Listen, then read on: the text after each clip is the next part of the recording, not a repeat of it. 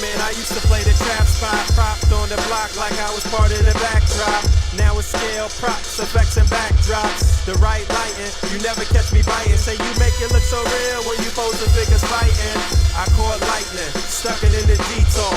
Replicate epic scenes from the Creed War. Compose pieces with artists that span the globe. Fearsome foes, Spidey in the picture perfect pose. Insert the comic book cut out to shoot a show. Oh, you ain't know? Yo, everybody know me. I made nerds cool, cool nerd like my man Zobi. Took the everyday display, gave it a spark. Welcome to articulated comic book art. Art, book, art, book, art, book, art, book, art, book, art, book, art, book, art, book, art, book, art, book, art, book, art, book,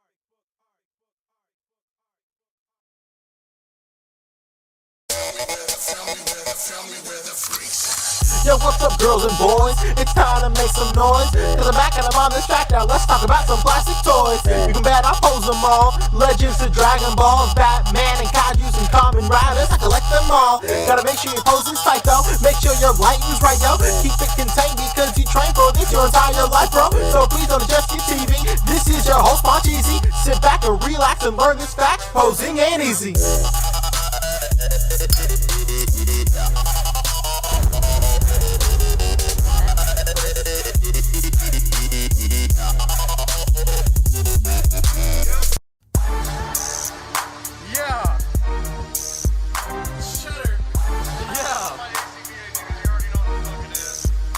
Man, I got toys mint on card. Toys out of the box. Man, I got toys in my detox. Catch me at the toy shops. Catch me at the toy shops. Catch me at the toy shops. Catch me at the toy shops. Catch me at the toy shops. Man, I got toys mint on card. Toys out of the box. Man, I got toys in my detox. Catch me at the toy shops. This ain't for no scalper. You a scalper? Then fuck out shit. This one's for them real collectors. That's army building and posing figures. Marvel Legends, imports, mini matey, I'm fucking with them.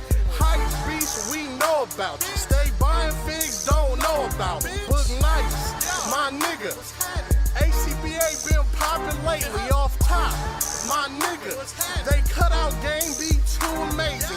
MUs, my nigga, that's that shit that don't amaze me. This was for my niggas, that's really about they legends.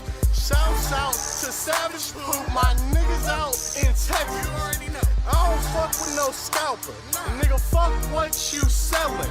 I'm all up in the toy aisle, I'm kicking kids, I'm reckless. My nigga Bill Maruby on that Google chat straight flexing. Look, I pop the package, I smell it. Pop the package, I smell it. Me and my nigga Tiny at the toy fair straight spending.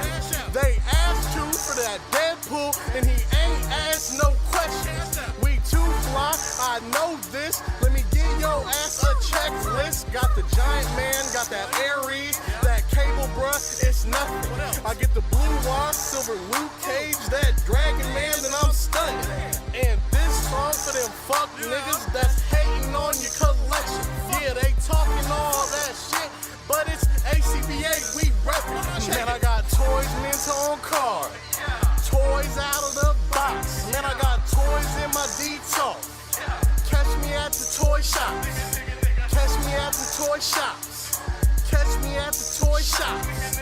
Catch me at the toy shops. Catch me at the toy shops. Man, I got toys mint on card. Toys out of the box. Man, I got toys in my detox. Catch me at the toy shops. I'll take that. We're taking that right there. Man, I used to play the trap spot, propped on the block like I was part of the backdrop. Now it's scale, props, effects, and backdrops. The right lighting, you never catch me biting. Say you make it look so real when you pose the figures fighting. I caught lightning, stuck it in the detour. Replicate epic scenes from the Creed War. Compose pieces with artists that span the globe. Fearsome foes, Spidey in the picture perfect pose. Insert the comic book cut out to shoot a show. Oh, you ain't know? Yo, everybody know me. I made nerds cool, cool nerd like my man Zobi. Took the everyday display, gave it a spark. Welcome to articulated comic book art.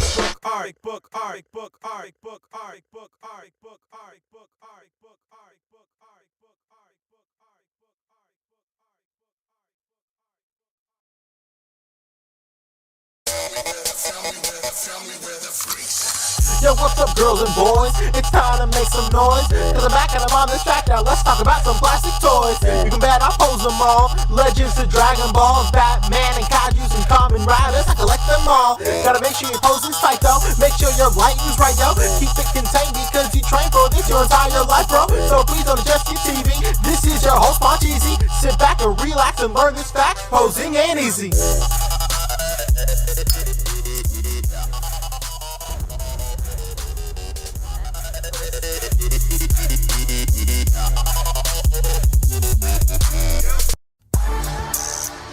Yeah.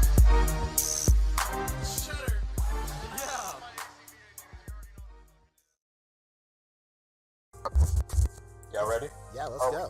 We are live, Boog. Oh, we are live. Yes, sir. We're officially back at it.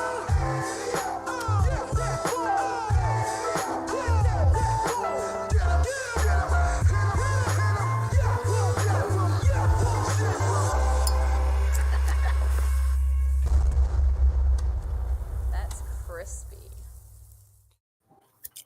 Yes, sir. Oh, shit, I'm eating. We're officially back at it. I mean, some spicy shit, too. Sorry. Oh, To the extra spicy Nice. Takis. Fuck. Coming at you with the Articulated Comic Book Art Podcast, episode 130, 140? 140. 140. 140. We got to do Sir, I'm something your for host, 150, Boog. man. 150. We got All the we boys got is here. we got some little special plan for 150. Yeah, Don't yeah. worry about it. well, for No doubt. 140, we got some special drinks. I got a couple Mickeys here. Uh-oh. I got a pre-made boba tea. Let's Oh, go. hell yeah. Hell yeah. Okay. Bubble tea, huh? That's it. Yeah, but I got my boys with me. Fabs to 360. Pancheesy. Rick Dom is here early. Dang. And yeah, he caught me by surprise. How you guys doing? My bad. I'm doing great. Yeah, same. Been a good week. Yep. Real good week. Yeah, it's been a good week over here too. Yeah, no doubt. Chinese food just came. Incredible. Man, no Hell good yeah. like that, huh? All right.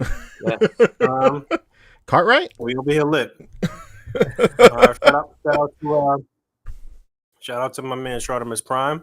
That little package that you sent me for my birthday. I just had the last one out of there, so we grooving. Hell yeah. Ooh. Yeah. Oh, you got your weekly, your yearly care package there, huh? Yeah. That's supposed to So, last you the whole man. year, Boog. Come on. And you can do it guilt-free now, right? You're all good. New York's all good to do that. Oh yeah, no doubt. It's been a very free-flowing city out here. I'm telling you that. Like, I mean, literally, like every other corner, just people just Ooh. chilling. I don't know. It's regular. Incredible. That's right. The dream is alive. Wow. For real. Is that Portland? I mean, I'm serious. Like everybody's just out and about, regular. So it's like that But video, yeah, man. dude. People are chugging bong water and then putting Hennessy in the bong and chugging that. Hennessy Bong Jug. Shout out Side Talk Oh, no. NYC. Right. It was a very funny video. But yeah, man, we got a few topics, some quick things to run through. I think the big things this week was Falcon and Winter Soldier and Mortal Kombat. So I mean, that'll be stuff for the after show. But we do have some topics. We have some specific things to get to. But yeah, tell me about you guys' week though. Fabio, what'd you do this week? I did stuff I can't talk about. I did a stream on Tuesday. I had one really good and one really bad raid night. So it's been a chill week. It's been good. Okay, man. Are your How about you- streams how about you, Rick? Oh, go ahead.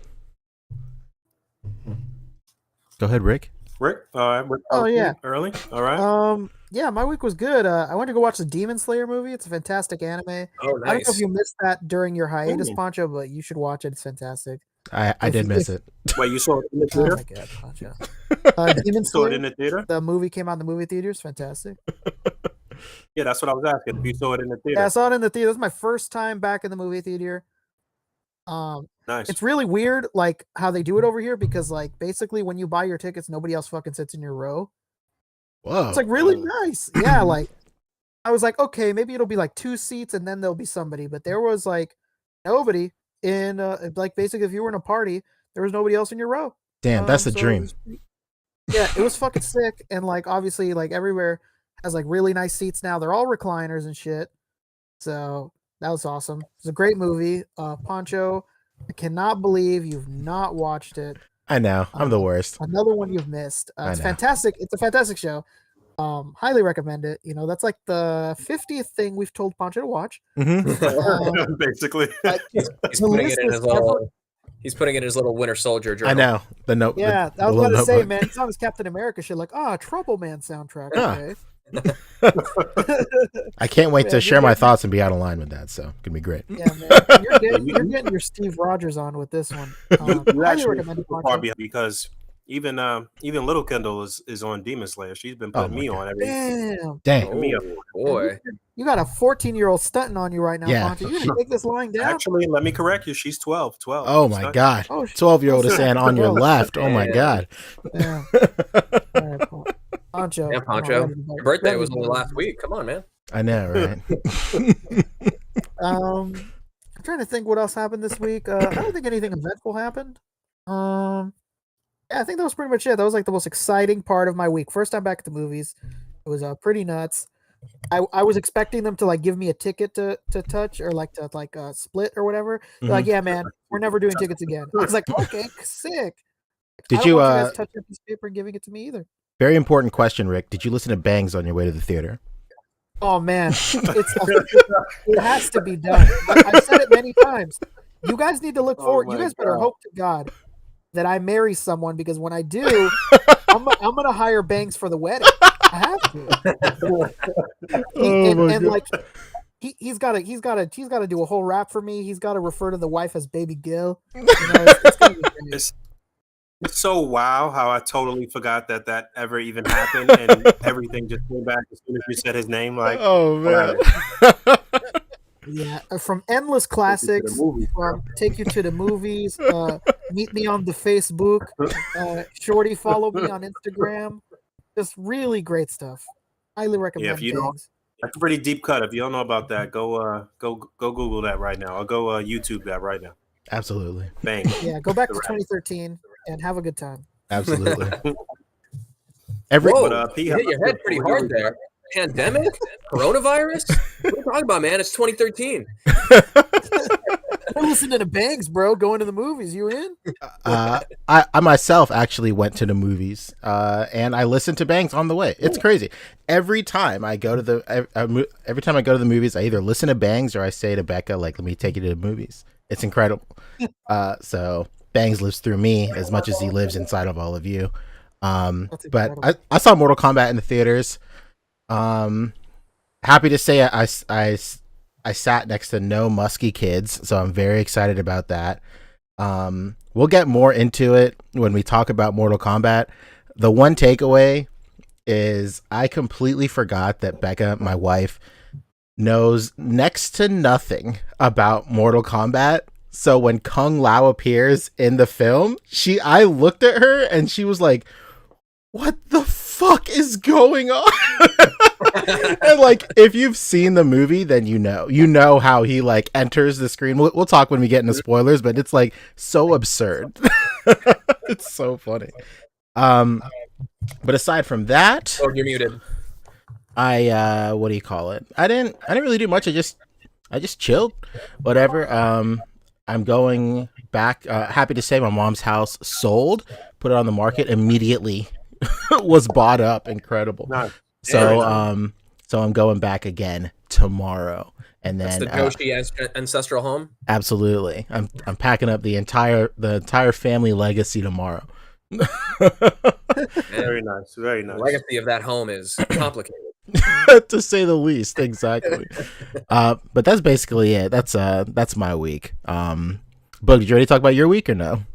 I did not. I don't even remember everything. That Yeah, not hard to believe, huh?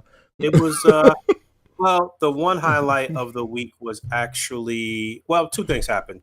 Yesterday, I did actually get to the studio. Shout out to my man Gang.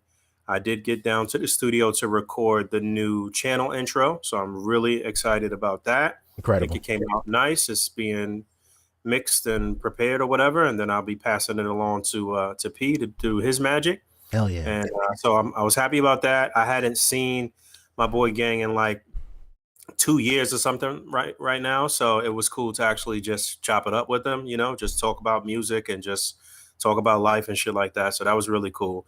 And then I had put out an APB for the infamous Iron Man, that Walgreens exclusive Iron Man that was like everywhere that nobody would buy for a very long time, including myself. I didn't buy it, but I put out an APB for that, and somebody hit me up on Instagram and said that he would mail it to me. But then he said, you know what? I'm actually going to be in New York this weekend. It's my birthday. Ooh. I'm going to hang out with my family's taking me to the city. He was coming down from Massachusetts. And he was like, Boog, you could just meet up with me and pick it up. So I met up with him today. Oh. Grabbed the figure. He was with his family. Met him. Shout out to let me get his Instagram name correct. 1 second. Sorry. But yeah, I met up with him today. Got the figure. Overpaid him for the figure because it was Incredible. his birthday. And yeah, man, that was real cool. 1 second here. I didn't even get a chance to open it. Oh, and then when I got here, I guess I'll talk about this other thing on pickups. I'll save that. But 1 second. Sorry. Yeah, you guys could just talk while I find this shit. I'm sorry. Yeah, quick thing I wanted to mention from last week's pickup for me. As soon as we went off air, Rick and Fabio can contest this. I said, oh, fuck. I forgot to mention this in pickups. I want to give a huge shout out to Rectangular. Hooked me up with an IG-11 at the Hasbro one, because he finally got his nice. he finally got his SH Figure Arts one. And then I remember I was doing like a live, and I was like, man, I missed out on IG-11. And this is when I was like first starting to backtrack. And I was like, I see like the recolor version all the time at GameStop. Like, should I even really mess with that? And everybody's like, no, I'll get like the regular one. And I was like, man, I don't see that anywhere anymore. And the Rectangular was kind enough to say like, hey, once my SH Figure Arts comes in, I'll just give you the Hasbro one, just pay for shipping. So like, and not a moment sooner. I know. And like, Rectangular continues to be one of the greatest contributors to the A.C.B.A family of all time. So thank you. Shout out to him because he actually helped me get the Mr. Hyde Build-A-Figure wave too. So yeah, double shout out. Incredible. And yeah, shout out to. Whoa, you mean the Shang-Chi wave? Yeah. We don't know the Build-A-Figure yet. Excuse me. Sir. So shout out to 2_shot toys who, like I said, today's his birthday. Happy birthday to you, sir, and Shouts thank you for hooking me up. I hope the day in New York City was epic. They were actually going to the ice cream museum when I met him, and then he was on his way to some other surprise. His family was hooking him up, but yeah, he was like with his whole family. They was chilling. They looked like they was having a good time. So shout out to them. Very nice. Very nice. The last thing I'll say is before we head into the topics, another quick shout out to P-Town DC. He hooked me up with the Super Shredder from Target, like the recolor that came out, that I think arguably looks kind of way better than the original one. The shading is less like cartoony. Don't say that. I gotta buy the new one. The new one is good. Kind of way better. Yeah, kind of Like, way totally better than the fucking one that you have right next to you. I'm so sorry.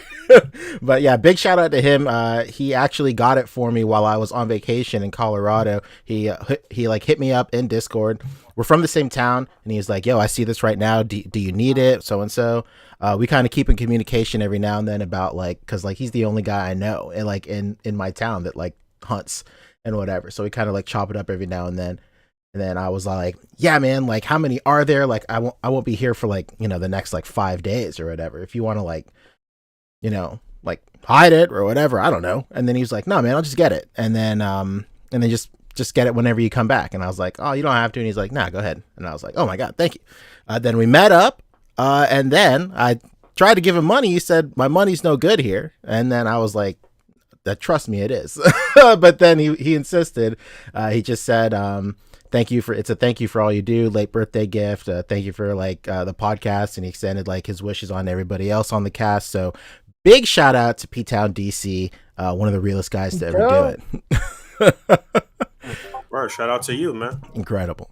So up to Pete now. That's it. That P-Town, let's go. Two stories of meeting up with people in the community face to face and handling business and showing that community love. Very good. Very good. I would say arguably that's like one of the greatest things like about the entire community is like finally meeting up and like just hanging out, chopping it up. It's incredible. Yeah, sure. That's the best part. So in terms of topics, a lot of these are quick fires. Some of them we might dive into a little bit deeper.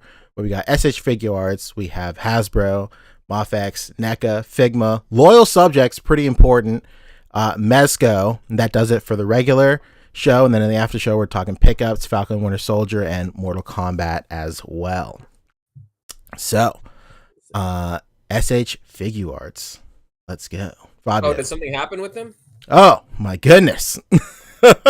So, real quick, from what we were talking about last week we touched a little bit on the rumors, whispers, speculation everywhere that Super Saiyan 3 Goku 2.0 would be getting a reissue. A couple of stores like out in Spain specifically, extremely random, we're getting like pre-orders, like filling up pre-orders, and a couple of guys in the community, like news sources on Instagram and stuff, were reporting that they are getting a reissue.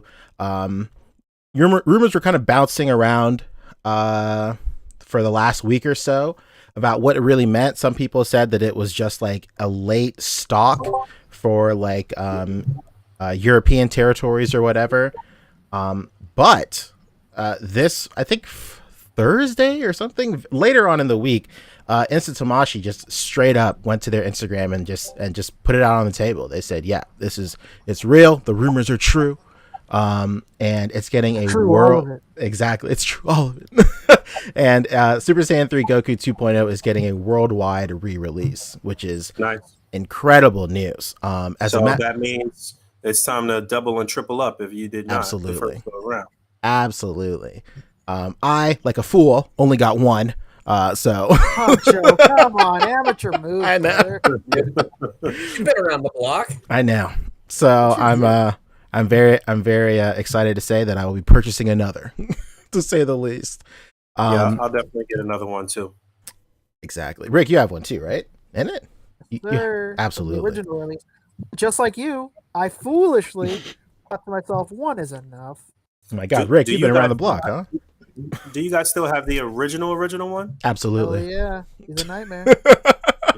He's the worst. I think it's really fucking bad. Yeah, he's terrible. I have all the originals still. The original Vegeta, original Trunks with a million hands. It's fucking great. A million heads. It's awesome. Yeah, Tamashii Nation's favorite character. Yeah, I don't think I have any of those original ones anymore. I'm pretty sure I sold the Super Saiyan 3 Goku. I think I did. I gotta check. Back in the day, man, like before like 2.0s like were like really the new hotness, like it would have been kind of dumb not to sell your 1.0s at the peak of their like aftermarket prices. Like it might be kind of hard for a lot of like new cats in the SH Figure Arts collecting scene that are kind of like only a year into the scene or anything, but like 3 years ago Trunks was selling at like $350 like easily. Like there was no, like if you got him for like anything less than 300, it was considered like a good deal. And then like Vegeta was like 200, like Gohan was 200 also. Like this line was like crazy. You think it's nuts like now? I mean, it is nuts now, but like during that time a few years ago, man, that Trunks was fucking gold. True. I remember I got like a bundle deal with like Trunks, Android 18, Android 17. I'd already had a 17 at that point, but the deal was so good I doubled up on a 17, and then a Krillin. And I remember I got a bundle deal for that. It was like expensive by today's standards for sure, but like I think I got all of them for maybe like less than 400 or something, and I just remember being like over the moon. And Yo, I just came up. absolutely. But yeah, this is great news. A reissue for this is incredible. Fabio, your thing's a little blurry, but it's super cool. The next piece of news. Uh-oh. My bad, I'm here. Oh, okay. I was like, oh my god, what happened to me? For a natural transition here. Your screen's a little blurry. If you want to restart it real quick. Classic. But yeah, the next bit of news, which is, oh my god, 6 a.m. Let me set the stage. 6 a.m. this morning, not this morning, Friday morning.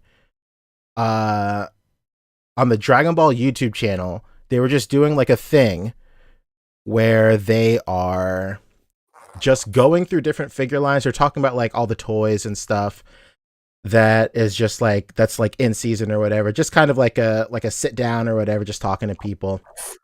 It would be in the second video, Fabio, if you want to play, if you want to go through. And what is the story behind this man with the hat? I don't know. I'm not gonna sit here and pretend like I know. It's like the most Japanese thing you could think of. But they were doing just like just an overview of like just regular stuff. There, Victory Uchada's room, apparently that's what it's called. But they're just talking, whatever. They have like the new Raditz out. They have like the food set and whatnot. Really great. And then like all of a sudden, this guy is like, yo, you want to see some new shit? And then he just pulls out like Dodoria. Like you'll see him right there. It's like unprecedented. And I remember like I immediately ping Rick in our group chat and like I lost my mind, dude. I was like, Rick! Unbelievable. Look at him pull. Like, oh dude, my it's God. just been in his back pocket the entire fucking movie. Talk about that for a second. He just like pulled it out of his ass. Like, there, look at it. Here it is. It's so This is funny. my first time seeing this. I didn't even realize it went down like this. That's hilarious. Look at it. This thing is being held together with a hope and a prayer, first of all. Yeah, for sure. What happens when you sit on a toy for like 25 minutes? Well, to be fair, he went off screen a little earlier, and he was like, "Yo, you want to see this?" And like he went off screen. Is he pulling it out of his back like a FPS shooter? You know? Oh my god! All the alternate weapons are just where are they being stored exactly? Is that larger scale Goku right there? Yeah, that's the that's Imagination Works. Terrible Absolutely. figure. Okay. Very terrible figure. Do not Dang. recommend. Oh no. But yeah, it was really cool to see just like a casual, like, yo, here it is. Like, I don't know, man. Like, I don't know why they didn't make this like such a bigger deal. Like, I don't like They're it. just like, yeah, look, it's Dodoria, and he's just like, oh, sick. Okay. Nice. Whose office is it? I don't know. Lucky man. It might be the Victory guy. Could be. Are they practicing social distancing or something? What's going on? Why he's sitting so Yeah. far away from him? Yeah, well, there's a shield in between them too. There's a shield Yeah, in the I was middle of it, thinking Oh, that. is it? Oh, I didn't even see that. Okay, wow. and he's Dang. like leaned shit. back, like, "Yo, man, this guy's a little too close. Look at him. He's like really leaning." There's got to be a little There's a extra lot room. going on with there's a lot going on with DBZ right now, man. I Oh, have for sure. Bardock and Raccoon on my pile of loot right now, ready to ship I'm too. talking And about- Freezer's I was gonna about say to start shipping. there's President Obama right there, Bardock Obama. Oh god. Barack Obama. But yeah, man, the biggest takeaway that, you know, what we've said on the show for forever, the biggest takeaway is like this pretty much solidifies it. Like, we're getting everybody, man. Like, Dodoria is like, he's not necessarily like a crazy deep cut, but he's just like second string enough to like where you're like, I don't know if they're ever gonna make this dude, but like, here he is. Yeah, here he fucking is. Like, I mean, It's just- I recognize the guy, but where did we see him first?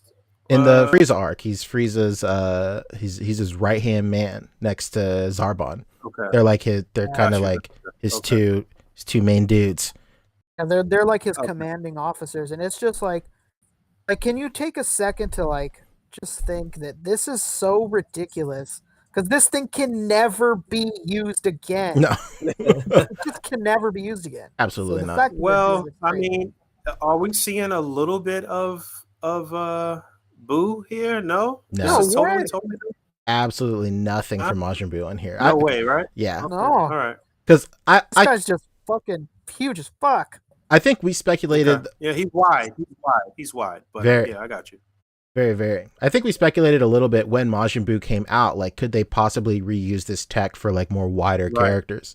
So the Mhm. tech I think is definitely there a little bit. I said it so like real quick. I also launched a new show today called SHF's Kiss, and I talk about this figure. I think I pretty much coined the term. SHF has coined fat character tech. They are getting really good at making these fat Dragon Ball characters. FTT, baby. That character deck. It is. He but- coined it. And you know what's so interesting? It's like, it's kind of like they put stuff out, and then it's really cool to see they put stuff out, and then they're willing to go back to the drawing board and like make it a little better. Like they put out like the kid body for Goku and stuff, and then you saw them go back to the drawing board a little bit with that Chaozu coming with Tien. And Hell yeah. I think this is them with the Guldo almost, where they're all like, yeah, Guldo is like, he's small, but also like his like stature is strange. Like he has such a strange like frame. And I think they're like if you just shrunk this down, you could get an articulated Guldo easily. Like absolutely easily. So that's pretty cool in itself. The biggest takeaway from this is, of course, we're getting Zarbon. There's no question. Like at this point, It's not even like, oh well, maybe. True. Yeah, it's definite to me. You know, it's just a matter of when, not if. True. At this point, my biggest thing now is like when they do Zarbon, do they dare do the monster form too? Like, do you think that, like we were talking about in the A.C.B.A. Discord, join the A.C.B.A. Discord, we were talking about it, like if they do Zarbon, do you think they'll go the way of like Ikari Broly, where they just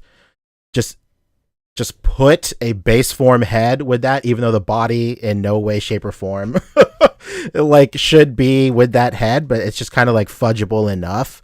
Like if they make like base form Zarbon like beefy enough, like do you think you could fudge like a monster body? But then like when he becomes a monster, he gets like boils and shit. Like his skin like changes textures too. So it like bubbles up. yeah. So that's another thing. But I mean, like, yeah, I mean, even at this point, like, like anything is possible, dude. Like, Dodoria was like one of the characters where I thought, like, well, maybe they'll show him like 5 years from now, like when the line is like 200 figures deep or whatever.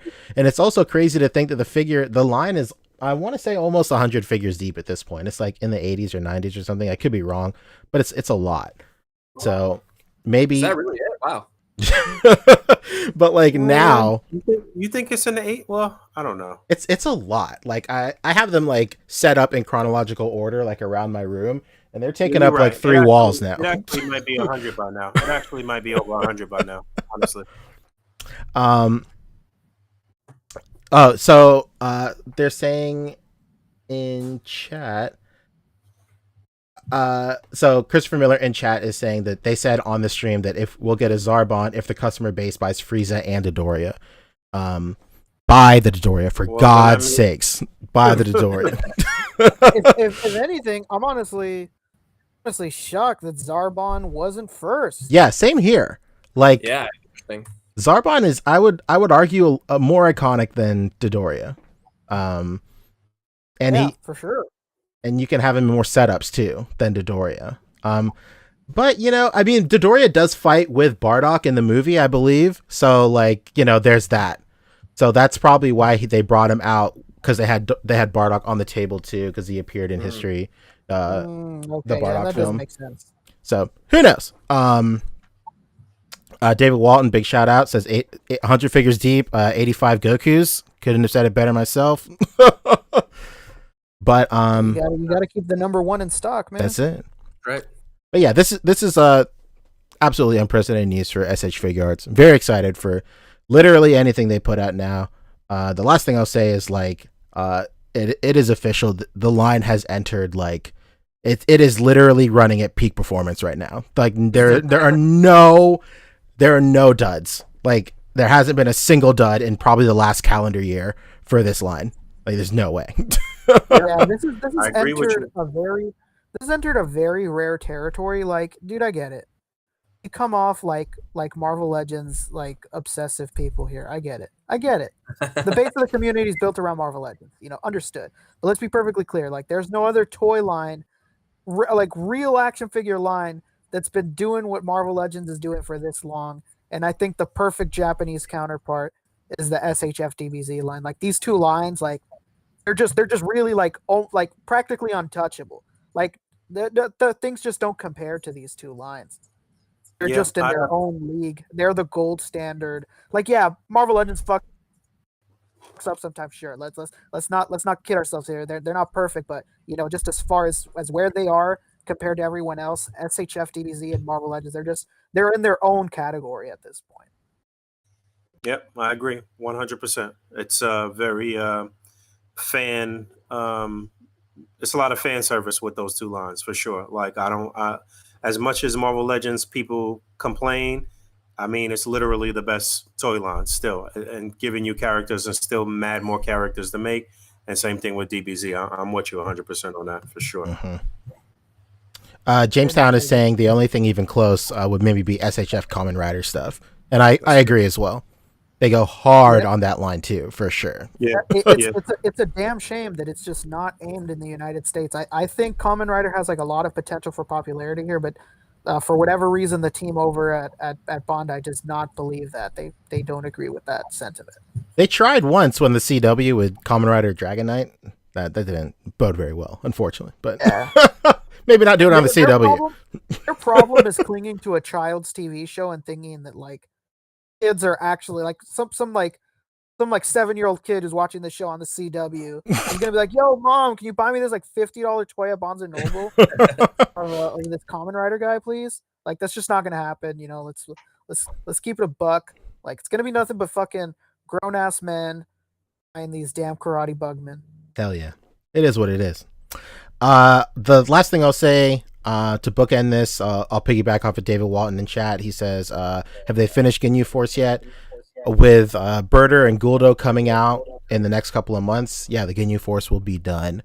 And who's to say like what they'll do with the Frieza arc next? Maybe like I wonder if they're gonna go for like a second like set, like the third set of Dragon Balls at this point now, like with more, because a lot of people are thinking that like Namek Boma would be the one to finish out the set, but now there's speculation with this Dodoria. So, excuse me.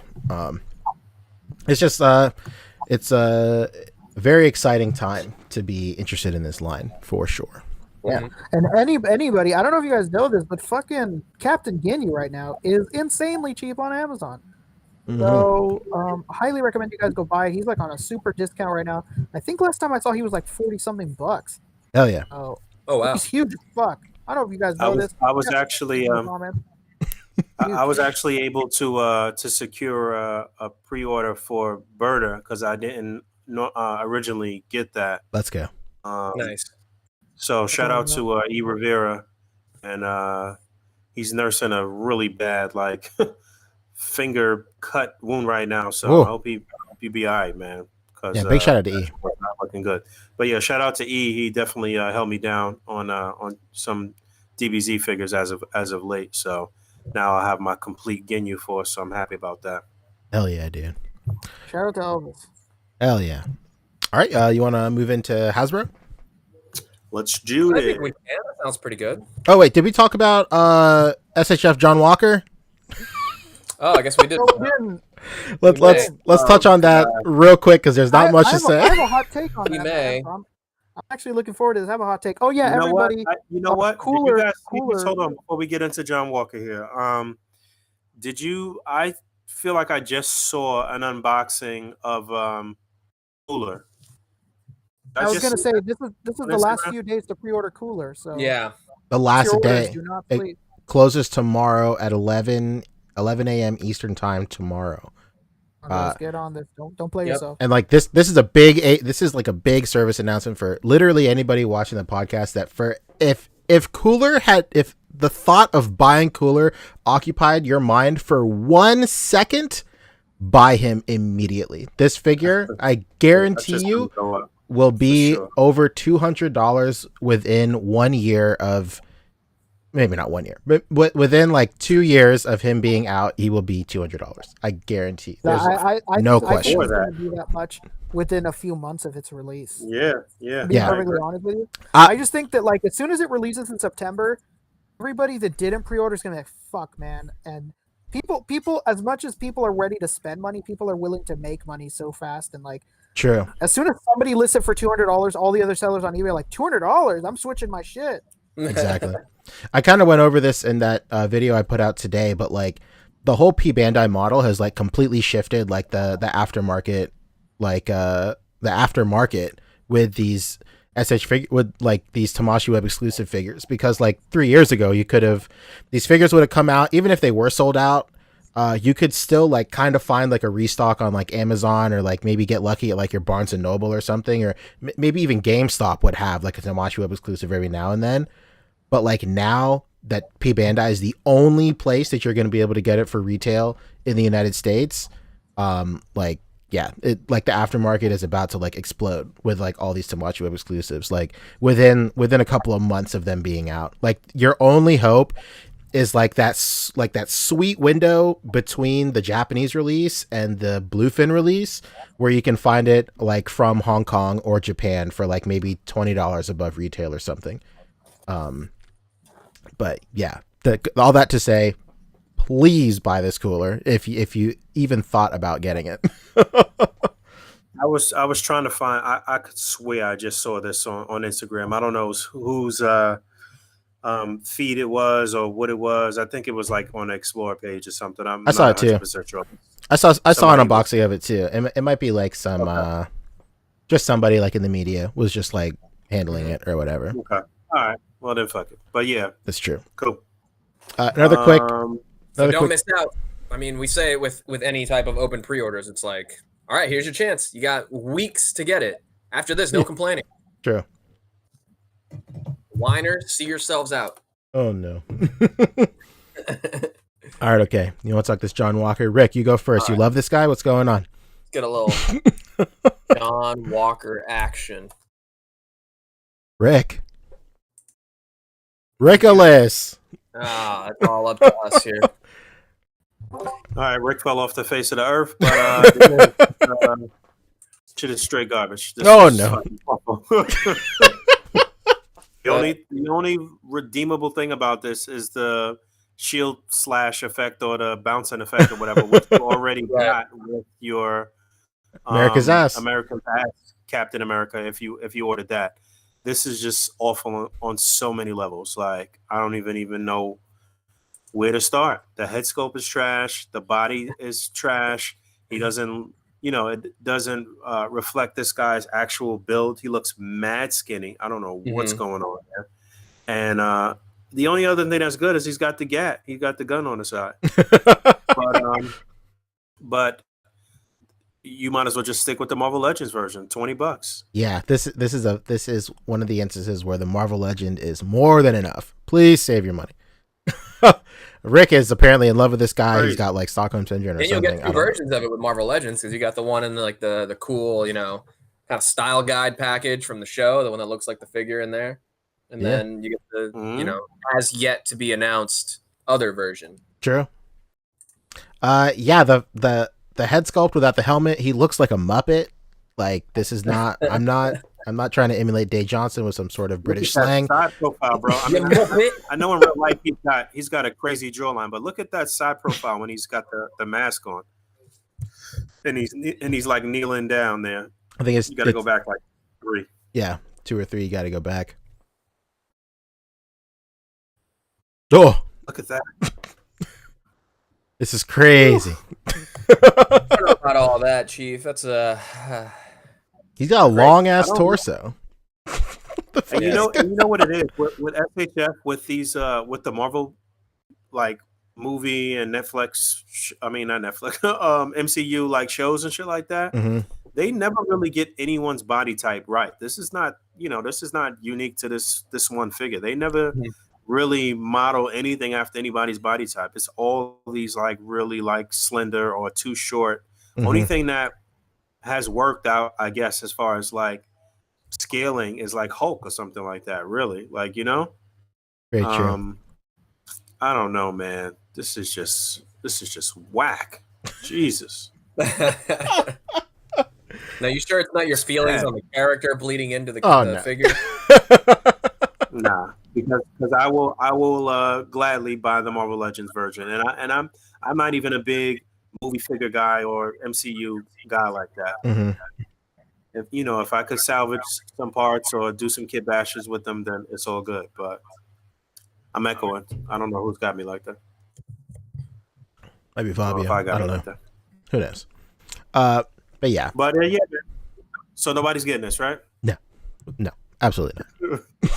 I know Fabio's not fucking with this at all. No, I might get. I don't do any MCU. I might get him if Bluefin has a sale 3 years from now where he's like $25. We saw that happen with Ragnarok Thor was like $30. Like last Thanksgiving. And I'm hearing that echo now. What is that? Hello. Like Boog. Hello? No, now I'm not hearing it at all. Hey, is anyone there? I'm here. All right, what's up? Hey, how's it going?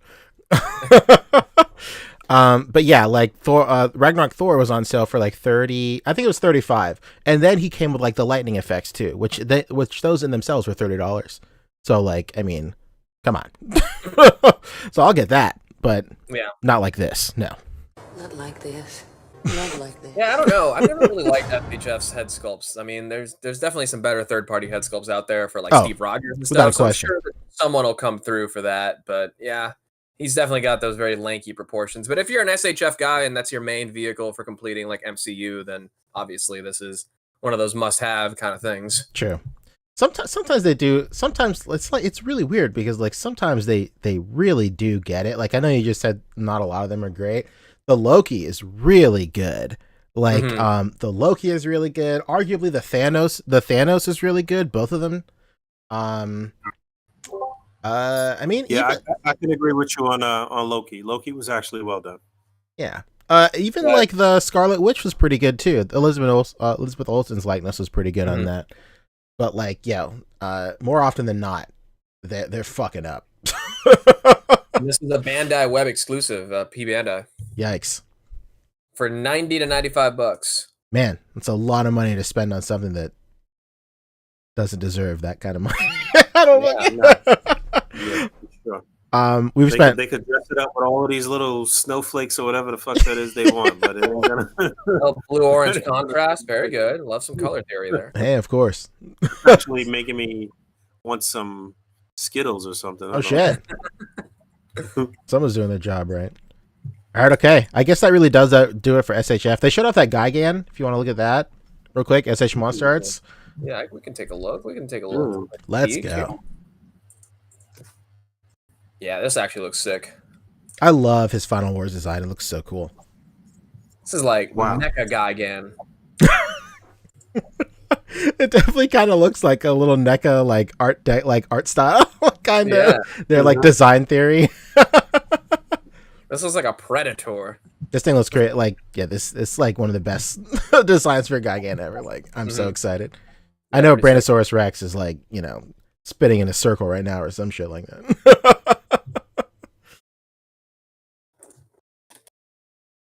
But yeah, this is super tight. Super great. And this is 140 out of September 2021. Yeah, this is a reissue. Oh, okay. Yeah, it's a reissue of 2014, I think. So yeah, crazy. Super sick. Yeah, here it is. 2014 right here. There we go, baby. Very nice. But is anything new? New effect piece? Maybe? Not sure.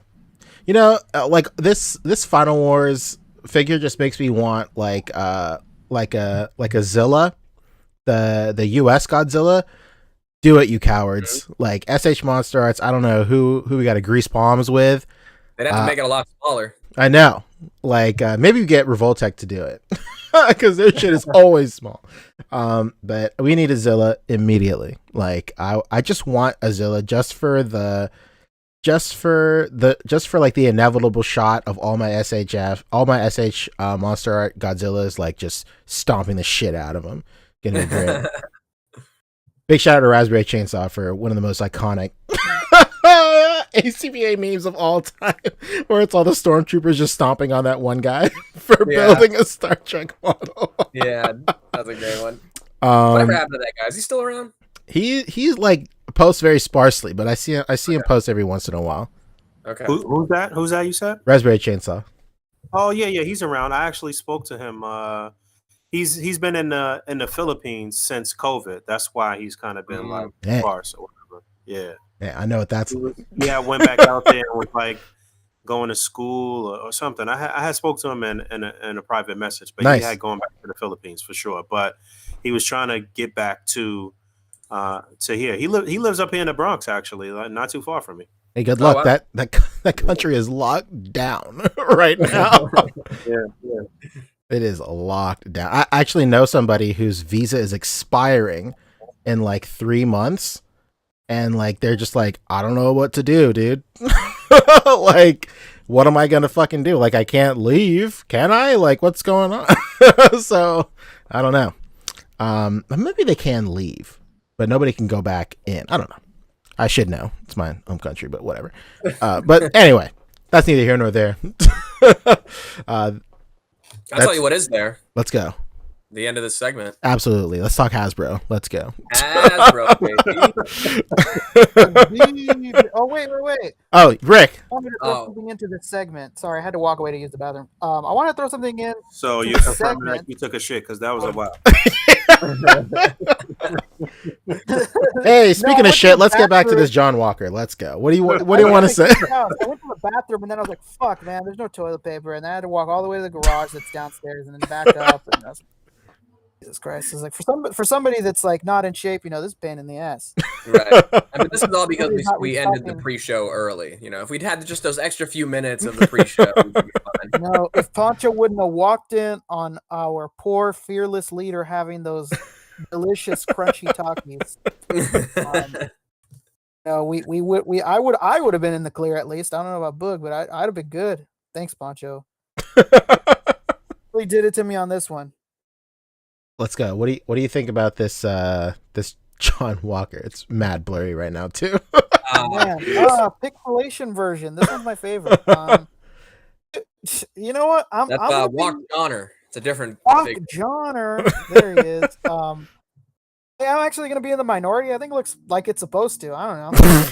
Yeah, I mean it does in the SHF style for sure. Yeah, it looks like an idiot, but like that's what he looks like in the show. I don't know. So go back one, Fabio. This is the best that figure looks. No, one more.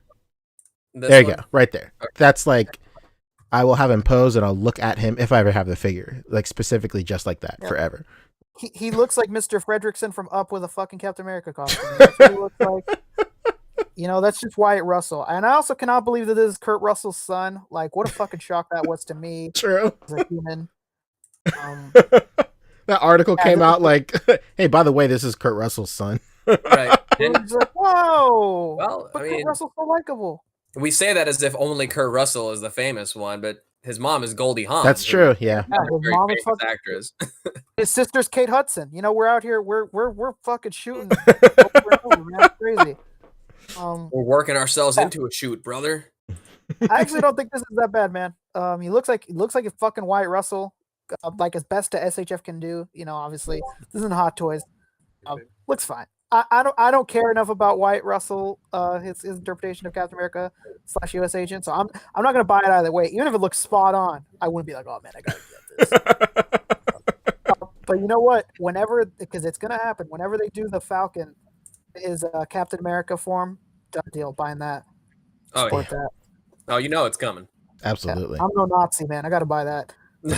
Fabio, I sent you a link to something that I thought would need to be covered here with SHF just because it's so similar, and I don't want to. We have a Figma segment too. We do. Yeah. We do. You. Okay, then never mind. Don't click the link. We're good. Let's Yeah, keep I it was going. actually gonna ask what is the Figma, because I was looking on Toy Arc and it wasn't there, but We'll get- they gotta get I got it together. queued up. Hey, before we go into Hasbro, just want to say real quick, big shout out to Tim Smith with $5. He said all love. Thank you so much, my All friend. love. Daddy T, Big Daddy T Smith. Absolutely. All Carlos love, all Cerrone, heart. friend of the show. He's hit us with 5 as well. He said, "Hey guys, I wanted to give you something a little extra. The Boys in Mortal Kombat sure was a movie." Yeah, it sure was. Movie, all right. It sure was. I mean, I was watching it and I'm like, this is a movie. Hey, you know what? Out of all the movies I've seen this summer, it was definitely a movie. Yeah. It was definitely one of them. All right, cool. Hasbro's on here for G.I. No. That's the general consensus because he there's a looks really couple. bad. There's Star Wars as well. We'll get into the stuff that's actually announced, and then we can get into the stuff that was just a shit show. Oh no. Yeah, which would never conceivably happen with Hasbro's G.I. Joe line. But we do have we had like a was it a Fan First Friday? I don't remember, but they did not kind of a. Go ahead, Boog. I said not quite. They actually well, first we saw the well, I guess you want to do the Star Wars shit first. Okay, you want to talk about Star Wars first? All right. Yeah. So in the 6-inch Black Series, we're getting some kind of homage pieces to the old like 3 3/4 inch Clone Wars line. Nice. So we're finally getting, what a lot of people have been asking for since the first like Clone Commander Obi-Wan, which is the more, accurate to the actual like the Clone Wars cartoon. Nice. So here we got Anakin and kind of that Clone Wars armor. This is 6-inch? Yeah. Oh, okay. I thought so. Yeah, yeah. This is Black Series. Yeah, these are $24.99, but in the style of the boxes from the original 3 3/4 inch line. So kind of a recent retro. Like, is this the most recent retro style packaging they could have gone with? Yeah, I guess so. What was this like? This was what, like 2002, 2004, 2003. Right. So you got some soft goods mixed in there. The cloak pieces or the robe pieces. So that's cool. You got Anakin. Here you have Trooper Echo. They just selling that packaging basically at this point. That's Pretty really all much. it's about. Yeah, man. I mean, give me an Asajj Ventress, huh? Why don't you give me something I really want? Well, she's coming, but she's not in this packaging. And in that package is what I meant. Yeah. Oh, got you. Yeah, no, for sure, it's coming. This is just part of a 50th anniversary program for Lucasfilm. Here is Trooper Echo. I guess pre-Bad Batch, right? Huh? The Just Okay batch. Isn't this the Bad Batch guy? Star Wars. Just people, all right batch. Yeah. Kind of morally gray batch. Right. Yes, the morally gray batch. Kind of a chaotic neutral batch, really. And here is a clone pilot Hawk. Looking cool. This one's got like the original body with like the double jointed elbows, and then Anakin and the previous one here have like the newer body, which is the single jointed elbows. Very nice. Interesting. Okay, and then the one we really want, Obi-Wan. Hello there. Hello there. Hello there. General Kenobi. The attractive one. Hello. Look how great. He's even got like the bushy mustache. Wow. I don't know if this is the same head as the original, like Clone Commander version, but he's got a real bushy mustache. Right here.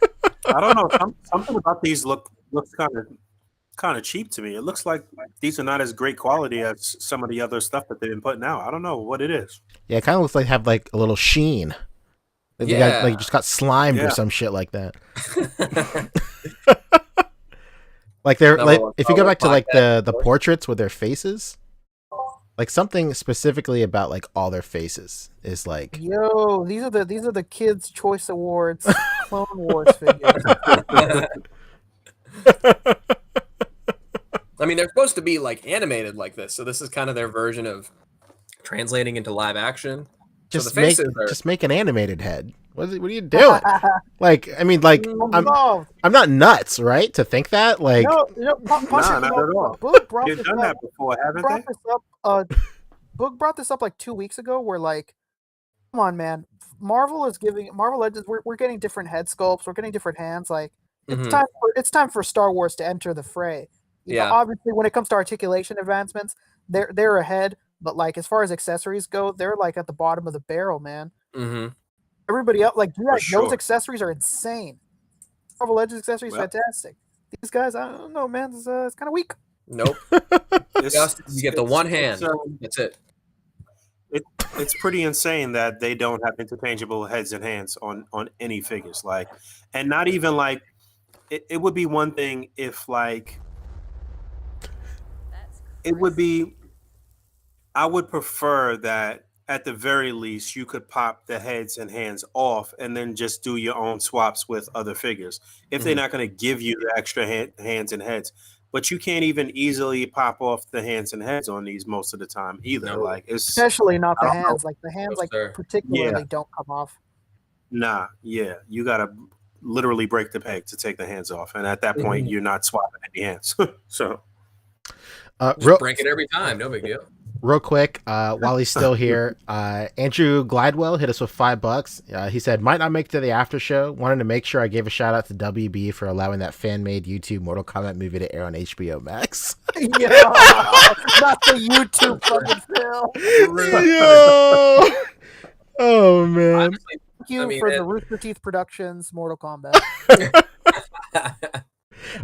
We'll get there. Don't you worry. Absolutely. Yeah, we'll get there. But just want to give him a quick shout out before, if he doesn't make it to the after show. That's true. All right, continue. And then, Blake had one before that too, because we are talking about Hasbro. So I guess we can. Well, I was gonna read that once we get to GI Joe. Oh, if we get to GI Joe, that's the whole thing about GI Joe. That's true. We might not be able to get to it. Absolutely. Well, Blake Quamin hit us with $5. He said, "Whoever handles GI Joe's distribution needs to be fired." Oh no! Yeah, man. The one person in charge. The one guy. Because he paid. You know, he gave us. You know, the super chat. You know, I want to comment on something. Earlier today, my best friend, the biggest GI Joe fan I know, he has like all of the 3 3/4 inch recent stuff from like that was always at Toys R Us and whatnot. And he just told me this morning. He's like, "Hey man, just want to let you know, like when you're out hunting for GI Joe, don't think of me anymore. I'm just gonna quit GI Joe and I'm just gonna do Action Force." I think that's the line, right? Bobby Vala's line. Oh yeah, the Vala. He said that he's just sick of the distribution. This literally the biggest GI Joe fan I know. He said that he's fucking sick of it. And you know, for me at least, like I don't disagree. I'm giving Hasbro until the end of the year, man. If they don't fix this like super limited bullshit and the distribution isn't better on them, then I'm just gonna stop buying it because it's just not worth my time. Like I can't be out here at fucking Target trying to fight these grown ass men for Vipers or whatever the fuck it may be, or what we're gonna talk about soon, this Major Blood or whatever the hell. Right? Yeah, you never know who's got a concealed carry permit. You know, you gotta be ready to die in these streets. Man, these guys like GI Joe, who knows, man? You know, these guys like GI Joe, they might have a grenade on them. You know? Sure. If you're not ready to die on one of the big red balls out in front of a Target, then you don't deserve to like GI Joe. Exactly, man. And, yeah, and you know, it's one thing when it's like these random characters that don't matter, but when it's like Troopers and it's like fucking Firefly and Beachhead, like these are mainstays in the line. Like that's like making Iron Man like super limited or like Spider-Man super limited. Like it just makes no sense to me. So yeah, I don't disagree. Like if they don't figure this out soon, like by the end of this year, I'm just gonna stop collecting the line and sell everything that goes for money because the distribution sucks. Oh. But to get back to this Star Wars, Cap lives. Natural transition there, of course. Cap lives, who I agree with on this front, actually. He says, why make them animated style? They wouldn't blend in with anything, especially with Clone Wars and Rebels being so linked to live-action movies. I happen to like when they adapt the kind of animated styles and make them like a pseudo live action with the figures because, you know, then they all kind of follow the same, you know, style. They all kind of blend in with each other. So I like this. I like the idea of it, but I will obviously agree that this is not necessarily the best translation. To play devil's advocate for that is like, I'm sure fans of the animated series would like figure representations of their favorite characters from the animated series, right? It's like if I don't know. Like I would like. They give us a very realistic looking. Didn't they do something that were like very specific to that animation style? I thought they did. Well, that would be the original line that these are based on, you know? Okay, got it. Okay. All right. If you're trying to say, like, there's plenty of stuff out there already, or if, like, you really wanted the animated style, you know, there's stuff already out there. But it's not 6-inch scale. Exactly, yeah. So that's the only thing, is this is in the Black Series style, you know? It's not necessarily accurate to the cartoon. That would have been the original figures of this, or like a separate line, like 1/6 Shooter is saying. If they wanted to do a 6-inch animated line, that would just have to be its own thing. Yeah, that's what I would think. Like, yeah, what I mean, like, of course it wouldn't fit into like your live action stuff, but like if they do it enough, they'd fit in with each other. Like, right? I mean, like, I'm not nuts to think that. Like, yeah, I hear you. But I think that they are well aware of like shit going on with photography and stuff like that. And I don't know, just going down that path would just be something totally different. I think they're trying to stay pretty line. And I don't know. I feel like for the potential that they could be making, they're like the cheapest, like the cheapest brand that Hasbro has. Like they're really cheap with their shit, man. Like not in the packaging and all of that, because all of that shit costs money. I mean, as far as what they're giving you, like we were talking about a few minutes ago or whatever. Right. You know, like I don't know. Yeah. This packaging is very nice though. I mean, literally just the one lightsaber and that's it. Yeah. No offense, but that's like the fact that Marvel Legends, line that really doesn't need to give us vehicles, has almost as many vehicles out as they have out for the 669 is pretty pathetic. Yeah, that's like, this line should have so many vehicles, so many droids. Like, there's almost no droids for this line. Like, has anybody even thought of that? Like, there's almost like no droids. What the hell? Mm-hmm. Number one Star Wars podcast. That's right. Absolutely. So wait, this that commander is this a total reissue or a first time getting them in this sort of look or whatever? I don't even know. I feel like I've seen so many commander dudes. Is that who's that supposed to be? No, ARC Trooper Echo. Okay. Oh, yeah, okay, I have a hard time because they're all clones, so it's kind of hard to right. Yeah. There was just a meme that went viral this week. Very funny. Very funny. Like every clone from the show, and it says D. Bradley Baker playing this clone, and then D. Bradley Baker playing this clone. Right. This clone. That's funny. All right, fuck this. Number one Star Wars podcast. Absolutely. Right. We love it. Everybody comes here just for this. But we do have. I would like to see them do those clone gunships and stuff for 6-inch. That would be pretty. That'd be pretty hot. Come on, guys, let's get with it. That would be sick. I mean, there's no reason that this stuff can't be soft goods. That's kind of what they're cheaping out on. If they can do it with the Obi-Wan that already came out, I don't know. I feel like that's the natural next step. Anakin does have some, the bottom layer here, but it's that very thin kind of cloth. Yeah, these look like they did 3/4-inch figures to me. Like they just don't look good to me. I don't know, something seems off. And I mean, come on, man, they got to start doing. You can't have somebody wielding a sword or a lightsaber with single jointed elbows. It's just ridiculous at this point. Get this out of here. All right. Number one Star Wars podcast. We'll get into some stuff that you actually like. Real quick, though, shout out to my man Danny. He does have a Jar Jar from me. I do want that figure. When the one in the classic packaging or the one that's in Targets right now? Because that's on sale. I think it's he did catch it on a super clearance though. It wasn't even just a sale. It was like my Targets have paid that him to take it. Basically. my Targets has that thing at like $9 right now. What was retail? Like $30? Pretty crazy. God damn. All right, so moving on into Marvel Legends on Thursday or maybe Wednesday. No, what day did the trailer drop? On Simu Liu's birthday? I can't believe you don't know that. Monday. it was funny, man, because they did it literally. We were on the podcast like, what the fuck's going on with Shang-Chi the day before? Right. Well, yeah. Trailer? There's no teaser. We've Watching I guess we can get into the very actual closely, trailer in the end segment here in the after show. Yeah, we could double back to the trailer, but they dropped the trailer, and I guess to me it seemed like Legends was just like, all right, well, we got to drop something now, or whatever the case may be. I don't know if it was originally planned like that, but I do feel like I sensed disturbance in the force, and that they were fucking pissed that this wave like leaked and shit like that. But what they did was the trailer dropped, and then they only revealed the characters that were specific to the movie and all of the other merchandise and stuff there for the movie. They did not, however, show us Civil Warrior or the AI Tony Stark Iron Man or whatever, even though we know that those characters are part of this wave. Wait, those are part of this wave? Yes. Hasbro didn't tell me, so I didn't know.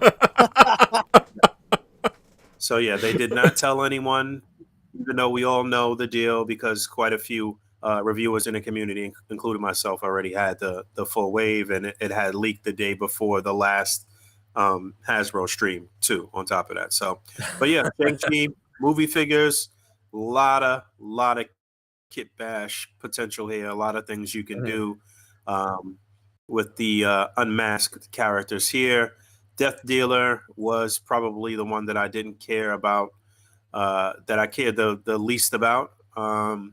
But he's a cool looking figure, and I expect him to be a cool character in the movie. Again, we'll talk about the trailer later.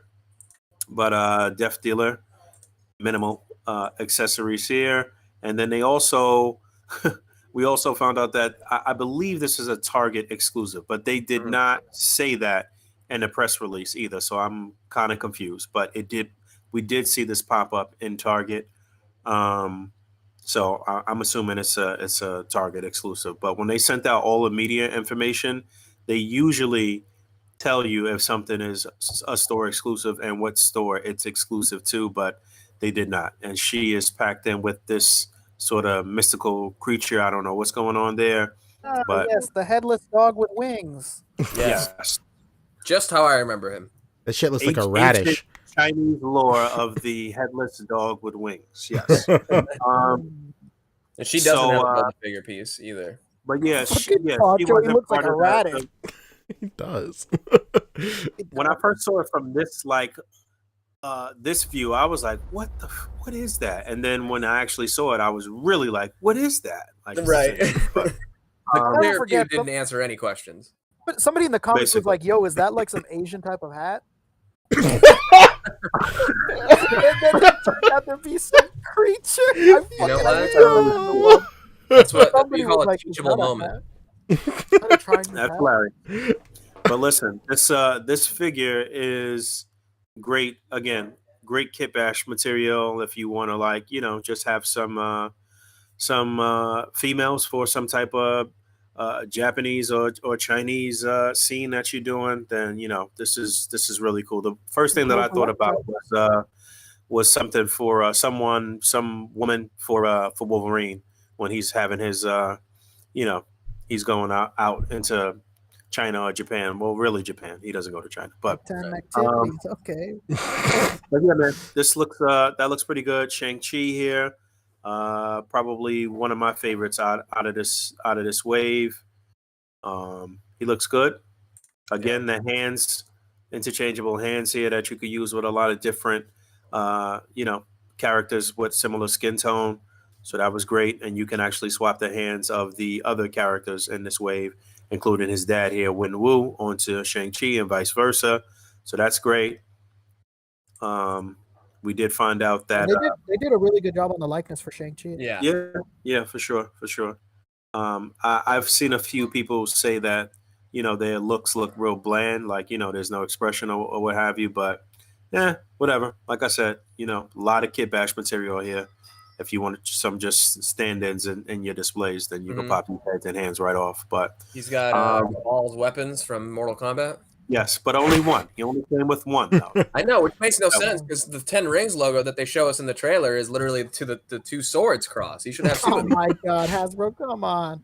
Yeah, I don't know what happened. I guess they could only give you one if they're going to give you the Build-A-Figure piece in the hands, Like, right? yo, man, we're about to give that girl character a fucking headless radish. we got to cut out a sword on this guy. Yeah, basically. Give him that Asian hat.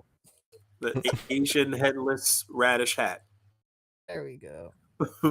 But yeah, I don't know what the correct pronunciation of her name is. I hope I was pronouncing it right in the review. But I actually did like this figure. And again, great kit bash material if you want to use her as is, or if you want to pop off the upper torso and have somebody with some regular pants, a female with some pants and some little sneakers. I said that I don't think we had saw this particular like foot sneaker sculpt before, but somebody had commented that it looks like the Gwenpool shoes, and I think they might be right. So Really? just all Yeah. black. I don't know. I'm not 100% sure on that, but Someone might have just said that. yeah. Sometimes they just guesstimating. say stuff. People do be saying stuff. They do. And then here's what we're really here to talk about: the role play She item. was so hyped. Look at her. Oh, look at this shit launch, Oh, brother. Damn. Whoa. All right. Yo. I mean, the rest is literally all just like you could look to some of this stuff for some clues from the movie and shit, though. Honestly, but yeah. Brick breakers. All right, just bricks with little figures inside of them. All right, cool. Tight. Dude, that is so sick. I'm gonna buy one of those interesting. just to be on some ridiculous shit. Is it okay to sell a kids line like this and then have a character called Death Dealer? I don't know. Yeah, Is his well. name actually on the packaging? I don't know. I don't think it is. But if you're buying this for your kids, what are you gonna call him? He's like, oh, Mom, Dad, what is this character called? He's so cool. They might just call him the dealer. That's the Death Oh, Dealer. The that's dealer. actually not Yeah. even. Yeah, the dealer doesn't really sound that much better anyway. Death Dealer. No. You mean this brick? This brick is made by the The dealer. dealer. Yo. Yo, I'm breaking up this brick for the dealer. Funny, this brick is wrapped in duct tape. See, Yeah, this is why. This is exactly why you need a lot of diversity in those board meetings, man. So mistakes like this don't happen. You're selling brick to the dealer. It's crazy. Bricks for the dealer, man. Yo, I saw this at my Target. Oh, really? I saw this at my Target, and I saw an employee walk by. He literally walked by, and he was like, "What the?" Huh. And then he set it right back down on the shelf. I hope he washed his hands. All right, that So is. yeah, we only got the. Yeah, I'm sorry. We only got the Shang-Chi movie reveals. I would assume that this upcoming Monday, which is going to be a Marvel Monday, they will reveal the rest of the wave and tell us that we're going to get a Mr. Hyde Build-A-Figure. And Good, because I've been waiting to find out what the other two are. Yeah, it's pretty crazy. And hopefully we will hear more news. We will hear something new that we didn't already know. I wouldn't be surprised if they tell us about the Eternals, maybe. I guess we're a little far out for Eternals, so maybe not. Even though we already know what's the deal with that. A lot of people speculating that they're going to tell us about the Disney Plus wave, which, again, we kind of know what's going to be in the wave. But, yeah, so hopefully there'll be some surprises. And, yeah, I guess I'll save this other thing for pickups. I said that already. So, yeah, I will say that I don't know how long this line has been in development. Obviously, the movie was pushed back for a while, so this could have been, made forever ago, and they've just been waiting, sitting on it and waiting to release it. But it seems like this would have benefited from seamless joints or from pinless joints because obviously the pegs, the joints right here, cut right into the rings. Right into the rings, yeah. But hey, it is what it is. Yeah. I don't. Again, I'm happy to have these figures just for the additional heads and hands, and otherwise than that, it's really about the Iron Man and the Build-A-Figure for this wave, basically, for me personally. Very well. All right. So yeah, we'll find out Monday what's going on with Hasbro, if there's anything else happening. I And love how they think, don't show the back of the packages. That's great. I love that. all right, so that was All right. Hasbro. There's one more for Well, Hasbro, that right? was Hasbro Marvel Legends. Excuse me. We're gonna move into what Right. really's gonna So getting grind into out the gears. G.I. Joe debacle. This is what Yeah. we were kind of referring to. Mm-hmm. So this randomly popped up, and it's been kind of a meme in the G.I. Joe community for like the whole week, because obviously, like, you know, Foosh got their review of this figure out, so they managed to get this early. Robo managed to get this early and, you know, do a good review on it. And then another one popped up on eBay. Wait, hold from this on. page. Did you hear his explanation as to how he got this? No, should I have? I mean, it was in the video. I watched the video. Shout out to Robo, but he didn't really say. It was, I don't know what to make of it, but he was saying that my PO box is in the description. Just and that was it. Like trying to say that it just showed up in his mailbox. So I don't know. It works. It works. Let's go. Damn, Yeah. Mysterious benefactor. Okay. Basically. 'Cause I was So, thinking sounds like he has a power broker. he got debt dropped, made your blood. Okay. Yo, P, it's homeboy from Hasbro that said something about my shirt. That's right. Hey, I like your shirt. Yeah, send me your email. I'll send you one. So this has not been announced. This has not been previewed at any point. This just showed up as this listing on eBay, and then Robo did the review, and the G.I. Joe classified Facebook group has been kind of memeing it out and like inflating the bid. And at the time of this picture, it was at 14,200. And I think it's over 30,000 at this point. Who even knows? But what I'm talking about. It's obviously whoever wins it is just going to cancel the bid at the end. No way. The whole meme is just like, look, 114 bids. I mean, it's just ridiculous. I don't think anybody actually wants this that bad, but it just begs the question, like, how does this happen? Hasbro? Yeah, I don't know. I don't even know how something like this happens, how it's like two figures in the whole world out there right now and no word from anybody, no word about anything. So well, I don't know. Was this rumored to be a figure that was coming out before we actually saw this at some point, or this was totally out of the blue? Good question. Okay. It seems like a random choice right now, though. Like, I don't know. Major Blood is, I don't know. I think there could have been some other more top tier dude that they would have put out before this. So this might be a super early like leak of some sort. I don't know. But yeah, I saw the review. The figure looks pretty nice. Looks pretty good. It's pretty much in the same vein as what they've been doing. They haven't really put out any bad figures. I mean, some that I don't really particularly care for or like, but the villains in particular have been very well done. So yeah, this is no exception. He's utilizing parts from I think the Troopers. The Troopers, right. It was the Cobra Troopers. Yep. So this is kind of the big thing going on, but the other thing that kind of happened this past weekend was that on HasbroPulse.com, Firefly and the Cobra Viper showed up in stock for literally minutes and then sold out. I think it was like 3 minutes, maybe. It was like 3 minutes. And you know what? It was they opened up to premium members first, so it was only the premium members that got a shot at it. I believe. I think they just bought up everything mad quick. Yep, those who pay an introductory price for the chance to buy stuff early, and it's only a chance because you got to be quick. And it was limit one per customer. That's the crazy part. It's not even like, oh man, all the premium members got doubles. Like, no, it's limited one per. Yeah. Yep.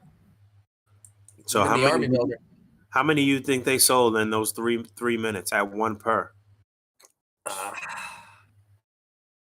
Hundreds. Literally hundreds. Hundreds. Yeah. About the whole thing. I don't know. It's weird to me that Hasbro, this is their line, this is their, their property on their website, and they can't manage to like keep stuff in stock. I don't know. It's just Which is a little weird. It seems to be a bit of forced scarcity to this. Yeah.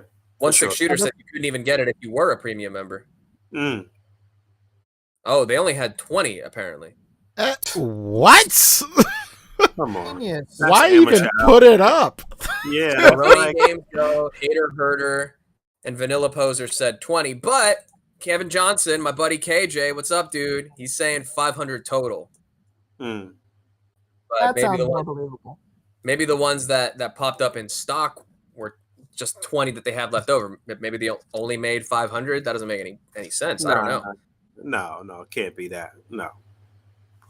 I can't see them putting 20 on a website. They could just send that 20 out to a retailer or some shit. I don't know. That don't make sense. So Well, they were looking out for the fans, obviously. So they were like, you know what, we got 20. Let's throw them out there. Let's let the real fans get them first. more than likely they had 500 to put up real quick because that could go in 3 minutes. Well, This is for the fans, Boog. All 20 of them.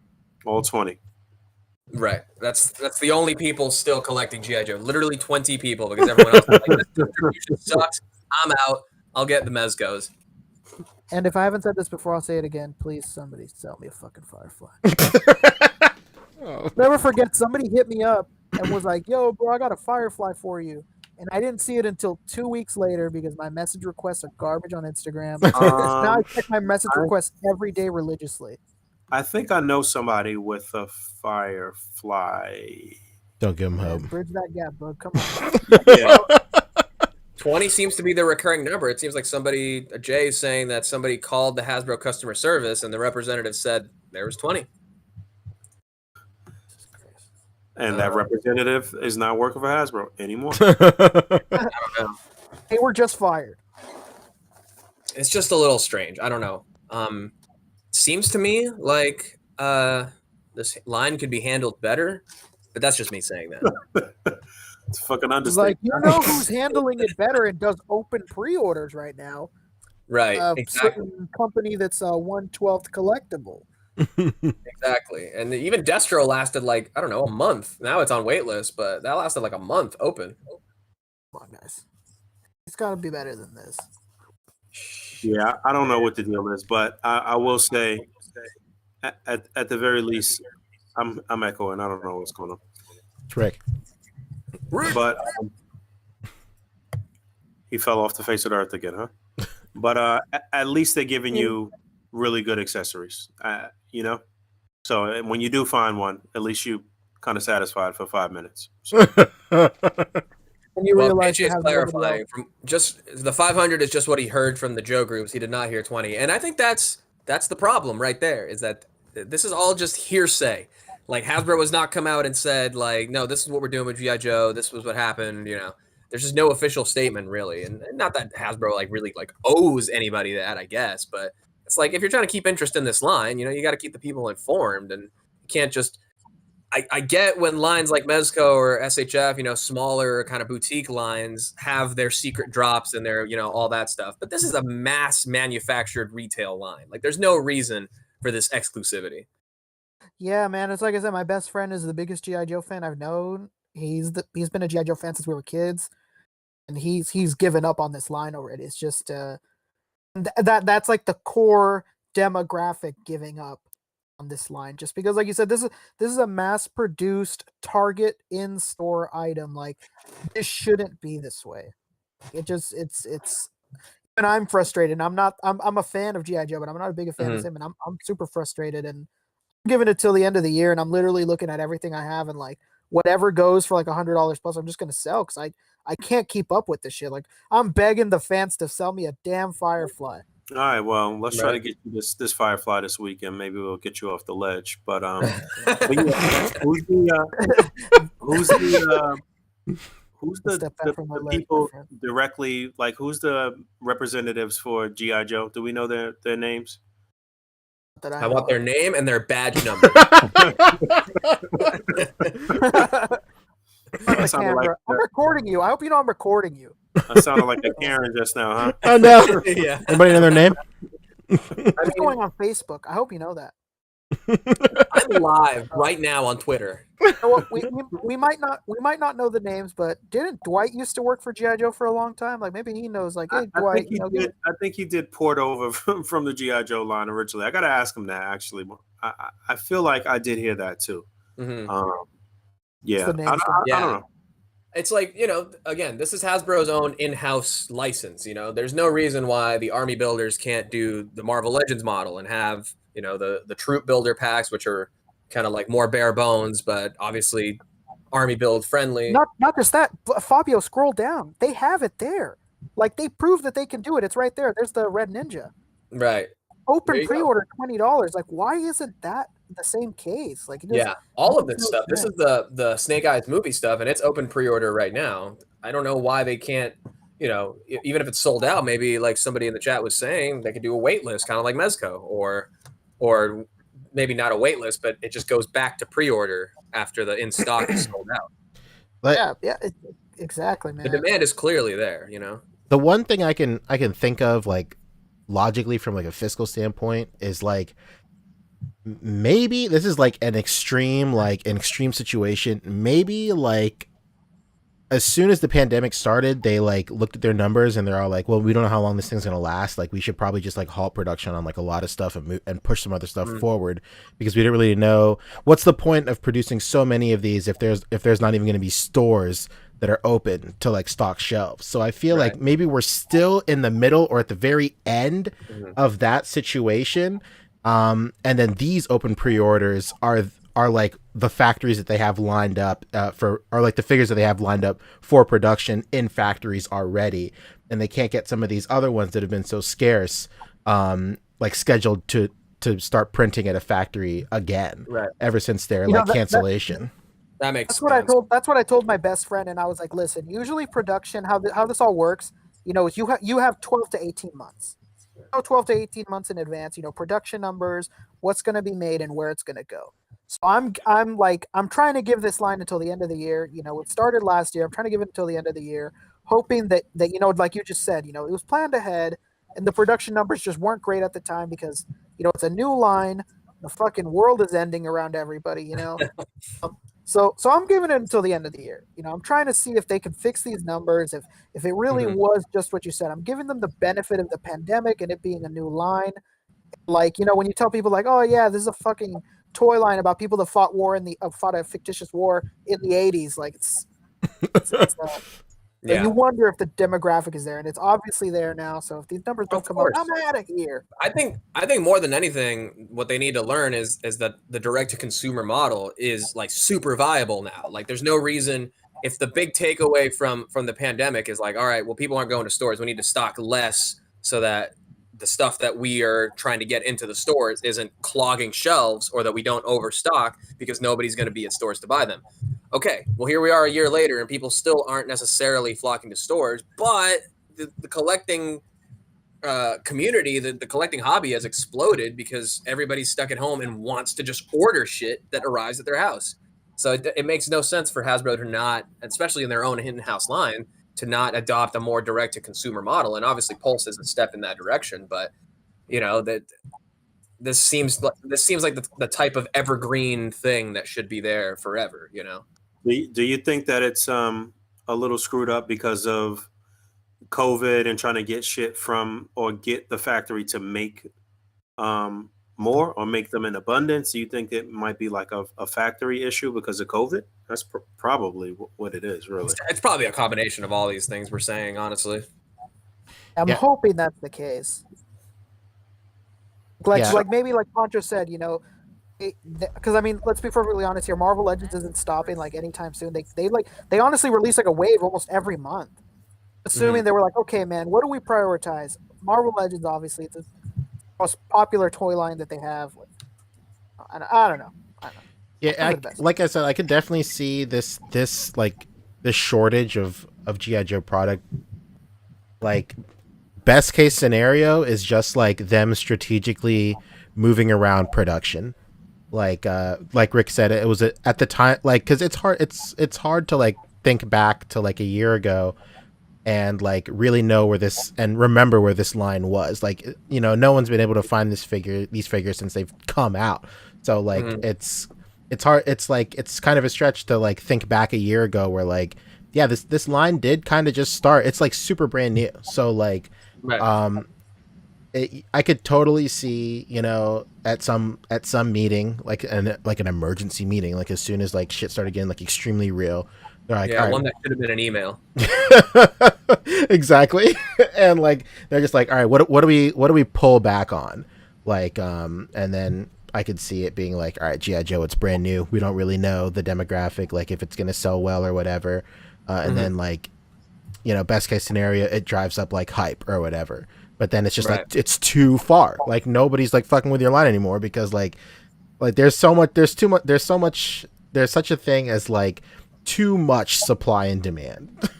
Like everybody wants to be like the gold standard, which I think like is like the Wii, I guess, in like 2006, where like you couldn't find a Wii forever, but like everybody wanted one so bad that like as soon as they popped up, and they popped up just frequently enough for like that year or two where you could like kind of grab one and whatever. Same thing with like Switches or whatever. But like now it's like you just can't find anything. Yeah. It's really weird. But you know, that's just like pure speculation on our part. Like of course like we don't know anything. We're just, You have the opinion of a CEO of GameStop here. You think that is true. he doesn't know how this production shit works? Yeah, I do have some prowess. This is the man who's run the numbers. Absolutely. Okay? I've crunched They them. don't add. Give us the rundown. Yeah. I've gotten the rundown. I've printed it, forwarded it to all my clients. I've done it all. So Can you use it in a sentence? yeah, I got that rundown finished. So All right, so we don't know shit. Basically, that was absolutely. like 15 minutes. Pretty much. Basically, You're hoping for the best. Summon Firefly. whoever's running, you know, the GI Joe needs to be as vocal on Twitter as Dan Yoon is for Marvel Legends. No doubt. Or even Ryan Tang. Ryan Tang's like super active on Instagram all the time. Yeah, for sure. Yeah, transparency is the best option.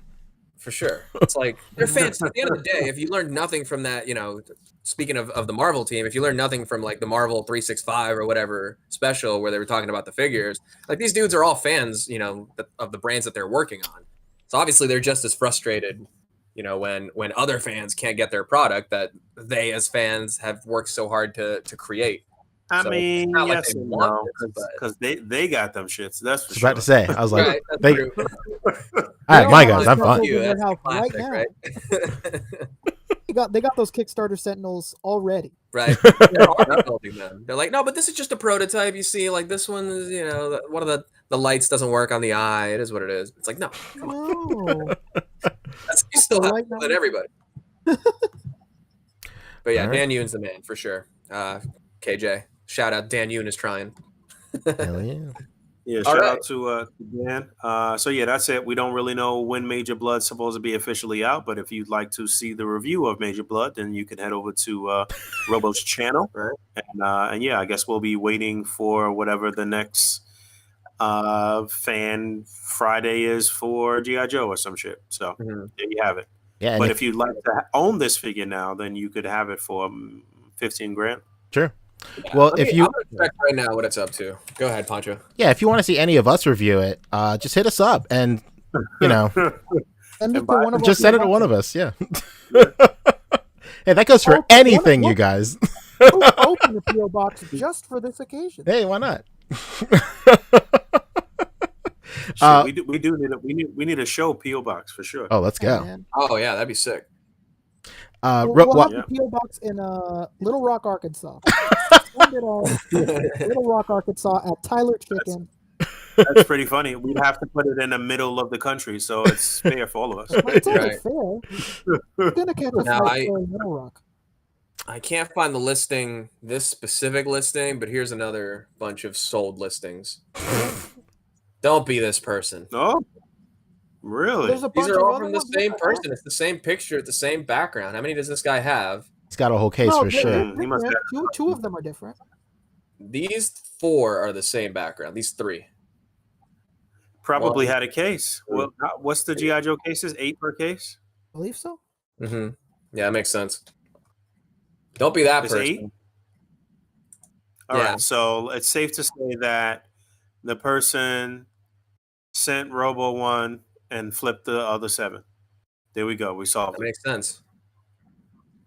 I guess we're done with Hasbro, but since Hasbro does Marvel, we can just tangentially throw this in because it is something that Marvel Legends people are going to want. Diamond Select is re-releasing The Watcher. The Watcher. Actually, I don't know There's what's up been with some that. Did it go controversy, up and yeah. then they took it There's up? been some controversy with Yeah, that. Is there? I didn't thought know. so.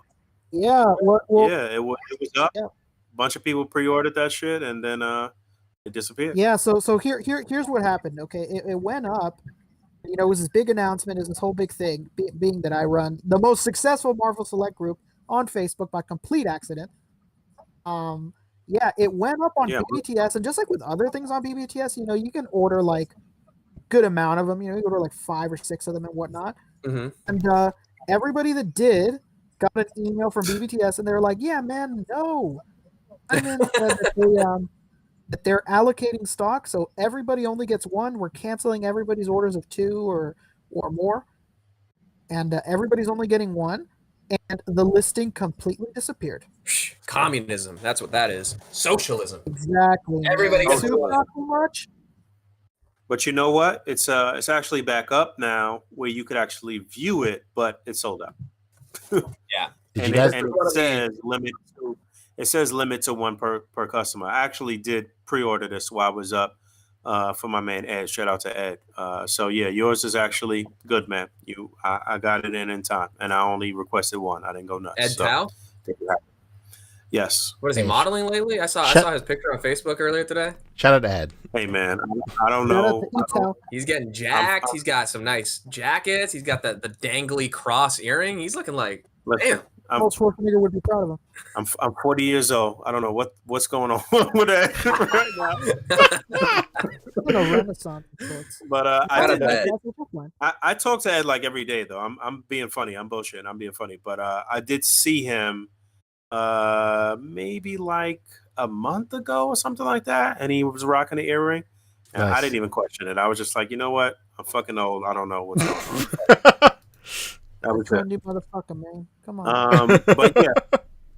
But I talk to Ed like every day about stocks. We be like fucking around with the with Robin Hood and the stocks. So shout out to Ed. Oh, let me get in on that group chat. Yeah. But just to get people context, the Watcher is one of the all-time most expensive Diamond Select figures in the aftermarket. It's very, very early in the line. Obviously, it's not one that needs a lot of articulation, but early in the line, and I don't think any other company's ever made a Watcher. So this is something that people have had in a lot of Marvel Legends displays for like 10 years, it seems like. Finally getting a re-release. So Rick, you got your ear to the ground. You run the most popular Marvel Select group on Facebook. What's everybody saying? Everybody's loving it. They also really love that all of the multiple orders were canceled. you know how Facebook groups get fucking scalpers. I'm glad you don't get to double up and resell. They're loving that. But it's also really strange because, like I said, because I've been a part of this group and I created it, I know a bunch of random things about this company, and Zach and company have said before that this figure's mold was destroyed by accident. Oh shit! The lore. This is being re-released. Yeah, along with Mephisto, like everybody that wonders, like, oh man, why isn't Mephisto being re-released? They said that was destroyed too. I guess like with I anything don't else. know. I gotta talk to. I gotta ask him the next time I see him. That sounds like the fucking moon tapes got erased shit. Come on, man. That sounds like the Denver airport is just storing hundreds of thousands of old WrestleMania tapes in the foundations of the airport. Little known thing, man. Little known thing. When I'm at these cons and Diamond is there, I always go there. I ask my group admins, like, hey man, what do you guys want me to ask Zach while I'm here? Like, I'll just run in really quick, like, give me whatever questions you admins have, and I'll go ask. And I asked him, and like the first time that I asked him about Watcher and Mephisto, he sounded like physically upset. He's like, listen, man. Like, I don't know if you know this, but the molds for this stuff, man, he's like, it's as big as a car. He's like, so when we're done making them, that's it. He's like, we destroy them because they're huge. They take up a lot of space. So somebody on accident destroyed the Watcher, and they destroyed, I don't remember what it was. It was either the body or the chair of Mephisto. Accidentally destroyed as well. Definitely not that chair, because there's knockoffs everywhere. So it couldn't be the chair. So it was just the body then. and he was like, and we have no plans to redo them. Well, you know what's about to frustrating happen us, now. kind of thing. You already know that we about to get a Marvel Legends watchers like tomorrow. Like, Oh yeah, now Hasbro's pissed. Yo, real quick, Pock Photos in the chat killing me. He says, I like how Rick mentions that he runs the most successful DST group. Like Y2J always mentions how he beat Stone Cold in The Rock. It's just like how he also randomly loves to throw out that he's the lead singer of a band. Yeah. I mean, the guy sings his own wrestling entrance theme. It doesn't get more fun. I ran into him at an airport and I was like, "Oh my god, Y2J, can I take a picture?" He's like, "I'm sorry, I'm really busy right now. I'm gonna miss my flight. But if you're really a Jaraholic, you'll buy my newest album with Fozzy." And he fucking ran. I was like 13 years old at the time. Oh shit. Fozzy, all right. Oh man. That's hilarious. Called me a Jaraholic. It was great. Well, here he is, Sting from the Police. I'll be watching you. Man. Oh shit. Anthony Bacala. Shout out Denver Airport Goblins. Yep. That's Denver Airport Goblins, that's for sure. That place is weird. the proper way to end this. I was just there. That's and right. I saw the blue horse and everything, baby. I believe that. I believe that the way that I believe that Frank Lloyd Wright built the pyramids in 1922. What about all those UFO imagery, huh? I did, yeah. The whole thing is under construction right now. Another mystery, man. Like, I don't know. What are they doing? Like, they got to connect all those tunnels that connect to every Walmart in the United States somehow. So, the whole thing was under construction. So, like, a lot of the none of the murals you could see, none of them. But like, it's so funny because, like, you know how they put like banners on top of like chain link fences and shit. The banners have like print on them. Funny enough, like the worst day of work I've ever had in my entire life was hanging up banners on chain link fences. We did like 218 fences like over 3 days. It sucked. But like the imagery on the banners is like, what are we covering up? Like, why is there construction happening at the Denver airport? It's so stupid. The truth and you're trying to hide it. Absolutely. Yeah. So I was out for a little bit. We bookended this at the end of Hasbro, right? Yeah. Okay, We're, cool. Moving into some Mathex. Oh, let's go. Hey, before we go, I just wanted to read off some super chats real quick. Pock Photos hit us with $5. Did you read out super chats already or no? No, go for okay. Hit it with $5. He said, "What's up, fellas? Here's to podcast 140. Hell yeah! Thank you so much." Kuya Pak coming through once again. Kevin Johnson. Everybody so far tonight. I'm sorry, I didn't say thank you one time, but thank you too for the past 3 or 4 super chats. Thank you very much. Kevin Johnson. Kevin Johnson hits us with 5 as well. He said, "Shout out to the whole squad as always. What will it genuinely take for Hasbro to include more heads and hands? What price point would you be willing to pay?" That's a very good question. Oh, you know what? I'm down for $26.99, baby. I don't think we mentioned. Maybe we did. Did I mention the fact that they committed to the price hike? Yeah, they kind of said that in I think your interview even. It's $22.99 or 23. I think 22, right? But honestly, to 24 to 26, basically. Right, it could be depending on what type of figure it is, you know. And the $24.99 is usually like the part of a particular program kind of vibe. It's yes, right. And with those, even though they're $24.99, they don't include a lot of extra hands usually. There's exceptions, but for the most part, I think honestly it would be fair for just an all-around $24.99 price hike and include everything else. But the slow creep of getting there but not including anything is not cool. I'm down for $26.99 if I get extra heads and hands from Star Wars at least. Star Wars for sure needs it.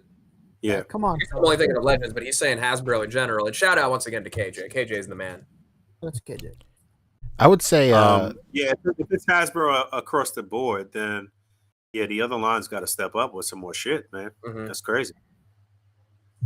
I would say, like, if it's on the level of like an import, like Mofex or SH Figure Arts, I think I'd go even higher. I'd say like I'd be willing to pay $30 if they were willing to like just pack in just like a dream level amount of shit.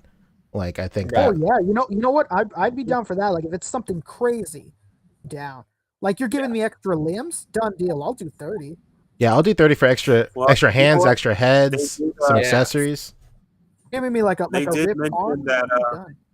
My bad. They did mention that they were open to trying to figure out how to get us accessory packs and stuff like that. So True. it's something that I'm trying to tackle in the next couple of weeks, as far as like a video or a poll, or just posing a question in a video for people to put in the comments or whatever of how we could maybe break these down into different packs, accessory packs. So they ready to break this brick down. Yeah, they're breaking the brick for the dealer, huh? Basically. If for Marvel Legends, if the conundrum is either accessory packs as a separate release that gives you all this stuff, or price hike across the board, but everything gets more stuff included with it, I honestly think Marvel Legends collectors would prefer just the price hike with more stuff included. More shit, for sure. True. I think so. If you guaranteed a weapon, hands, and some type of effect with every figure, then people would pay $30 for that. Mm-hmm. You're giving us extra expressive heads, more hands, and still include the back piece? It could be interchangeable, like either an additional expressive head, or if the character has a weapon, then of course they'll have to have a weapon. If they have powers, then they'll have to have some type of effect. Something that's interchangeable as far as the weapon and the effect, I guess. But I think Ryan made a good point in your interview too. He was saying it's like, with an accessory pack, it's the idea of it is very broad. So it's like, how do you bring it down? It's like an X-Men accessory pack. Is it a kind of like how we do the cutout packs? You got the G.I. Joe and you got the Cobra set. You got the I think that like those themed packs would be a good idea to do accessory sets. But if the alternative is more accessories just included with the stuff, then I think Marvel Legends just on the current model might favor that instead of like a new SKU, which is accessory packs. Yeah, Honestly, it's a I'd weird sort of thing, because it's like they could just give you mad different accessory packs and just explore everything, but that's highly unlikely with all of those different SKUs, and like shit would get confusing and all over the place. I'd love to get both, man. I'd love to say it again. I'd love for them to do both. Perfect world, Honestly, I would recommend them do both, and then like, hey man, like this accessory pack shit, it's not for us kind of thing, or like, yo, the accessory packs did way better than making some deluxe figure with 1 million accessories. Like, I would love it if they did at least both once and seen what performed the best at least. Yeah, see what the reaction was. Yeah, I mean, that's the only way to know. Just like with that Sentinel thing. Like let's be perfectly honest. I didn't think it would ever fail, but like nobody ever really knows. And the only way you know if something is a success or not is by doing it. Right. Yeah. And then the other kind of weird thing with Marvel Legends is that it kind of toes the line between, and I think they did mention this in your interview too. It's they have to toe the line between being like a collector line and something that kids will see on the shelf and still want to like buy. Hey, you know what? Shout out to Jay from Marvelous News too, because I saw that he did like a Cliff Notes version of everybody's interviews on Marvelous, and like kind of broke down like some of the key points from everybody's interviews and just laid it all out there. That was a great piece of journalism there. So shout out to you for that. That was cool. Jay Cochran, hell yeah, he's the man. Chill, don't say that, Paul. Whoa, excuse me. The important thing to take away from all that is like Hasbro is definitely, when it comes to Marvel Legends and stuff, especially through everybody's interviews, they're definitely listening and being very transparent. Yeah, which is the perfect segue into Blake Quammen's donation, $5. Thank you so much. The distribution. This is obviously talking about G.I. Joe. The distribution problems wouldn't be so bad if someone came out and explained some plan to fix the distribution. Right now, the Joe team says nothing. True. Very true. Mm-hmm. So yeah. I mean, what happened at this? Who was the spokesperson for the Joe people at the Fan Fest? Like, did they not like? Nobody has gotten to them and asked them these questions. They're like, I don't get it. That's it. That's a good question. Everybody. Damn, what was that year that we were at that Hasbro thing? Everybody pulled a U, and everybody got to G.I. Joe, and the event ends, and they're like, "What? I thought we were taking turns."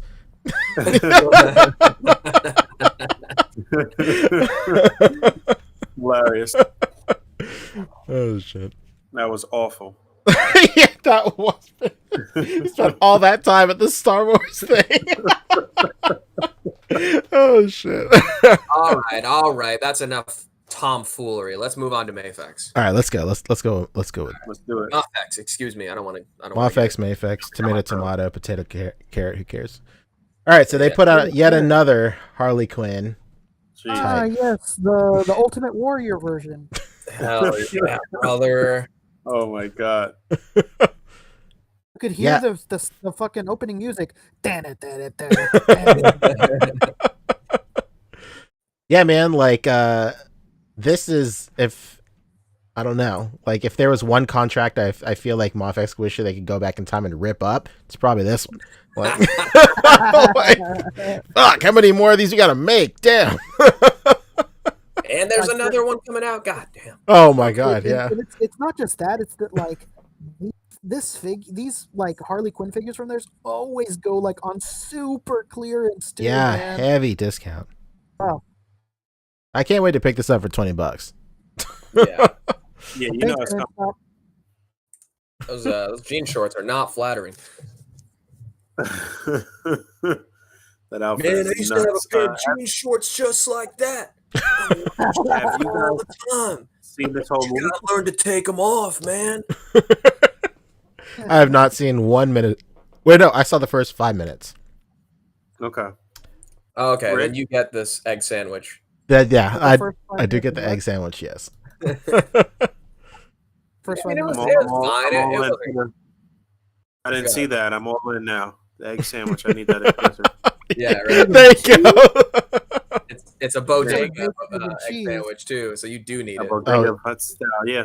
I saw You say about bacon, egg, and cheese. Book says how high. 30 minutes of this movie. I think 30 minutes maybe. It was fine. I mean, it's not.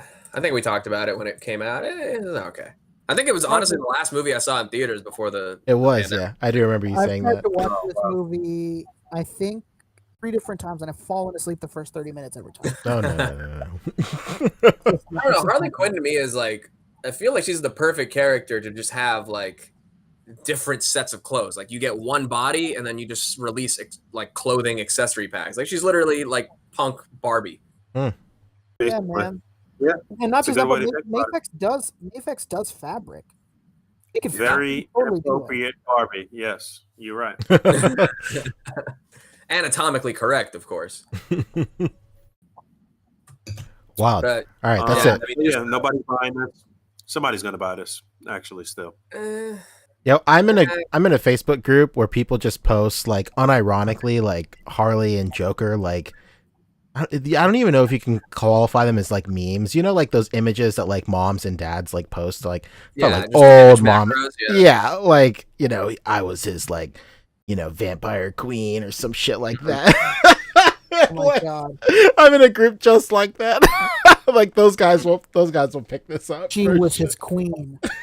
God help anybody who did. Hashtag couple. Yeah, goals. exactly. Sure. Yeah, hashtag couple goals, all that stuff. One of my favorite groups to be in. All right, Ty, let's get this off the screen, please. Sure. Fuck this figure, none of us are gonna buy it. We don't want it. Here is the guy you just got, right? The very Yeah. one. Yeah, this is the babysitter, There right? he is. Yeah. Little IG11. Instagram 11. What's good? What's going on? Yeah. Damn, can mine do that? No, absolutely No not. way. Why you need this one, Poncho. Come on. Together. Oh shit, know, he you does love him. have some elbow articulation. It's from season 1, right? Am I crazy? I'm Yes. 5 okay. episodes through that. I couldn't tell you. Poncho, you're something. I know. I'm fucked up, He has dude. not watched Demon Slayer. He's not watching Mandalore, and he hasn't watched The Boys. I know. I watched Mob Psycho again though, so that was pretty great. Oh, again? Yeah. Waste of time. Oh no, no, Hey, no. It's the greatest anime of what all about time. Invincible? Did you at least start that? No. I watched a clip. I was bugging. I when I saw this, I was like, "This already came out. This is the Mayfix." Okay, got it. Poncho is the when I first representation of saw it, that viral meme where it's like my friends force me to watch anime more than they do to do drugs. God, man, these guys on the damn podcast, they just shut the fuck up. But honestly, a Yeah, drug yeah, habit would be cheaper. Truly. Talking to Becca right after this, like, man, these guys don't shut the fuck up about me watching it. I don't I'm think just not that's gonna watch as it. good as the figure arts version, honestly. What is the great? I keep on hearing that the SHF is like so great. Like, what makes it so great? I don't know. The finish, maybe the size of it, the finish. Pause. Size of the finish, okay, but Yeah. Well, Math Effect, I think, usually has the benefit of, since they come out later, there's like more accurate accessories or more stuff, you know, so that could be one thing. But yeah, I don't know. You pretty much get this same exact stuff with the SHF version. Well, this could be a good option for think people that's one who of the missed out. best figures in a long time. Huh? I said this could be an option for people that missed out because the SHF is like going for mad money after. Yeah, and it was an exclusive. Apparently, that's what Nicole Evans just said. Mm-hmm. Yeah. yeah, the IG-11 one was, yeah. I'd like to see this figure in hand just to kind of get it side by side with the SHF and see what's what. I'm not buying. Can I ask you guys a question? Don't change the picture, Fabio, please. What do you consider is his face? Like, where in your mind, like, where do you think, like, okay, these are like the visual receptors, like this is the voice module, like where in your mind do you think his face is? I think it's the eyes. I mean, if you shit. really look closely at that first image, it looks like two little eyes in a mouth right there. That's what I was thinking. You know, that's what I was thinking. I think the top is like, but it looks silly, so that can't be it. It's the Cyclops. We're just getting somewhere for a second, and then you do this. This is like that. This is like that viral image of that person's shoe that looks like a screaming face that everybody's been photographed. This is exactly that. I put it on Krillin when he died. Like, yeah, I don't know. That's how you know your amygdala is working. From these pictures, it doesn't look as good as the SHF version to me. Okay. Damn, rare occurrence. And Christopher Miller is saying the two binoculars are his eyes. So I guess it would be these guys here, these little guys. These little babies. Yeah, that's what I was saying. But it looks silly. All right. When the circle's lined up with it, it just looks like he's surprised. Right. I'm buying this because I don't want anything to do with paying that much for an SHF. I know poor Todd was like, "Yo, Rick, where do I find this at?" And I mean, he eventually found it on his own, but he found like an expensive pre-order to get this thing. Like, I don't want anything to do with paying that kind of price, so I'll buy this one. There's a little backpack. Well, of course, all the real Star Wars fans are just going to take this and make IG-88, right? Whoa! The exact same robot. Number one Somebody Star asked Poncho's cat what he thinks about this. No, Fabio. It's not the exact same robot, bro. Come on. Come on, man. It's Paul Mooney, now this Fabio. Come on. Come on. I get my IGs confused sometimes, you know, man? Oh, no. I can be forgiven on this one. I can understand people being mad if I confuse, like, I don't know, all the dudes in American Horror Story, but, you know, this I can be forgiven for. And the podcast is over. I've never seen that. I don't even get that joke, man. Sorry. When the podcast is over, it's a good one. It's a good one. Only people knew what Fabio said when this show ends. Like, yeah, you know what, Red Skull? He's not that wrong. Listen, all I'm saying is Zemo is right about a few things. He's out of line, but he's absolutely right. He's the real patriot. Yeah. All right. I believe that's it for effects. Let's go. Let's talk about This NECA. dude is about 99 USD. Releases January. Hardly Quinn. Hardly Quinn. 90 bucks. The real Harley Quinn is the one from the cartoon. Right. And it's the girl from Big Bang Theory, and we all hated her for so many years. Semi Quinn. Semi-Quinn. Most Quinn. All right. What else we got? We got some NECA action. NECA, let's go. Baby. What's happening with NECA? All right. So to recap from last week, of course, we're in the midst of... April update. Say again, Rick? Please don't let it be another damn April update. This time. You may be disappointed. Oh no. All right, so we're in the midst of April, and they're doing like a 3 weeks of reveals and pre-orders kind of program right now. The first one was it was the pizza monsters that we saw a few weeks ago, right? And then that pre-order ended, and that led into the Ace Duck and Mutagen Man that we saw last week. And he is up for pre-order until I believe maybe Sunday or Monday, and that elapses into the next pre-order, which is these guys. We got Anthrax and Scumbug 2-pack. Scumbug. Yeah, Anthrax? I had that figure from the old 90s line. Scumbug. I didn't have the other guy though. Yeah. Well, you didn't technically have this figure because that would be the Super 7 version because they do the Playmates accurate versions. This is the cartoon accurate version. Right. Gotcha. So here they are. Anthrax, which of course, awesome. I mean, he's like a warrior, like ant. What is this? I don't really know the 80s cartoon that well, so you'll have to forgive me. But on design alone, I'm like, yeah, this is cool. He's like a gladiator ant. I'm trying to remember their story, and I don't know if they actually appeared on the show. Did they? They must have if they're. There was some characters that I feel like never really appeared on the cartoon though, but we got the figures of them. Correct me if I'm wrong, somebody in the chat, but I feel like I remember that as a kid that some of these, showed up in the line but didn't show up on the show somehow. I don't know. Right. I might be lying. The number one Teenage Mutant Ninja Turtles. Yeah, I might be lying, but I feel like I remember that. It's usually the other way around. It's usually like they make the toy, or they make the they make the toy, but he doesn't show up on the show. So yeah, maybe you're right. So that is the new pre-order, but he's also, or the new reveal that's also up for pre-order, along with some kind of reissues, like another chance to pre-order some stuff that was previously Target exclusive, including the Krang android body and the Dragon Granitor 2-pack, which you need. Rocky Boys. You need them if you need, if you're trying to have like a rock soldier army, you're gonna need generals. Come on now. This set rocks. Interestingly, Anthrax and Scumbug are going to be $59.99, but the other 2-pack of Dragon Granitor is $51.99. What's that? Certainly big, chunkier dudes. Obviously, there's a lot of the same. Yeah, man. So for you, what would it cost cartoon Turtles fans? Say again, Rick. It's not what it cost at Target.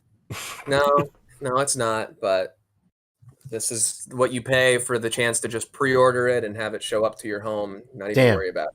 We've been Stockholm syndromed so well at this point. All you had to say was, "You don't have to leave your house," and I was like, "Son of a bitch!" Yeah, that $7 is from gas money. Hey man, I live like 700 feet from my Target, so. All right, just getting into some other quick NECA hits. Just to finish this though, this pre-order is available for this week. So if even like the SHS stuff, remotely even want it, you have this week to do it. After that, no complaints. Okay. If you're a real Turtles fan, you will make yourself liquid for this. Yep. You're a real Jaraholic.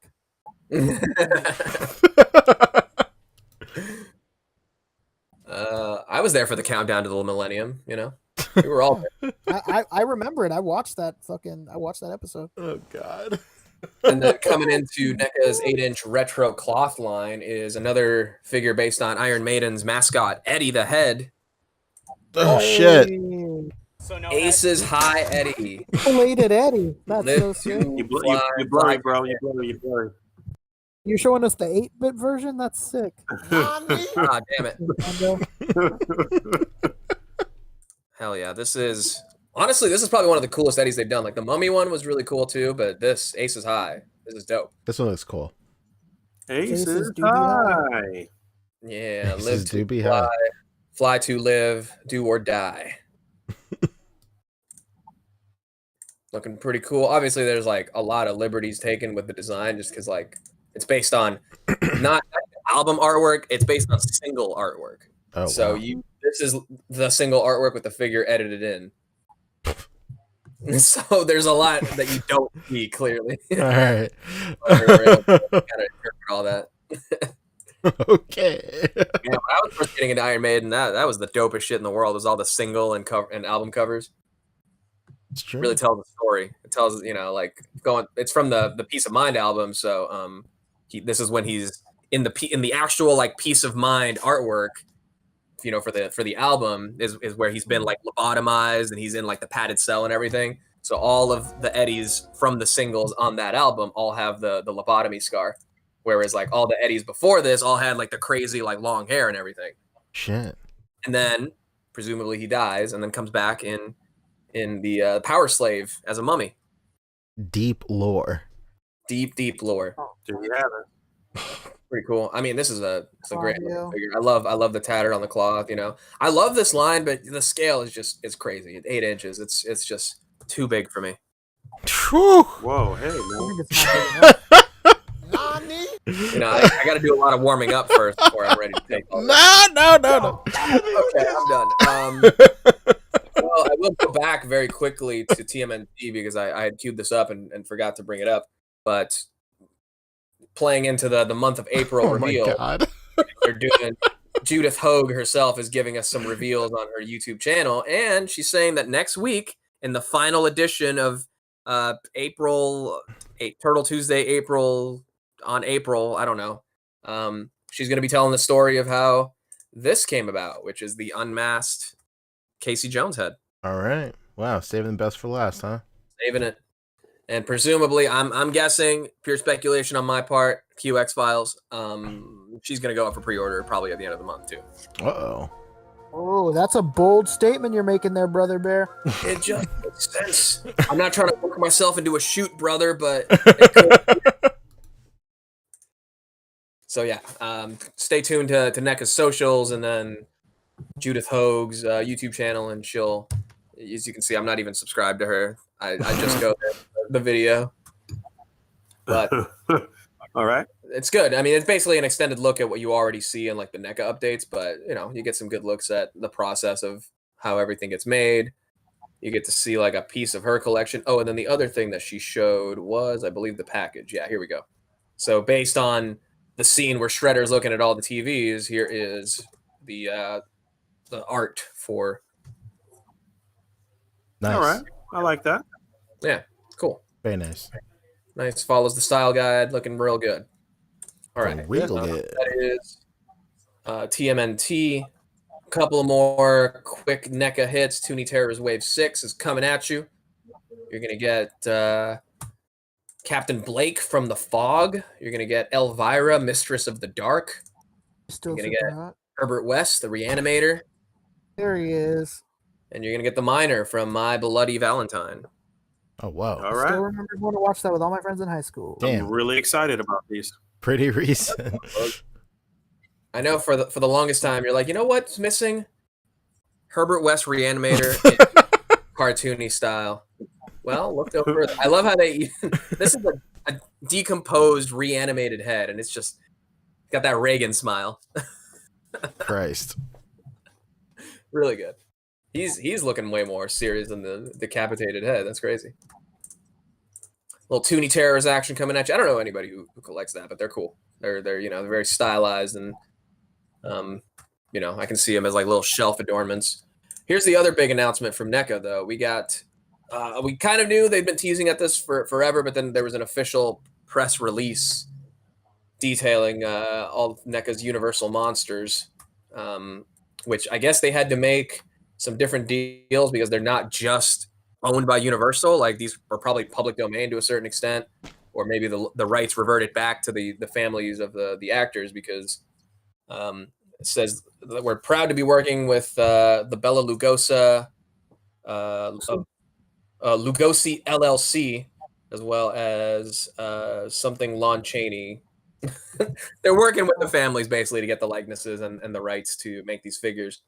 There's also some indication that they're going to be doing a color version of this Frankenstein as well, which is already up for pre-order. Frankenstein's monster, excuse me.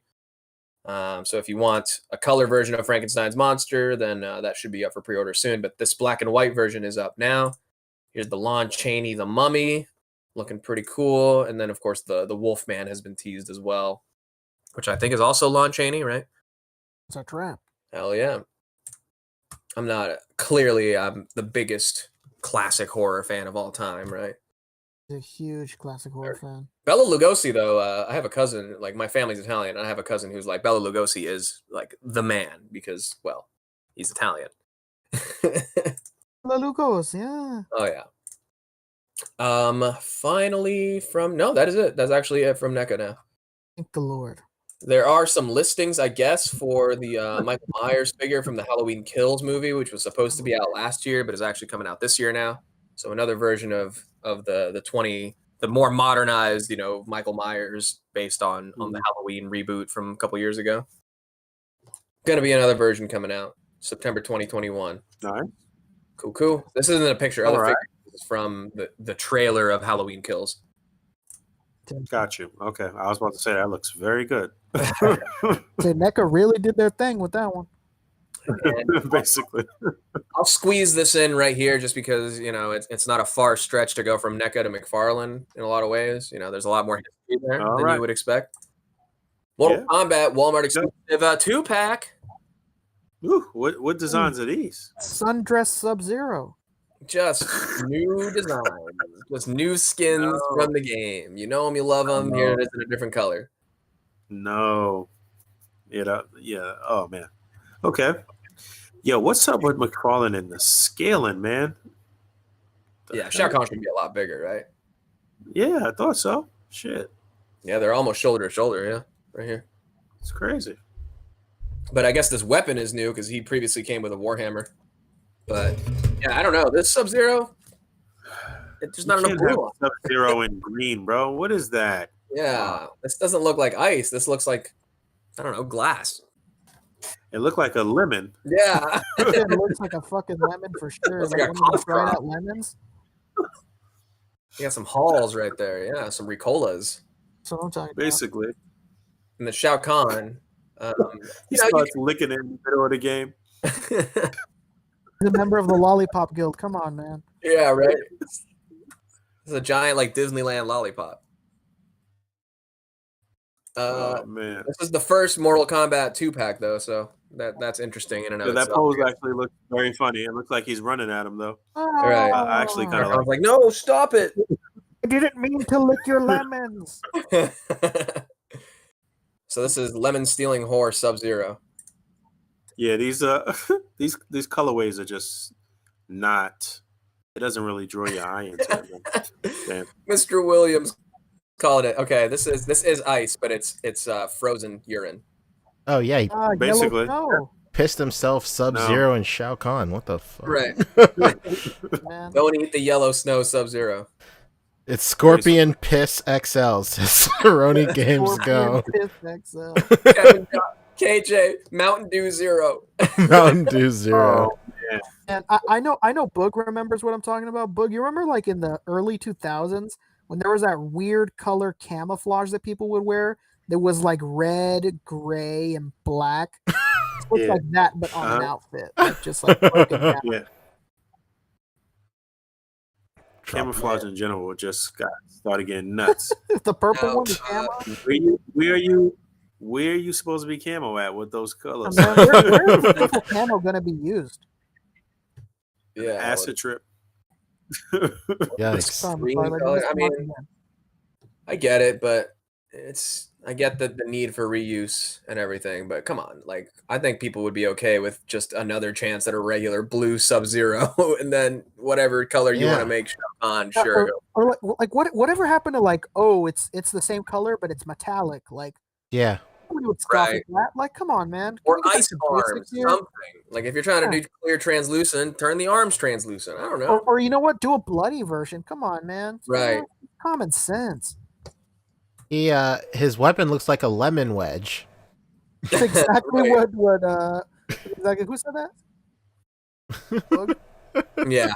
Oh, he did? Okay. It looks like I did. It's like a dried out lemon wedge. Yeah, it looks like it belongs on the The side of my iced tea. Right. God damn. Yeah, I was about to say it looks like the one that they put on the top of the iced tea, man. One of the staples of Patty's Pub has always been thin limes. All right, we're spending way too much time on this. Come on, let's get out of here. Well, Fuck these Todd hasn't been figures, we're outta around here. for us to like, have fun with one of his videos. So this is the next best thing. Yes. He's been laying low lately. He has been laying low. He's all right. I mean, he's been laying low, but every week there's a new figure announced from McFarlane, like literally. And Tyrone West said that this is saying that this is the 4th 2-pack, but I'm talking Mortal Kombat. This is the first Mortal Kombat 2-pack. No, there have been other ones. There have been other ones? Yeah. There was some Which at one? GameStop. It was like a Sub-Zero and Scorpion 2-pack, I think. Oh, okay. Yeah, sure. Cool. I mean, it doesn't excuse like Mortal Kombat Piss Edition, whatever this is. This is crazy. I stand corrected, but still. Yeah. Mortal Kombat, the final urination. Oh, God. Piss Combat. Enough. We're moving to Figma, all right? Oh, Turn my this God. car around. Let's All go. right. There it here we is. Zenitsu, Player. baby. Kimetsu no Yaiba. Yeah, it just means Demon Slayer. Damn. Somebody bring Little Kendall in here for this one. This looks cool, though. I like Rick, this design. I am. Take us away, This Rick. is sick. Yeah. I don't know. I hope nobody's out here actually buying those fucking Aniplex versions of these figures because those suck. Is it Aniplex or is it like Buzz something? Buzzmod? Isn't it the same thing? I'm just fucking with you.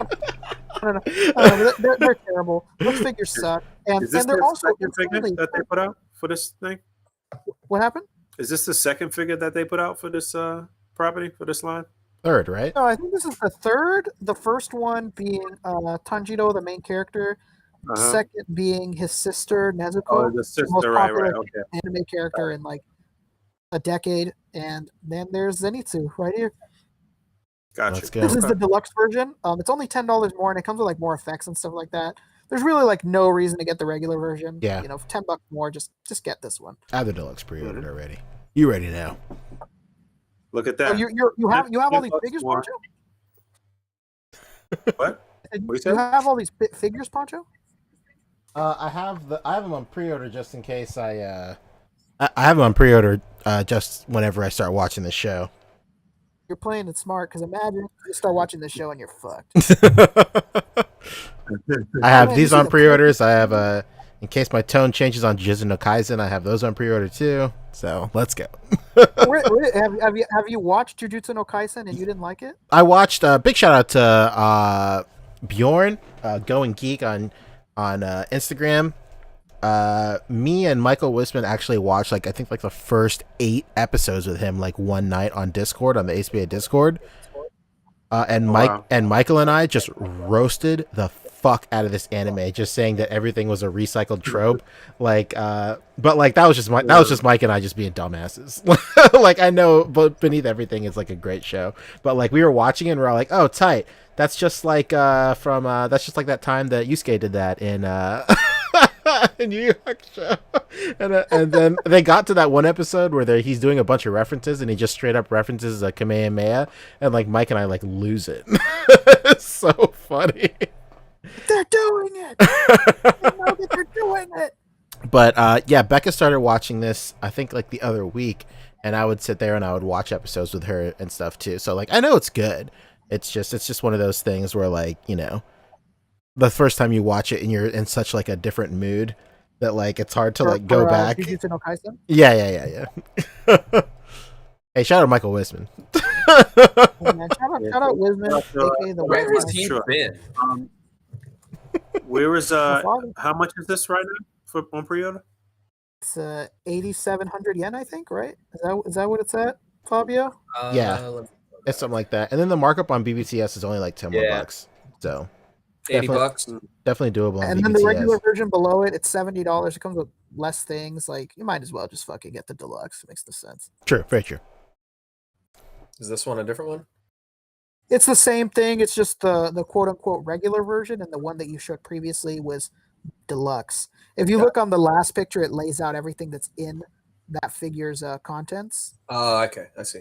And then when you go to the deluxe, it's like, would you even like? Is even a question? Yeah, who doesn't want more effects parts? Come on. Come on, guys. This is exactly what we're talking about. Show Hasbro what's up and go buy this figure that's completely unrelated to them. Oh wow! Yeah, let's go. An extra face too. Yeah, extra face, An extra face, too. and the effects parts, and like extra like stand hand as well. Oh man. Face, baby. Yeah, Look at that. They're listening to A.C.B.A. Look at that moonshot. let's go. Giant moon, hell yeah. Right now, That's Rectangular like is Martinez right there. clenching his fist like Arthur Reed. He fucking hates big ass moonshots.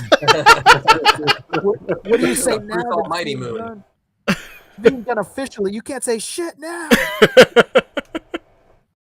Oh man. Look at that symmetry. Let's go. Doing that shit. That's proper framing right All there. right, we This out of here. part right here. This looks cool. This was the only thing for Figma. It was just this, huge anime right now, so definitely needed a figure. All right, so you said this is the third character from this anime. Yeah, it's pretty popular amongst the tweens, from what I understand. This The and movie is in theaters right now. Go watch it. the clip with this character was the first clip from the show to like basically go viral. I remember seeing like this is like the first thing I saw like people sharing on like Facebook and shit when he did like he had like his big like shining moment in the anime. Like doing this pose right here. It's from like this pose is from the scene that went viral. That's really cool. Got it. All right, cool. there you have it. Super dope. Next up is Loyal Subjects. Oh. I put this on here. This is from me. So Talk about it, Poncho. Speak on it, man. let's go. Speak on this shit. Come So a couple of weeks ago, we're not going to talk about any of this other shit. You don't need a bullet tabs for any of this other shit, Fabio. Just Aang. on. Dang, come I on, buddy. wanted to make a dumb joke for one of them. Okay, let's go. So, on the podcast, we've talked about it before. The first Napoleon Dynamite is bad. It is a bad figure. The plastic is very rigid. It's gross. It feels like I'm just holding like pieces of acrylic just like slapped together. The whole thing is just really weird. We mentioned on the podcast before that unlike most domestic figures that use like a softer plastic, they use a softer plastic because it's more, it has more give. You can like get more out of the articulation and whatnot with softer plastic, but like rigid stuff, if the articulation isn't there, then it just simply doesn't move. I picked up the Aang at Target. I have it right here. Let's go. I have it right. Yeah, Hong. Oh my gosh. It's You're there. I picked it up. I mean, like it was only $15. Like I was willing to give it a second chance. Let me tell you, man, this figure is good. It is a good figure. So I'm saying it now on the podcast. I want to issue an official public apology to Loyal Subjects. I had to tell you, man. Having no experience, I was like, I don't know, man, but this Aang looks pretty good. If they fix all those problems, it could be pretty fucking good. It could be definitely better than the Diamond Select. That is true. So like, and we said it when we were talking about it. Like, all it takes for a line to like succeed is just to listen to feedback and just like improve on like stuff. There's stuff that's there. Like we mentioned, like the sculpt is there. The articulation technology is definitely there. Like you can see like their renders on like the back of their box or whatever and whatnot. All that stuff is there. It's just like the plastic was limiting the figure, especially on Napoleon Dynamite. But like on this Aang, like the plastic is great. Not as soft as Marvel Legends, maybe a little bit more rigid, but it works. You still have like a bend and it gives and whatnot.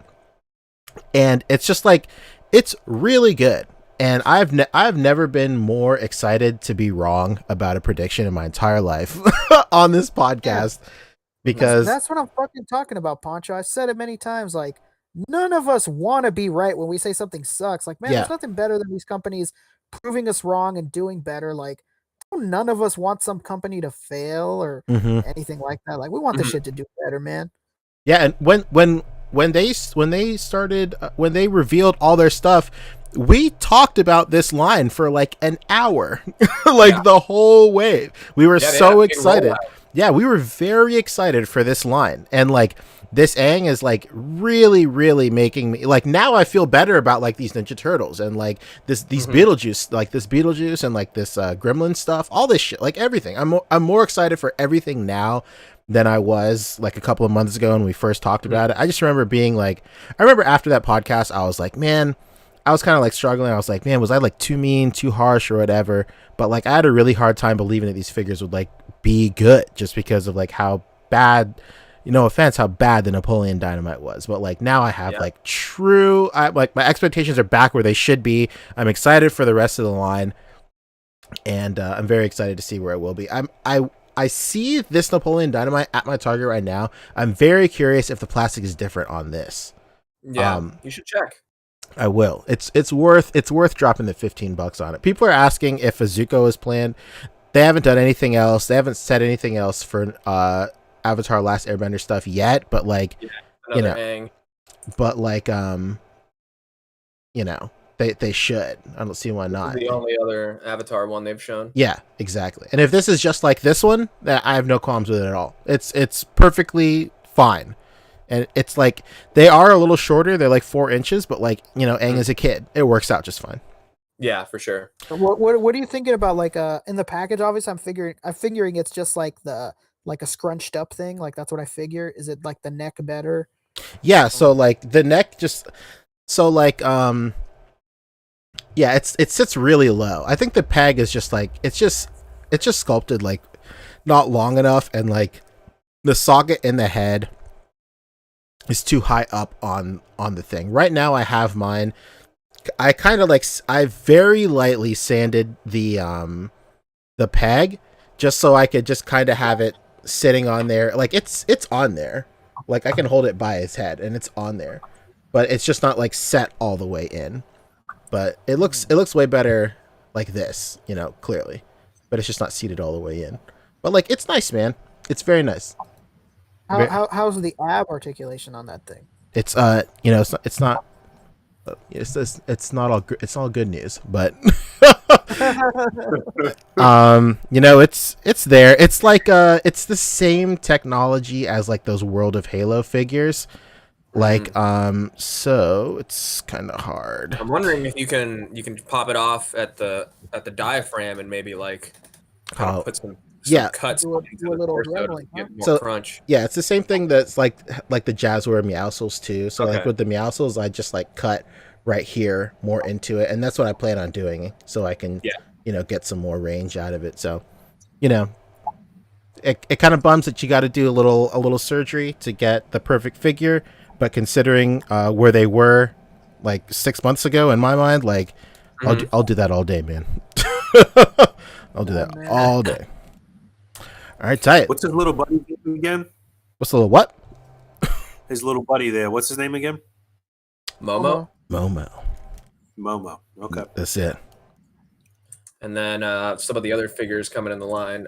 There was, I think these are actual prototypes here now. So if you're a Buffy and Angel fan, here you go. You got Angel. Yikes. There he is. I'm sorry. This face, though. I don't know. It actually looks pretty good, but still really funny. I don't know. Yeah, the eyes are super cartony. They look like anime eyes. Yeah, he looks like the Scooby-Doo villain version of him. Right. Man, Scooby-Doo meets Buffy would be the craziest crossover. Would be wild. You know what's wild? This head doesn't look animated like the other one, though. It looks like it's two different styles. Yeah. For sure. Man, that would be 2 Sarah Michelle Gellers, wouldn't it? Oh, hey, man, you're talking about Mrs. Freddie Prinze Jr. Oh, you're talking about WWE writer Freddie Prinze Jr.? Hell yeah. Oh, the balding from all the bleaching of hair, Freddie Prinze Jr. And then look, this gremlin comes with a skateboard with a Best Action decal on it. That's pretty funny. Hell yeah. Wow. Every one of these figures comes with a Best Action sticker, actually. It's pretty cool. Oh, really? Yeah. Oh, so it might be plain and they just put that on there? I don't know. That's funny. The sticker that comes with it is usually larger than that, and it's like a gray sticker. So, Ooh, okay, so that's definitely on there. Not going for screen accuracy, I guess. Hey, And then that right gremlin here, looks good. from NBC's 30 Rock, Dr. Leo Schemen. The spaceman. Dr. Spaceman. This is cool. I mean, I love this little known band called Kiss, so this is fun. Yeah, little indie darlings. To get like a little 3/4-inch version of Kiss would be cool. Yeah, this is a 4-inch version. I obviously I would like. 4 They're inch, whatever. so toyetic. Their designs are just wild. So you can pull off a lot of stuff with them. But Can I say that I was talking to a friend like maybe like a year ago, and I was like, you know what's weird? Why hasn't McFarlane tried to like redo their like super famous Kiss line back in the day? It yeah, was like super popular, super famous. Like I thought like, oh, maybe one of these days he's gonna like, oh, I'm back and I'm doing Kiss again. What? Isn't that and then Dr. Spaceman is back in the New York groove. isn't Ace that Frehley. McFarlane Kiss set, the one that everybody gets the drum set from or the instruments or some shit from, right? Yeah. Yeah, I have mine somewhere here. Either that or Animal from Muppets. Right, man. They gotta finish out the crew. We need the Star Child and we need the Catman. Mm-hmm. Catman. Hell yeah. Man, dude. All right, that's Bob Seger, not Kiss. Catman. Okay. Moving on. Man, there's a place. What else we got? That's What's it. next? Mezco's it. And then, Okay. We got let's super go. chats too. All right, let's do the super chat before Mezco because Mezco, we can run a little long on it. Well, this one will be quick. Jermichael Johnson I'm gonna just keep it brief because I want to direct people to go check out my last stream because that's when we get into the real nitties and gritty. Okay. Nitty gritty, huh? Oh yeah. Jermichael Johnson just hit us with $5. No message. Michael, what up, baby? Jermichael, the man Johnson. Hell yeah. This kind of segues into something. No, let's talk about Mezco first. Okay. Okay. So this past Thursday, a week after the last Kaiju Thursday, they were like, "Hey guys, is it Kaiju Thursday again?" Oh no. Ooh. The answer was very much yes, because up for pre-order now is Ultraman. Let's go. With light up eyes and chest timer features. Chest timer. Yeah. Can we just talk about the fact that this is like the one of like the biggest this makes perfect sense release Mezco's ever done? For sure. Fucking buying a suit. Yeah. That's true. Really That's good. true. Yeah, it makes a lot of sense. And they've done a pretty good job. They really packed it in and made it worth it. How much of the actual figure that we see here? Are these the actual shots here? Yeah. I mean, Okay. Certainly I don't know if they a lot are of because I was gonna say like I don't know if you've seen some of the shots, but like in some of the shots it's a one-piece bodysuit, but in some of them the arms are detached. They're like in a socket. Like, look. Yeah, that's the suit look. like creasing in. I think that's the suit too, because at the top, Oh, really? at the top of the shoulder, you can see the fabric connect right there. Yeah, yeah. It just looks really pretty. Sorry. It's the neck that's a separate piece. Like the suit stops like right at the neck. It just sounds so horrible. Yeah, I hope this is gonna look better, but I don't know. I kind of feel like maybe they're going for the actual like look of the show and really trying to nail it. But I don't know. Some of it looks a little sloppy in some of those other shots, though. This looks great. Maybe This looks really good right here. Yeah. Destructo disc. But yeah, this shit makes perfect sense for Mezco to be doing this property though, for sure. It's like it's a perfect synergy if they could get it right. If it comes out right, rather. Right. Yeah. 10 rings? That's it. Here's one woo. We were talking about in the A.C.B.A. podcast that like if this does well and they can really get a foothold in like the Japanese market, especially, like this could open up the doors for like Mezco fucking Kamen Riders, like specifically old ass Kamen Riders, like for like first through 10th gen. Like that would be like such a match. Like having like Rider 1 and 2 in this. We're almost there, man. We got Power Rangers. That is very true. Very true. We're halfway there.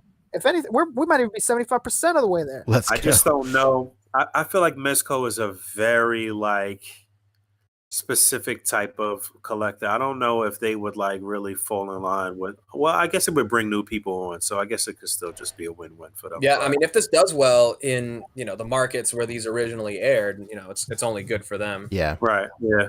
Yeah, like a little known fact. Like, man, I'm sure Poncho knows because Poncho's, he's deep in these Dragon Ball trenches. The little known fact, like the reason the DBZ figures and SHF are such a problem now is because Japan likes them now.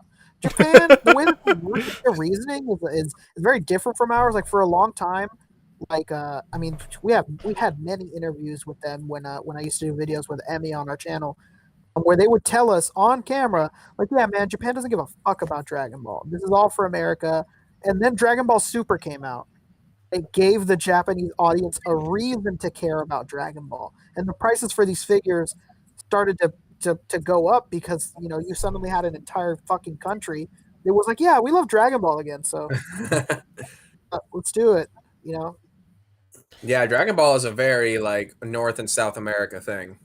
Yeah. Yeah. Especially in the 90s. Crazy. Very true. But as far as this Ultraman, they did a good job with the effects and everything. Some people are saying, who's saying? Who's Crit saying? Rabbit saying the suit isn't Who's accurate. saying, huh? Got a little bit of that Mezco flair going. I mean, honestly, it's on par with other like full body suits that they've done. I wouldn't be surprised if this is the same material as like Diabolic or one of those. It's funny you bring up Diabolic. What's not accurate about the suit? What's not accurate about the suit, though? What was Yeah, you I'm saying is not not sure either. accurate? I'd have to look. Let's take a look. Maybe the way it. I don't know. Maybe are the gloves supposed to be connected to the sleeves? I don't know. Maybe that's it. Come on, man. It's got to be something more than that. Yeah, I don't know how much it is. I don't know how much it is like Mezco design flair, so much as like making it work in this scale with fabric. I mean, let's see. I mean, there's definitely Photoshop going on like all over these photos, but here's the actual full solicit with all the accessories. You get your Jet VTOL. You get 2 interchangeable heads with light up features. That's cool. It has like the eye beams too.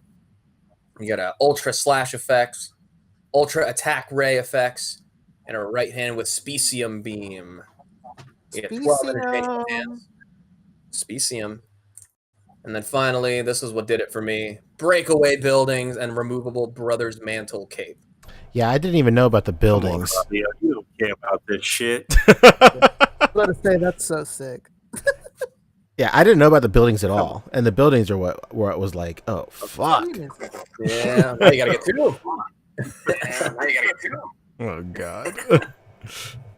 Oh God. So yeah, still up for pre-order, $105. That's Boog. Wait, somebody's not going. That's Boog. Say what? You're not going. You're not going. A lot. Whoa. A lot. Wow. Hang on. Yeah, it was. Damn, I'm There we waiting for go. you a lot. Whoa. So much.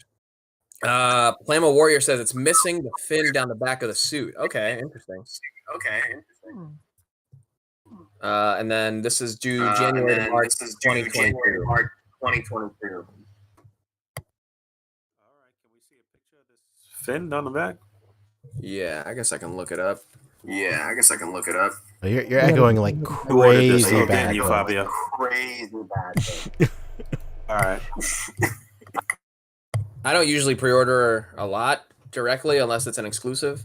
So I'm probably gonna wait for this one to hit retail. But I think this might be one of those kind of like Iron Fist or KG Beast where like a lot of people don't pre-order and just wait for retailers to get it in, and then by that point the retailers are like bumping it up to like 120, 125 or whatever. Mhm. Sounds about right. So I could definitely, because it is such a niche kind of property, I could see a lot here. of people not pre-ordering it, and then finally, when it comes out, everyone realizes how dope it is, and everyone's trying to backtrack, and retailers are sold out. So aftermarket is going to be a and you little know, more expensive. on top of that, like Dragon Ball, this series has a very, very big South American so like I could see like people in Europe and in South America like really gobbling this stock up and just kind of fucking the prices up. Like for scarcity at least. Just how it is. Yeah, I mean that's kind of the way Mezco's been operating lately. It's a lot of more of the open pre-orders, and then the buy and ship stuff. That's usually the in-house kind of stuff. Mm-hmm. But the license stuff it's good that it's been open pre-orders. Obviously, KJ was saying it a little bit earlier in the chat when we were talking about GI Joe. It might be a little too far for me to go and find it now. I'm scrolling up to see, but he was saying like, "Yo, Joe is impossible to find. The Hasbro Joe is impossible to find. Like he's into Motu Origins, and those are hard to find. Like all this stuff is crazy hard to find. The retail things, but Mezco, even though it's expensive, it's incredibly easy to get for stuff like this, where you can just, do the pre-order and get it a year later and not even worry about it. And to be fair, the product that everybody wants with Mezco is not easy to get. Yeah, well, that's a lot of the in-house stuff is made for that kind of exclusivity, but the licensed stuff, thankfully, they've been more transitioning into like the easier to get department. Like, if we go back to the main page, they still have Wolverine still on pre-order. Oh, Zack Snyder's Justice League set went to waitlist. Okay, that's interesting. Very And nice. then Deathstroke went to waitlist not long before that. So yeah, I mean, the license stuff does last. The pre-order is open for a while, not forever, but it is definitely more attainable than any of the Slugfest stuff, which we can get to right now. Actually, that's a perfect transition. Thank you, Rick. Please, sir, please do. Because this past week, and we did talk about it, and I also talked about it on my channel on my last week's stream, is the Hazard Squad Gold Commander Gomez Valley of the Mosquash came out, and people have it in hand already, including me. I got it's up on my shelf already, but I got the comic right here. Do it to me. Which was included with this Commander Gomez. Oh God, there we go. So Hazard Squad issue 2, and one of the reasons I was really excited to get it is because hey, new comic means new ads for new Slugfest drops. That's cool. And so you look inside and you have the Slugfest ads. You might have to bring me up, Poncho, because I don't have any images pulled up. You know what? Let me pull up the images actually, because I do have them. Okay. So of course, with a new comic means new Slugfest ads, and that means new, hints of things to come, which is a big deal in the Mezco community. So right away in this ad, which I just showed, but here is a bigger version of it. So you have a bag of gray skulls as a new listing, $25 for 12 skulls in a matte gray finish. You buy 3 and you get 10% off with the crypto cog code. Oh wait, no, there's no image showing. It's still the cover. Oh, okay. The cover of the book. Hang on, I'm sharing my window and not my screen. Hang on. Fabio, come on, that's I'm not. It is what it is. I'm used to StreamYard that just does my whole screen. Boom, there we go. So the Slugfest Emporium, you get this new ad right in here. Bag of gray skulls, $25 for 12 skulls in matte gray. There's a crypto cog code up here, which is the crypto cog is what you got with the Black Krig Toys Fair set. So you decode that and you get a fun new coupon, which will get you 10% off if you buy 3 sets of these bag of gray skulls, which is probably, as I was saying, probably better for like painting, like for customizing, because I see a lot of people get like the clear skulls or the glow in the dark skulls and have been painting those, but those are like a very kind of gummy, soft plastic. So you have to prime them first anyway. So this they have to be gummy or else they're going to be prone to like cracking really easily. Exactly. So with this bag of gray skulls, they're just regular matte colors, and so it's probably better for painting or they come kind of pre-primed in a way. So that's cool. I might end up getting the 3 so I have a mountain of skulls for my Conan to sit on or whatever. And then along with that, there was another ad within this latest comic right here. Boom, boom. Prove it. Yeah, I'm trying. Here we go. This right here at the back of the comic, it is the very Mosquash. Pixelated. That's what it is. Terror from the murky deeps. It's even more pixels. Oh, Jesus. It's not one thing, it's the other. Fabio, it's okay. We believe in you. This doesn't help my neuroses. It's making me seem even crazier than I really am because believe me, the information's out there. I'm just interpreting it for you. Truth's out there. Oh shit. So this Mosquatch right here is a mossy articulated monster, which includes a Hazard Squad issued tranquilizer rifle with extra ammo, capture net, and rifle equipment pack. All stuff that you see in use in the Mosquatch comic itself, which is, cool in and of itself. Just more stuff to flesh out the lore. Very, very cool. I go into more detail on this on my stream. I'm just kind of giving you the quick hits here. So as you notice, is that what that is? This is quick. Yeah, this is quick. Trust me. I went over an hour on just this last time. So this stuff had a QR code attached to it, same as the previous picture I just showed you, and it brings you to this page telling you to check back April 27th, which is this coming Tuesday. Presumably, that'll be the day when this Mosquatch drops. So prepare your wallets, everybody. Another big chunkaroo of a figure is coming. How big do you think it's going to be, Fabio? Come on. Honestly, I'm thinking it might be, and a lot of people are thinking it might be like the King Kong right here, but just like, I should have taken it out of the box. But King Kong, I don't think that's that big. It's pretty. It's like a 6-inch figure. I would be surprised and in a good way if they did like a bigger, like brand new thing. Dark side would be nice, like that size. It's pretty big. Yeah, something like that would be good. Either way, a lot of people are speculating it might be flocked too, which is kind of cool. Oh, yeah, I'd be tempted. But this whole little Mosquatch thing, it's gotten me, man. That's the first Gomez I ever wanted, and I missed out. The Gold Commander. Yeah, the only one I ever wanted before that was Lone Roach and Grub, and then I was like, fuck this, I'm not gonna do it. And then I saw this animated one, I was like, okay, I'll do it, and then it sold out. Yeah, and he's sick. I got him in hand. He's part of my pickups this week. He's sick. But the last thing from this one on the right is not a real ad, but this one is. So just once again, the 27th is going to be another drop day on the Slugfest page.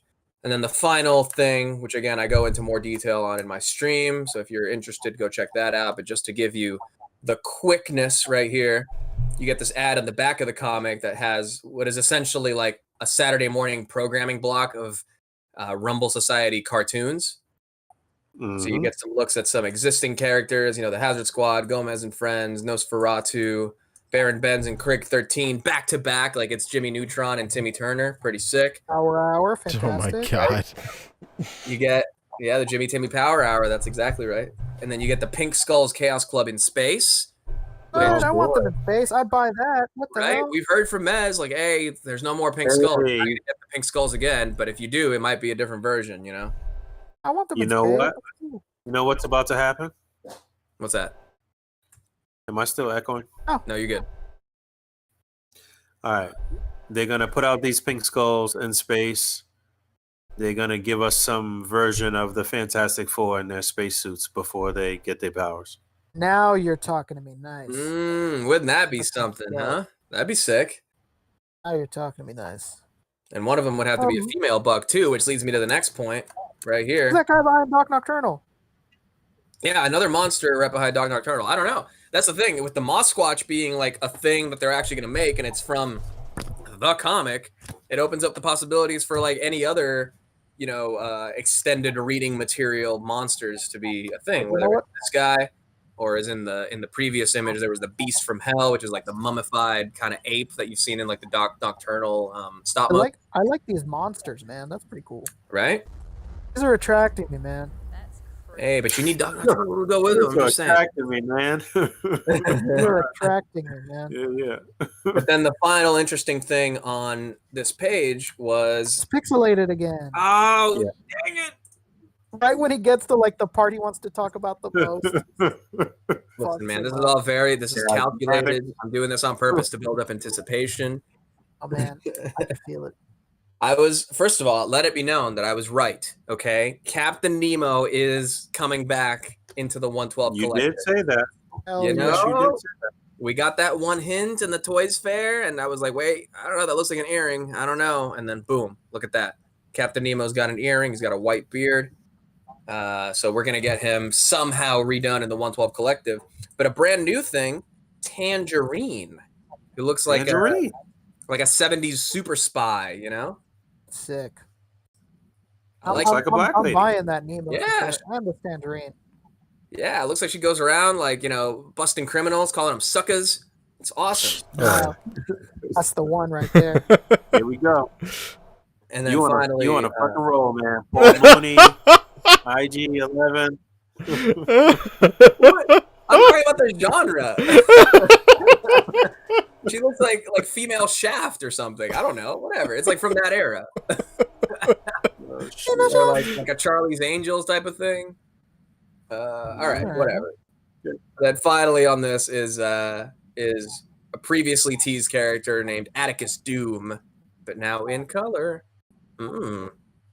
Wait, what's the deal with the little kid? Because that's the second time we saw the little dude, huh? Yeah. This whole thing has like a bunch of kids, just because it's meant to be like a kids programming block. So it's almost like, oh, look how much fun look how much fun an immortal vampire could have with a child. Whoa, isn't that fun and quirky?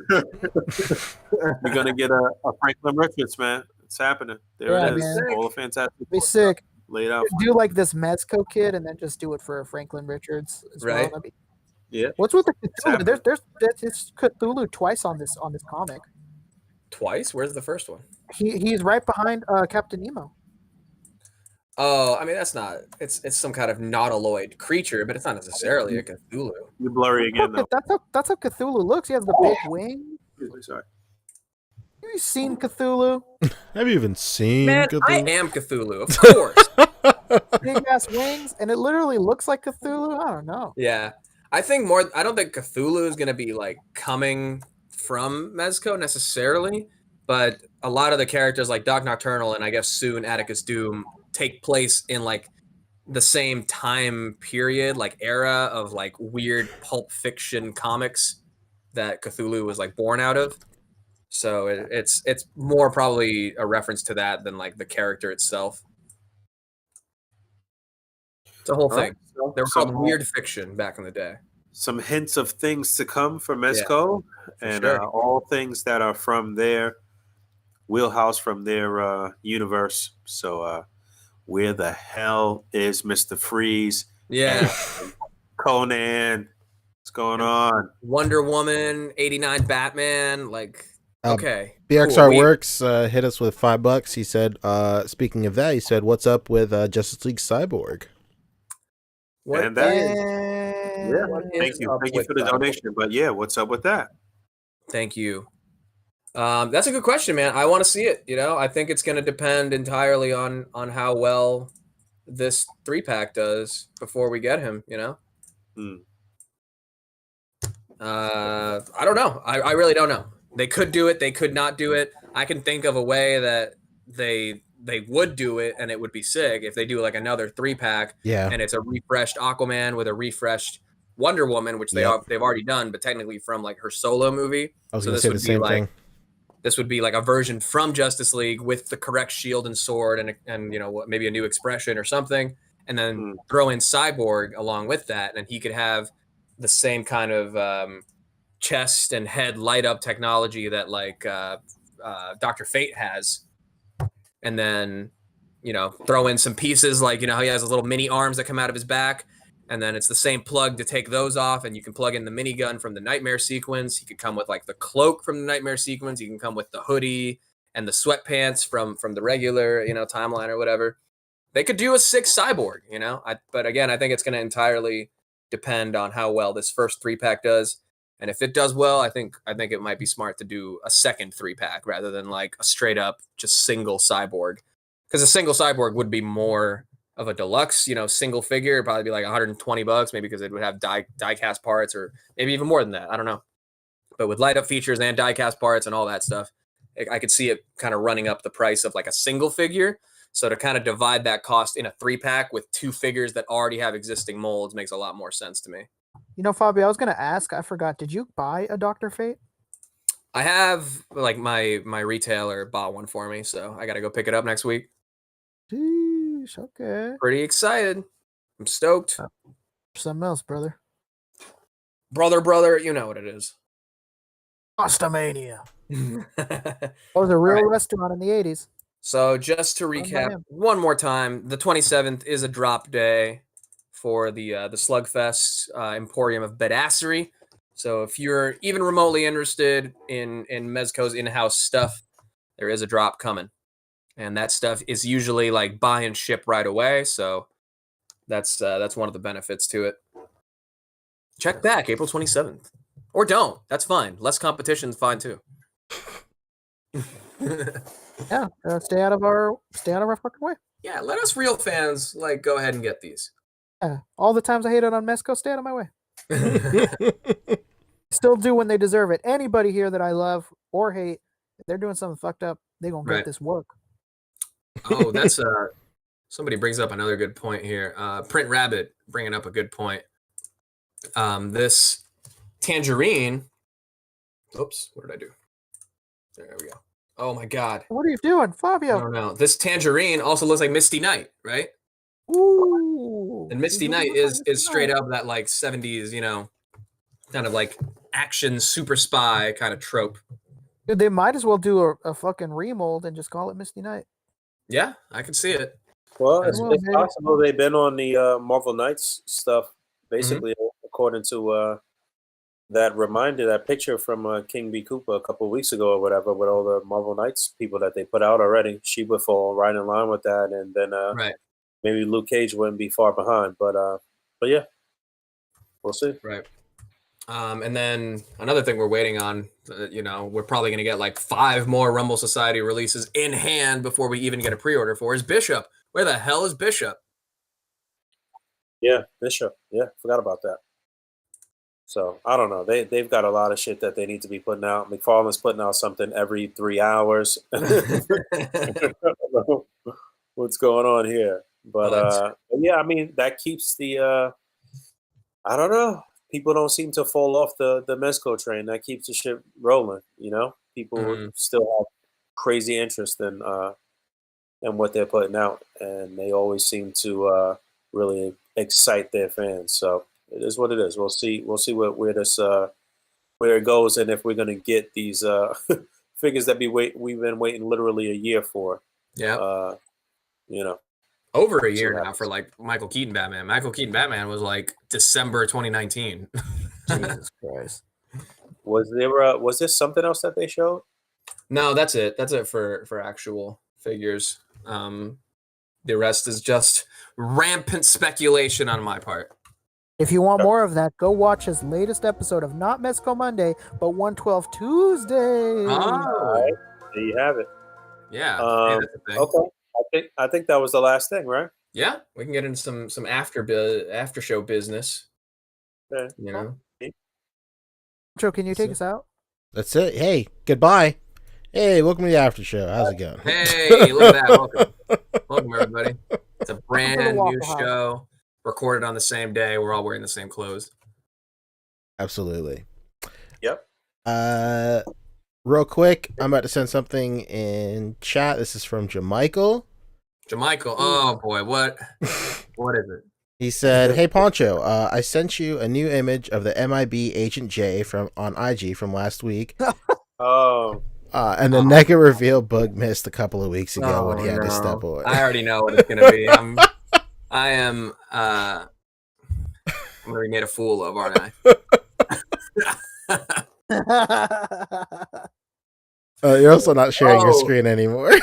No, I'm not. I will when you pull it up. But hang on, I do need to pull up one more thing because I was sending it to you guys all week, and I can't believe I just forgot to give the final update on it. Fabio, come on, man. Boom, boom. All right. Well, we get all that figured out. Just a final check-in with Animal Warriors of the Kingdom Primal Series 112 scale, which is done. This campaign is done. We told you that you had 5 days as of last week to get it, and it's done, and it surpassed all of its goals. It got all the stretch goals. We did it, boys. We got the big chonker gorilla. Let's go. Ladies and gentlemen, we got him. We got him. Ladies and gentlemen, there he is. Hey, can you pull up nude Thane Yeah, it's like the only thing I could think of when I saw that girl whose name was Thane. Computer, pull up nude Thane. Well, I can give you him with clothing if that's okay. This isn't a Turkish prison. Christ. So they did get all their stretch goals. They did blow through everything, unlock everything, and it seemed to go pretty well for them. I mean, their goal was 99,000. They made 360,000. Nice. So that's pretty great. I'm talking about. So congratulations to Jason Bienvenu, who actually I think he did an interview with Unparalleled Universe, like literally right after this all wrapped up. So he's taking his victory lap. Now the real work begins. True, and these are up on BBTS now too. That's true. So did anybody pledge on this panel? Negative. Nobody pledged? Honestly, I did say it last week. I'm like, I love these. I love the idea of them. I love the lore. I love that it's like kind of its own version of a Mythic Legions kind of universe, you know? That kind of high fantasy, hybrid animals kind of thing. But it's just, I just don't have room for it. Dang. I almost just got this guy. I will be honest. He I doesn't have room in his just got heart this for something else. It's only Mezco now. He left his other bitch. I'm just- now it's There's soft goods for me, if I'm honest. Yeah, you know, it's funny. I messaged the group Oh chat my the other day, and goodness. Poncho crushed my dreams. I was like, "Yo, is there no way just to get Thane?" And Poncho was like, "No." Yeah. And I was like, I was crushed. I was like, "Well, I guess I'm not backing this shit." Well, And you then I saw BBTS put up Just Thane. Just and Thane, I baby. pre-ordered that, dude. I think that's the move for sure because Literally the other person I want. yeah, I was kind of in the same boat. Like this is one of the better of the figures, like in terms of design and scale, and like the price for a big figure like this is great. Yeah, pull But nude Thane. it is kind of tough to have to both buy like a single $33 figure and then add $45 onto it to get, you know, the real figure that you want. True. And that's like the minimum. Like I don't know if you can do, you know, just like the poster or whatever and then add Thane to it. You But can. there You is- could. Yeah. Thankfully, there are other ways through retailers to get these. Yeah. And Jason, you know, I don't think he's hurting for our money necessarily. He blew past all these goals, you know. Yeah. Honestly, I was waiting for my taxes to come in and to get in on this, and they came in this morning. Yeah, that'll do it. Yeah, that was another thing I had to figure. If this Moss Squatch is coming on Tuesday, I need money aside for that. So, But all that being said, $90 on the campaign. I did get a lot on BBTS. I got a I couple. was about to say, did you get some on BBTS? Yeah, I got a lot. I got a lot of the cat people. Most of them are cat people, just because like they look like Khajiits from Elder Scrolls. Yeah. And I will always buy Khajiit figures. Yeah, you can put a build bet on those. Dude. I'm not interested in putting bills on anything. Fuck that cat. Here's the important question. The only question that matters, Poncho. Mm-hmm, mm-hmm. Did you order Thane? Of course, I ordered 4 things. Really? Son of a bitch. Yeah, just in case. really. So looking at him on BBTS, obviously it's a little more. Like he was 45 in the campaign, 54 here. Yeah. 55. 10 All right, bucks. well, P ordered one thing for each of us then, Mhm. because nobody yeah. else ordered Thank you, anything. Pancho. Wait, I ordered a Thane on BBTS. Hell, let's Oh, go. you did? I had to. That's like the only character I wanted. So when Poncho told me, like, yeah, man, no, you got to buy a figure and then the Thane, I was like, yep, Mhm. well, then I'm never going to own a Thane. Wait, can you Sick. can you click on it from Oh, kingdom. BBTS's thing, and let me see Yeah. everything that just that figure comes with. This It, one it here, doesn't show anything, Yeah. just that picture of him. it's just the hammer and the Oh, eight. damn, for 54, jeez. Hey, but you know, I'll take it for $10 more. I didn't have to buy some fucking random ass. Yeah, you saved $20. Technically, yeah. 20 bucks. Didn't have to get some like I just really didn't want anybody else in this line. I mean, Sorry I don't to know Adam. how large is this thing supposed to be though? Is it like basically what you're gonna get in this package would normally be like 2 regular figures for like $49 from Marvel Legends? Is that what I'm looking at? Maybe? 6.5 inches apparently. Oh, Yeah. it's really not even that huge. Okay. Yeah.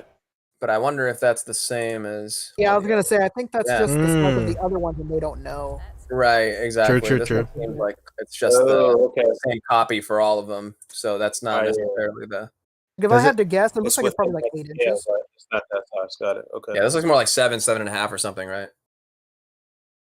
Or maybe he's not bigger. Maybe he's just wider. I don't know. Dude, I'll take it. Look at him. He's amazing. Yeah. So it's like, That's a Anywhere in the world. hell yeah. One six shooter hit us with 5. He said somebody already did my Mythics Legions shill for me, but $5 to you dudes anyway. Hell yeah. Hey, you gotta pay that money a little forward, right? We're all in here chilling for Mythic Legions. Tyra Westhead said that he's like 8.5 inches. Okay. Hell yeah. It's true. Big. Oh no. Literal. It's true big. Big if true. Big if true. Yeah. And well, Pancho, you had to get 4 because apes together strong. So you had to. Oh shit. I'm surprised Fabio didn't get these to put in this Planet of the Apes. You know, he loves those apes. It's just too like the armor is like so stylized, you know. Like I wonder if Somebody's got to protect Dr. Zaius. Come on, man. Yeah, but does he need like a giant bodyguard? I don't know. Some would say he does. Don't ask me that because I'm gonna say fucking yeah. He needs 4. He needs 4. One? No, he doesn't need 1, Fabio. Of course not. He needs 4. Of course. KJ is saying that the hammer is as tall as G.I. Joe Classified Duke. And someone's clarifying that the hammer is as big as one of the regular figures. So this hammer alone is the size of the regular figures, and then that is so this big Chungus right next to him. He also has an ab crunch. Yeah, look at that ab crunch. It's there, baby. It exists. Trust me, like I wanted to. I see the potential in my imagination for this line in terms of having like an ape army for like a Gorilla Grodd or whatever. But like, I had to restrain myself because there's this drop coming on Tuesday, and then I got to stay liquid for that. Hey, I know what you mean. I didn't do anything until it went on to BBTS and got that Thane. I thought I was going to be Thaneless. Yeah. And now I have 1 Thane. There you go. Oh, and I guess Thane is the father of Pale, who's like the main character, which is like the main guy here. This guy. Whoa. What the hell? They don't look related at all. Oh, he's got an ab crunch too. Yeah, they got nice abs, dude. They're jacked, brother. I'll never be his father. That's what spindly little guy. You're never gonna be Big Daddy Thane. All right, that is our quick update here on. One quick question though: what's the timeline for these to come? A year, basically. July 2022. Yeah. Okay, cool. But Expect it's a Kickstarter. Things get delayed. I would say it'd probably be like quarter 3 to 4. Yeah, I would expect end of year 2022 just to temper Gee, what the fuck is wrong with me? Temper expectations. I was gonna say, I think you meant chicken tenders. The chicken tender these expectations. All right. Should we get into our pickups now? Is that this technically pickups before the show talk? Yeah, exactly.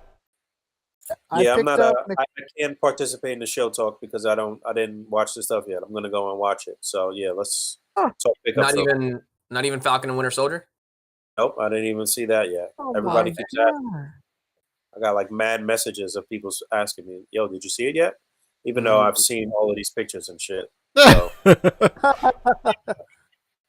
it is what it is. Real quick before we get into pickups, show Boog these images.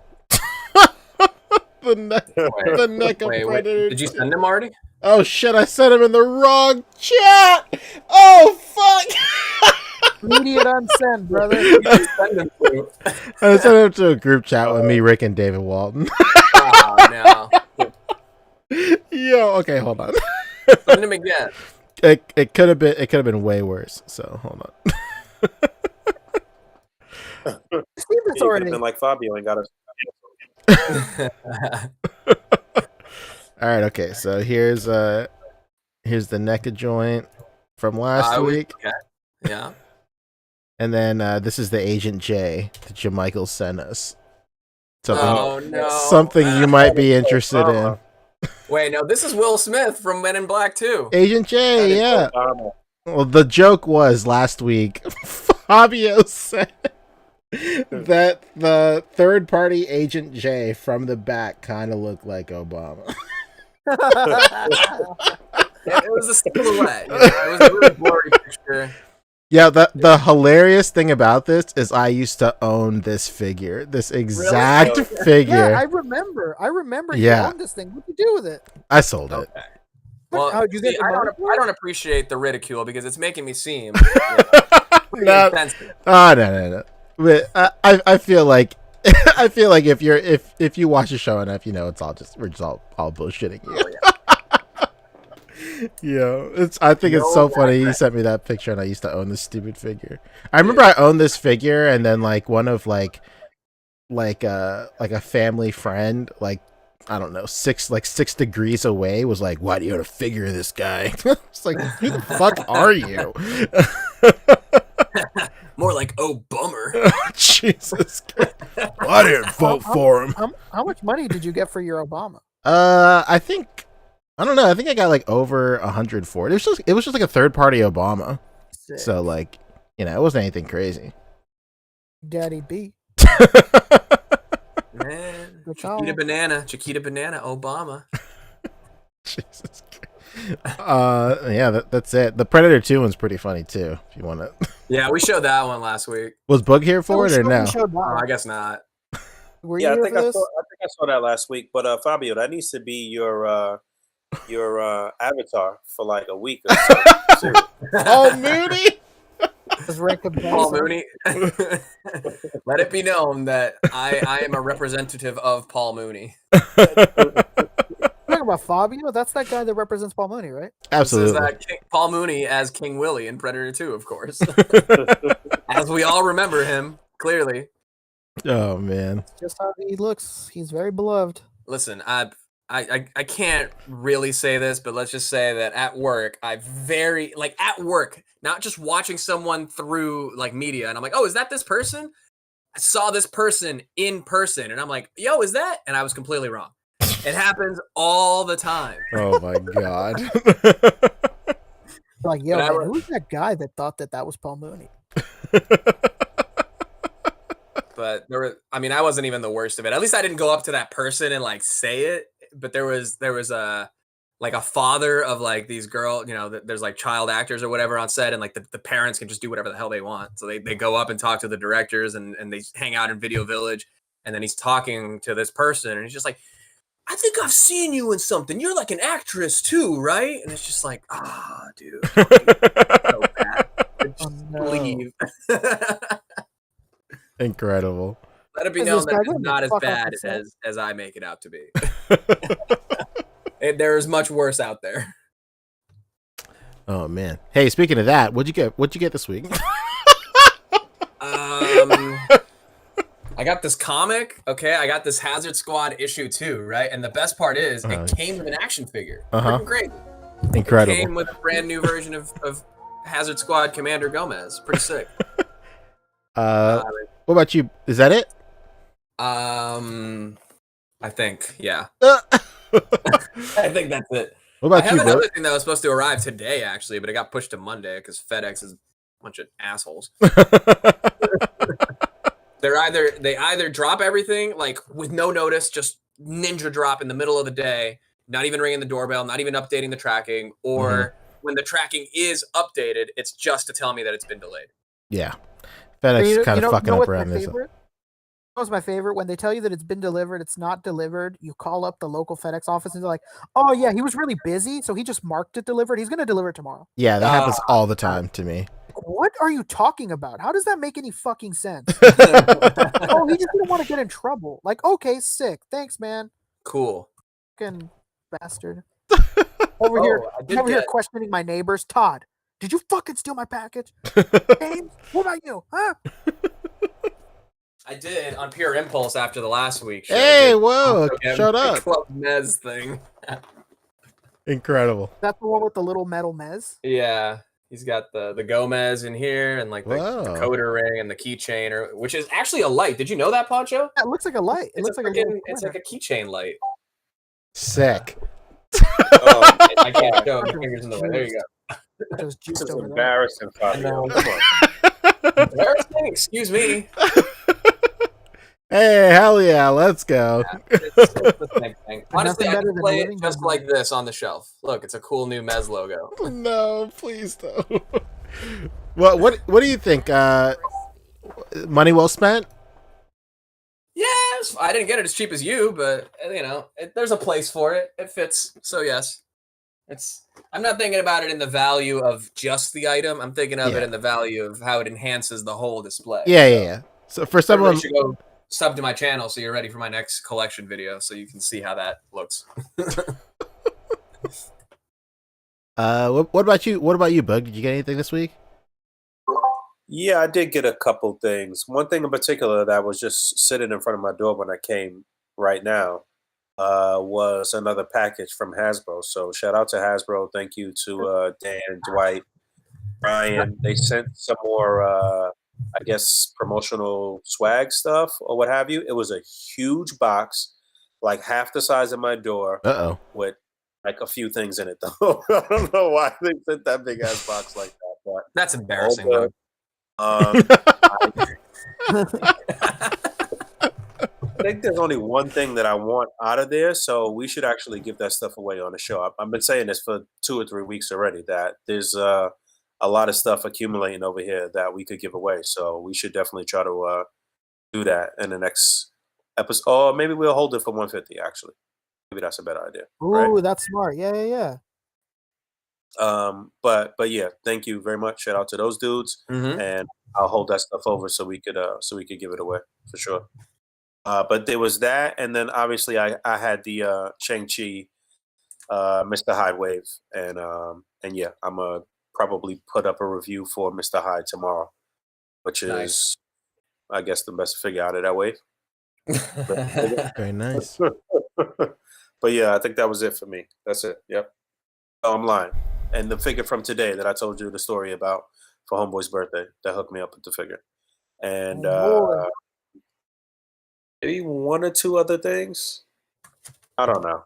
Come back to me. See what you get. I got SHF Rakim, finally.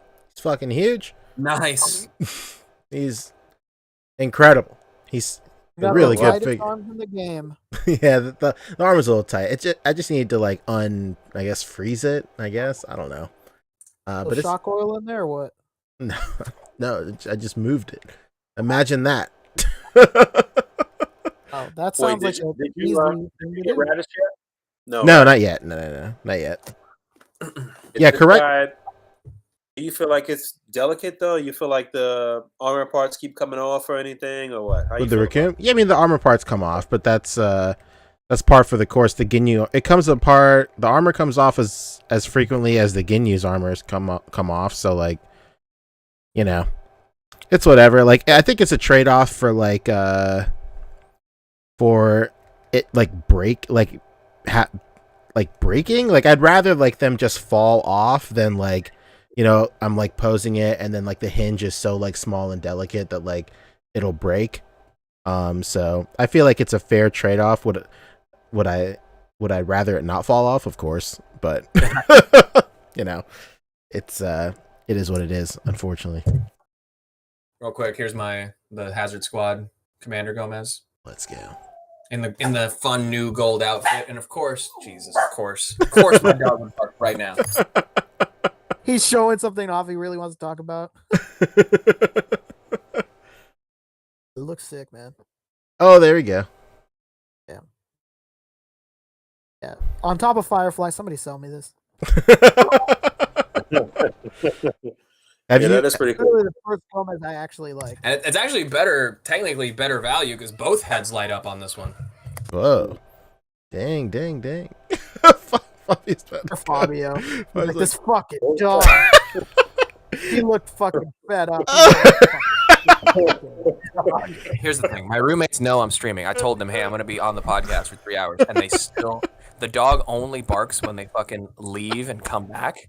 So what do they do while I'm on the podcast? Let's not bother talking. Let's leave and come back. Creating even more noise than they intended to stop in the first place. Oh, no. The disdain.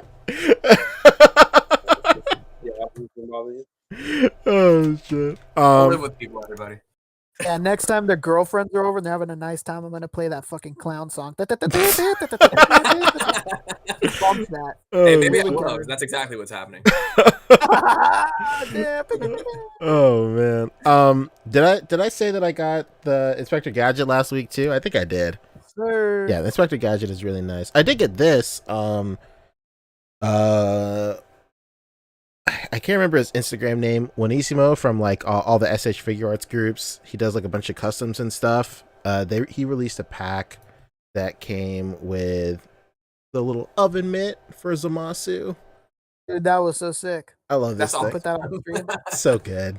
I was like, yo, man, I'm gonna have to beat him up for this cat mitt. So nice. It's very nice. And then it also came with the effect piece with Goku Black, like pulling the Pulling that thing on. Yeah, he keeps that thing on him for real. But it was a nice little accessory pack. And then of course I got the Aang, and then I think that's it. I got tickets for Mortal Kombat. Hell yeah. And yeah. Man from V says for Raccoon you pose it and then you put the armor on. Oh, that's good tip for real. That makes sense. Yeah, I had one problem with this Gomez. Like the belt really didn't want to stay on. There's a peg that pegs in right here, and it's the kind of peg where it can come in and out depending on like which part of the belt it's on. I don't know. It's hard to describe. I basically had to super glue it so that the peg would stop like going in as I pushed this piece into it. So I had to super glue it so it's like always sticking out so that it can actually like stay on the belt, because it would just fall whenever I was posing it. I didn't have that problem with the original one, so yeah, it's just one of those things. All right. Thankfully, I was able to fix it. It's odd, man. Yeah. What about you, Rick? Yeah, Rick. I got probably the greatest pickups. Oh. Okay. So I got though. You know what? I was fucking around. They're the weirdest. they're just like not what you'd think I'd buy. So number one, I bought a McFarlane Batman Beyond. Okay. I don't know, man. I'm a dumb bitch. Don't you know that? For what? I don't know. You playing the long game on that Build-A-Figure? Oh god. Because Shriek is coming out, and I love Batman Beyond. Yeah. Mm-hmm. I love Batman Beyond, so that's why I did it. I haven't even fucking opened it. It's been here for a fucking week. I literally bought it that same Sunday earlier in the day. I didn't mention it last week. I haven't opened it at all. I bought that. I bought 2 Funko Pops. I bought Static Shock got a Funko Pop, so I bought 2 of them. Because why wouldn't I? He's my fucking favorite superhero with Spider-Man. So I had to show support. I'm trying to show DC, like, you see that? Huh? We like fucking Static Shock over here, brother. And I also got I got that gold Cobra Commander from fucking Hasbro finally. Oh, nice, dude. Still no fucking Hellfire Club. That's great, huh? Yeah. Fucking awesome. Thanks, Hasbro. May, huh? It's gonna be May. We're all right. You fucked that one up. I think that's all I bought. I keep trying to buy that MODOK, but all the stores kept telling me to fuck off until tomorrow. I'm like, yeah, man, you're not getting this. I'm like, no, man, I know somebody that bought them. Yeah, well, not here. So Shang-Chi and MODOK, I think, are like officially allowed to be sold starting tomorrow. So definitely. Oh my god! That's like be a dumb bitch, but I'm fucking stupid. That's all I could think about ever since you said that. Yo, can I get this on an all-over print? Oh man, hell yeah! I need a pink T-shirt with this as the graphic. Yeah, man, fucking sign me up for that. All of this is to say hashtag free Britney. Hey, her dad is doing some real sinister shit with Britney right now. So dude. free Her Britney dad's a for fucking- real. Yeah, That man. whole- Seriously, free Britney. That shit is fucked up, bro. I feel so bad. Yeah, man. Yeah, the whole idea of that conservatorship or whatever is fucked up. So Yeah, even and if have you you're ever- like, you know, Britney Spears, she's rich, she'll do fine, she'll be all right, she'll bounce back, she always does. It's like, all right, cool, but the bigger conversation is, you know, this is a thing that's being abused by people other than Britney Spears' father. It's true. you guys We're see not here to that talk about real issues. on top of people's father? Do you guys see that Lindsay Lohan's father just went to jail? Uh-oh. Really, I didn't see that. Yeah, this crazy fuck. Like he must have just figured out a scheme when he sent Lindsay Lohan to the fucking to the rehab house. It was like getting people addicted to drugs and then bringing them to the rehab house, and they were giving them kickbacks for like bringing people to the rehab house. Crazy, man. Brilliant hustle, but yeah, really fucked up. What a crazy piece of shit. Yeah, damn, that's nuts.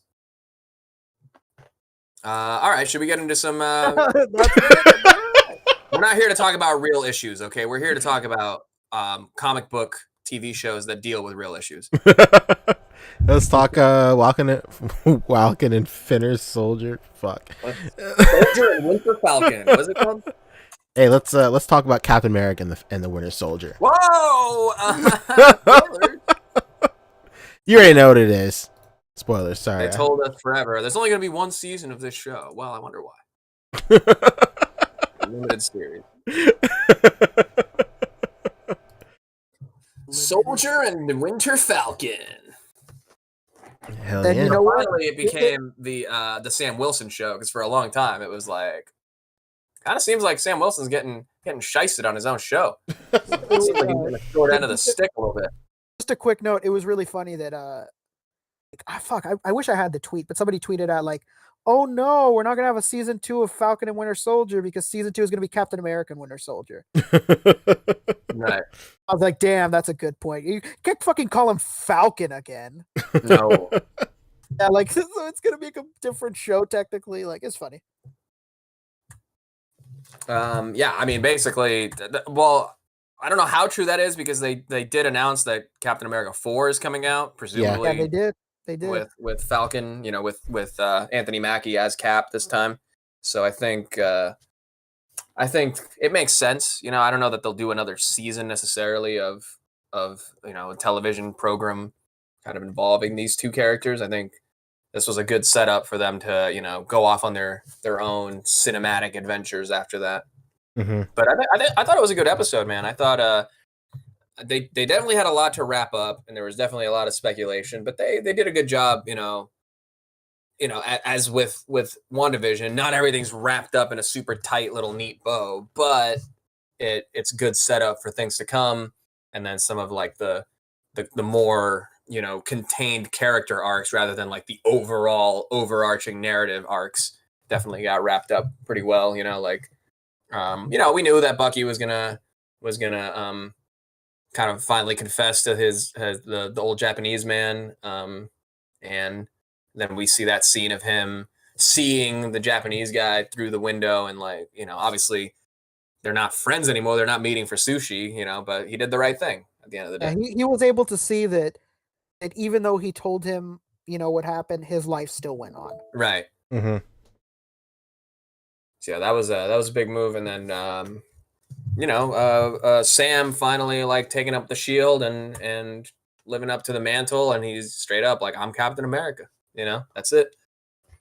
And then you get to see that scene of him, you know, kind of talking like after he rescues everybody. Like we're jumping all over the place, but you know, after he rescues everybody and he's in front of all the news cameras talking to the senators or whatever, and you know, he has that good moment of like straight up dialogue with them, not like, you know, pushing any point of view, but just like having a conversation and getting them to like kind of think things differently, which he's been very good at throughout, well, all of his character, but especially in this show, you know, in terms of his background as like a counselor or whatever he did in Winter Soldier. Mm-hmm.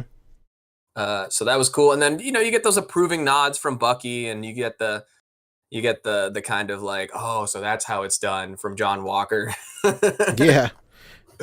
So that was cool. I think they did a good job wrapping things up. And I think one thing I didn't like, they killed Batroc the Leaper. No more George St. Pierre. I mean, you could have still had him. Come on, man. I don't like when Marvel kills villains like that. Yeah. I think if there was one thing that was like a little strange was like there was like there was like a joke between Falcon and Batroc where I don't know, like he said something in French or something like that, but like it was like it was like a very fast delivery, and I was like, couldn't have like cut 2 seconds somewhere else in the episode to let this joke breathe a little bit. I don't know. Right.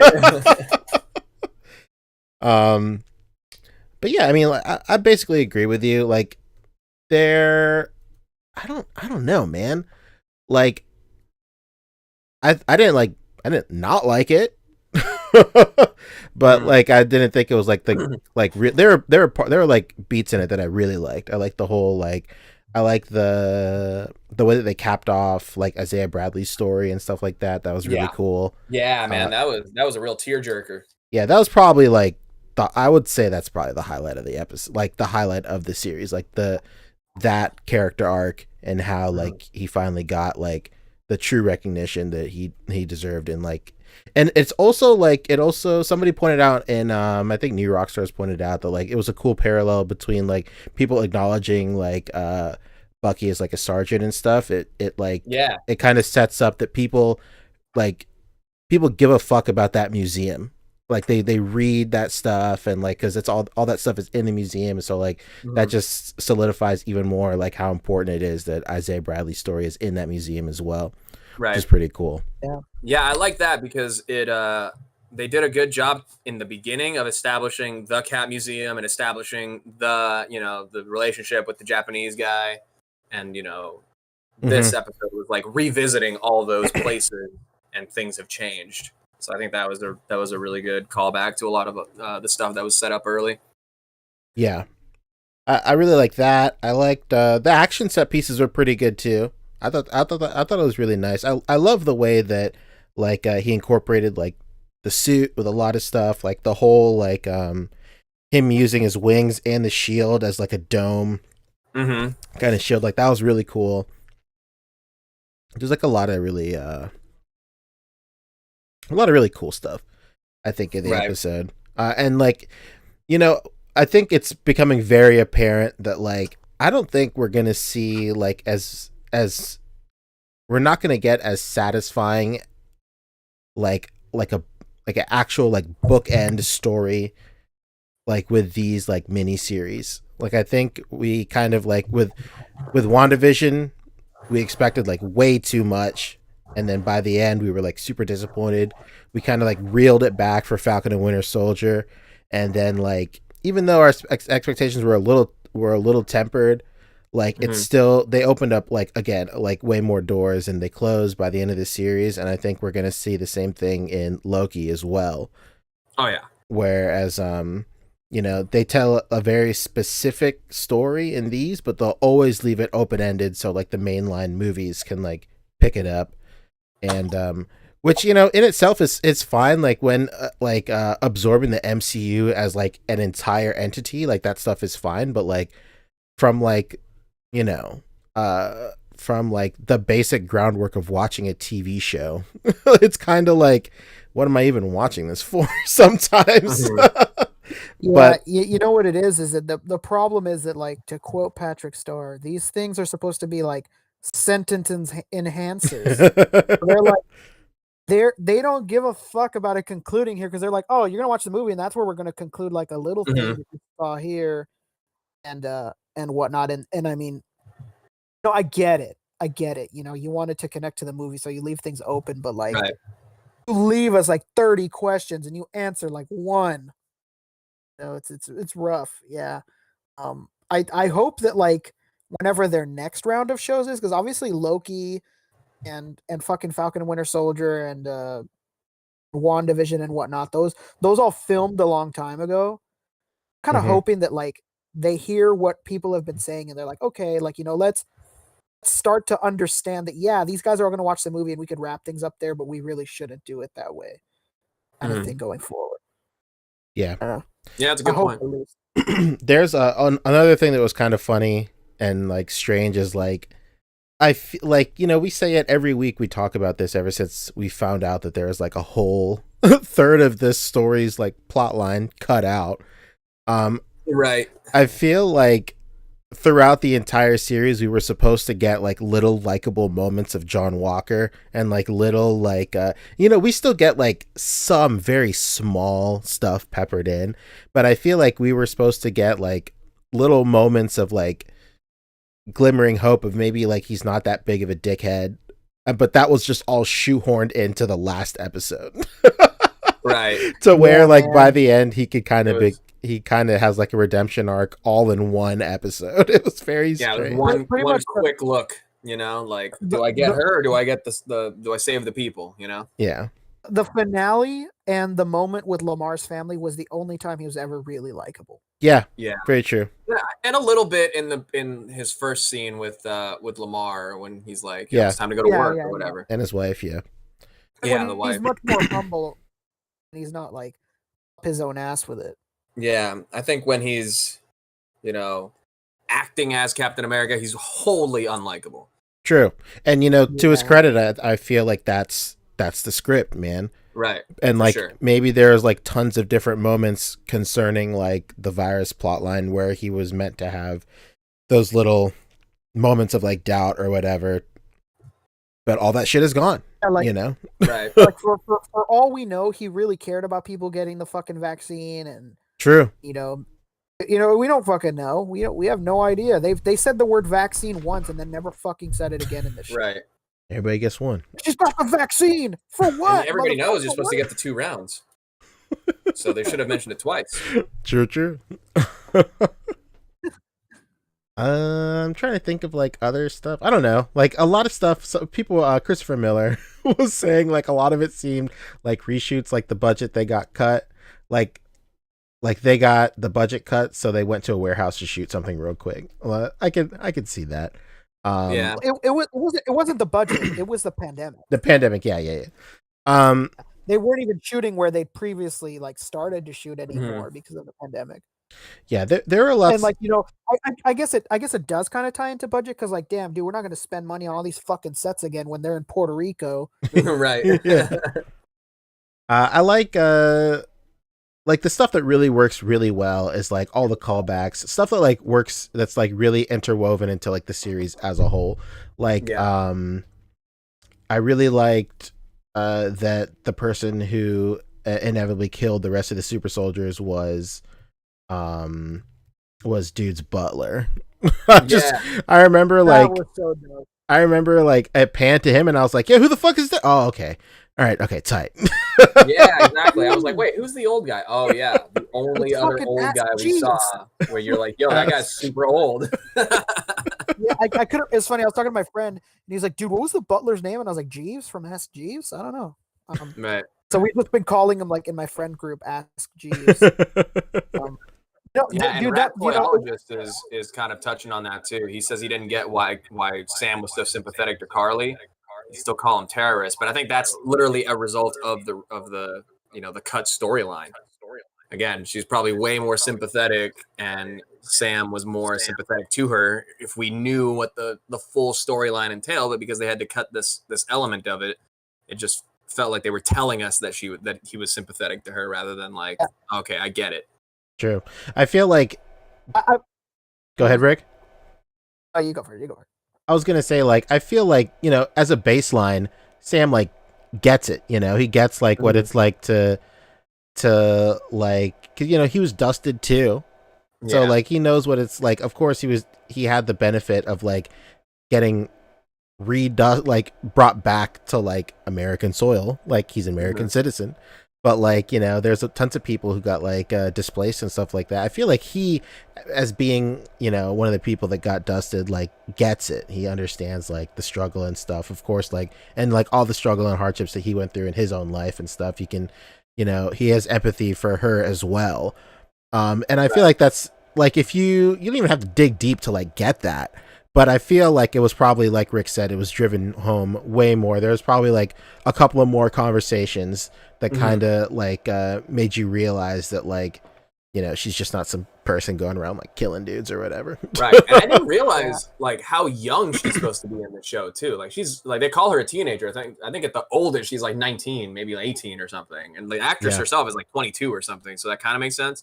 But I was like, oh yeah, she's supposed to be like actually really young. So that kind of contextualized some things for me, because especially that conversation she had with Bucky where she was like, do you even know what it's like to like, fight for something, greater than yourself? And Bucky's like, well, yeah, twice, and I fucking failed.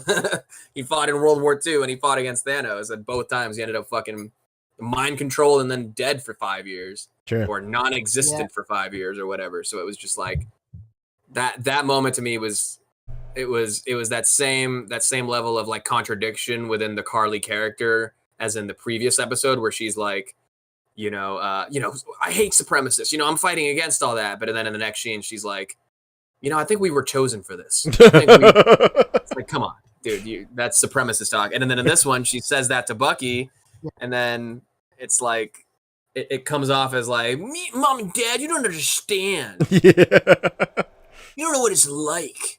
I'm like, no, you're right. No, we've never been teenagers. We don't get it.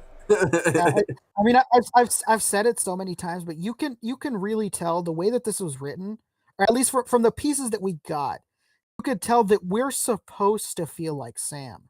We're supposed to like sympathize with her, want her to win, but also want him to stop her, and we don't get it. We just don't get that part of her, and it sucks that you can tell like we're supposed to feel bad for her. But when she died, I was just like, okay, like good, like fantastic. And then when I saw her buddies get away, I was like, man, I hope these guys die. And then sure enough, fucking Beans did it. Zemo. Like I just didn't get enough, and because I didn't get enough, I don't want to see them again. Their storyline was so fucked with, like I just have no interest in it. I wish we could have seen what we were meant to see from Carly. Like very obviously we were supposed to see like the struggle of these displaced people. We were supposed to see like what they're missing and what she's providing for them with this vaccine and with the virus, and we definitely did not fucking get it. Right. You could just tell that there was so much we were supposed to see, and we just didn't get it. You know what scene I did love was when Winter Soldier was gonna kill Zemo, and he was fucking ready to die. He looked like he was happy to die, and then he didn't. And then he looked that way in fucking Civil War. He was happy to be killed. Yeah. He's like, oh man, I want to go see my family. He fucking deleted the voicemail, and he wasn't killed. So I love those moments. Like it's like Poncho said, the callback moments are great. Right. Everything else just really fell flat. How about that shield charge, huh? Fucking Marvel vs. Capcom. Let's go. Fucking hell yeah, right? That was like my favorite part of the episode, man. I was like, oh shit, MVC. Yeah, all the like the choreography and stuff, and like all that stuff was like super tight. I thought that was like really. I'm pretty cool. glad that this last episode was like almost all action sequences, because it kind of, or at least the action sequences like brought the plot forward, or drove the plot forward, because then you can just move from one to the other, and then like the episode still progresses, rather than like the action sequence just being like a break from the plot stuff. Mm-hmm. So I especially love the sequence of Sam taking on the dude in the helicopter, and he fucking like yeets him through the side of the helicopter, and then the other chick grabs the controls. Like I thought that was a really sick sequence. Very cool. Yeah, all in all, I thought it was fine.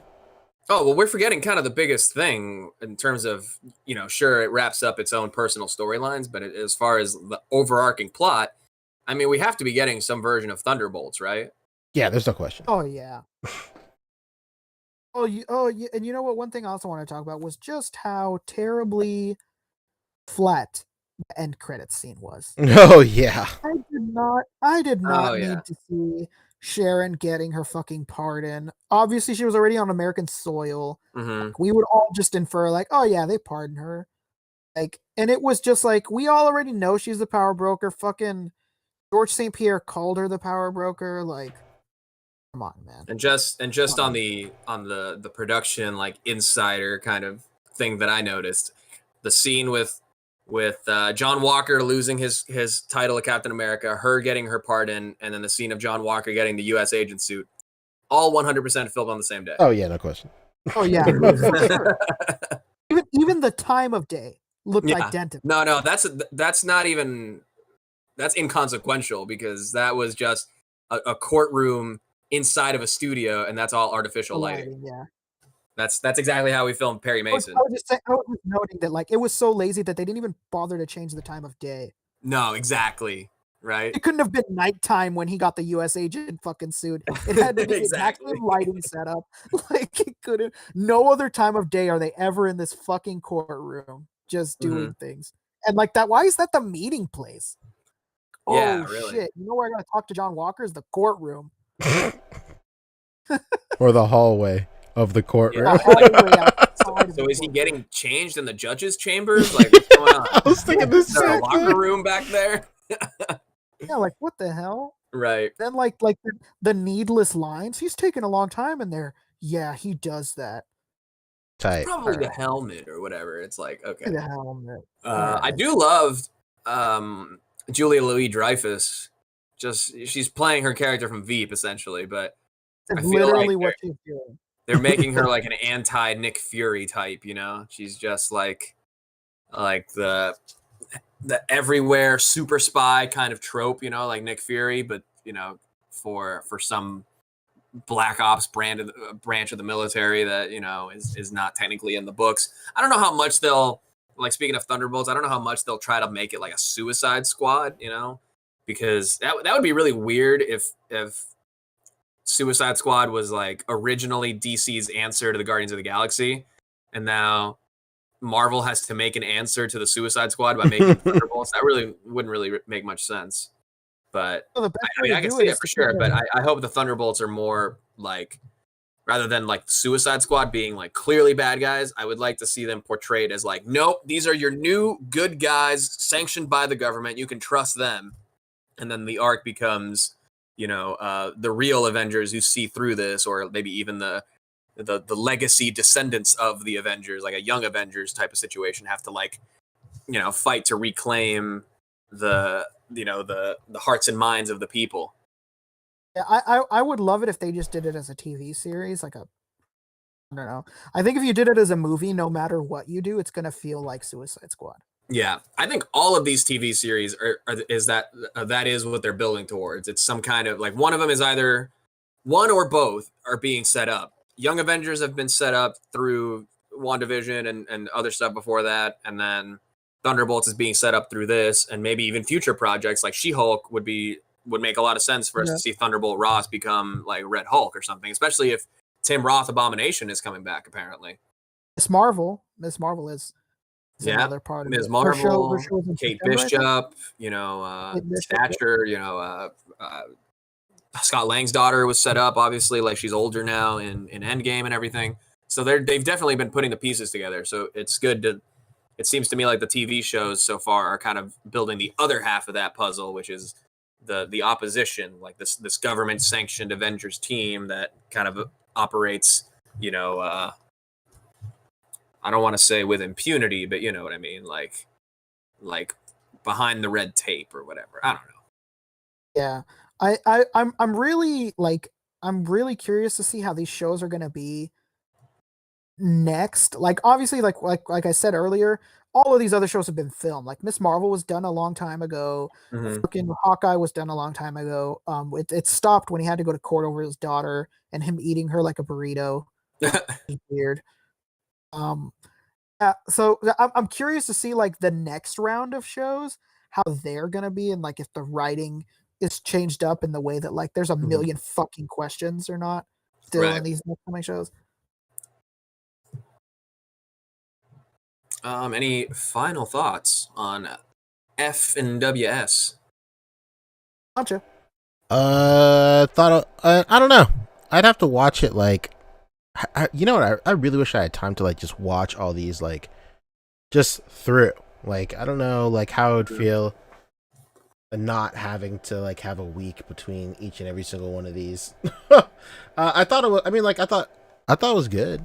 It's just like at this point, like these are just cool things to what do you call it? It's just cool like stuff to add to the MCU library. Like I'm not gonna not watch these, you know. Right. And then the I story. mean, you're a real fan. That's true. I'm a real fan. And then the stories they tell are good, but like it's just kind of like the biggest thing is like it's kind of disheartening knowing that there's not going to be like crazy revelations in these shows. Mm-hmm. Whereas like I mean like you could argue that Sam becoming Captain America is like a crazy revelation, which it is for sure. But like there's no way that like that is going like the real the real conflict from him taking up the Captain America mantle will be explored in Captain America 4 and not this. Right. But yeah, I thought it was cool. I enjoyed everything I saw for sure. I mean, I enjoyed watching it for sure. Yeah, one big status quo changing reveal per series would be nice, right? Yeah. And I think maybe Power Broker Sharon Carter was supposed to be that, but I don't know. Yeah, like tight. I suspected it forever. Yeah, cool. Everybody knew. And dude, everybody suspected it. You know what really gave it away for me? I saw a video talking about how Ryan Johnson in an interview was talking about how all these movie contracts, like any movie you see like in the modern day now, the bad guys are not allowed to have Apple phones because there's an exclusive. Yeah, you said it the other day. Yeah, you said it the first week of the show. Oh, really? Okay. So there's like an exclusive contract basically where Apple, in order to provide promotional material and, promotional consideration for the show, they will give movies and TV shows iPhones, right? With the caveat that it cannot be held by people in villainous roles. They have to be portrayed in the best light possible. And if a person with an iPhone is revealed to be a villain, that would be a violation of that. So the moment that Sharon Carter has an Android in the Mad Report scene, it's like, whoa, what's this sketchy bitch up to? Oh no, that's gonna ruin it for me. I'll never forget when you said that because it was a mind-blowing moment. And Poncho played the fucking X-Files thing. You were like, let's put our tin hat for a second. You were like, Ryan Johnson said. I was like, oh shit. And like that end credit scene was just the worst. We already heard that she was the power broker. We all suspected it. Like the moment meant nothing. Like the moment she has like literally like $1 million like lost paintings in her living room. It's like, what's going on here? Dude, did you all of us, the audience thought that she was going to go back to being herself just because she was parted. Of course, that's what we all thought, right? Yeah. Jesus. That's what I would do. That's what I would do. I would stop being who I am and be somebody who I used to be. Yes. But it's not going to be quite so simple. All right. I guess we can get into some. Do we want to talk Invincible at all? Have we all seen that? We keep forgetting to put it on the list each week, but man, y'all already know I haven't seen that stuff. I've not seen that. All right. I'm sorry. You watched it, Fabio? I watched it. Yeah, it was good. It was really good. This was probably one of the best episodes, honestly. I'll never forget reading the trade where I'm flipping to the last page and it's just fucking Omni-Man with "We need to talk." Like, oh shit. Mm-hmm. And is that actually the end of one of the trades? Yeah. Okay, so this upcoming episode is technically like the beginning of the second trade or something? It's like the beginning of everything changing in the world. So, I mean, yes, obviously things are like moving in this world, but things really change starting now.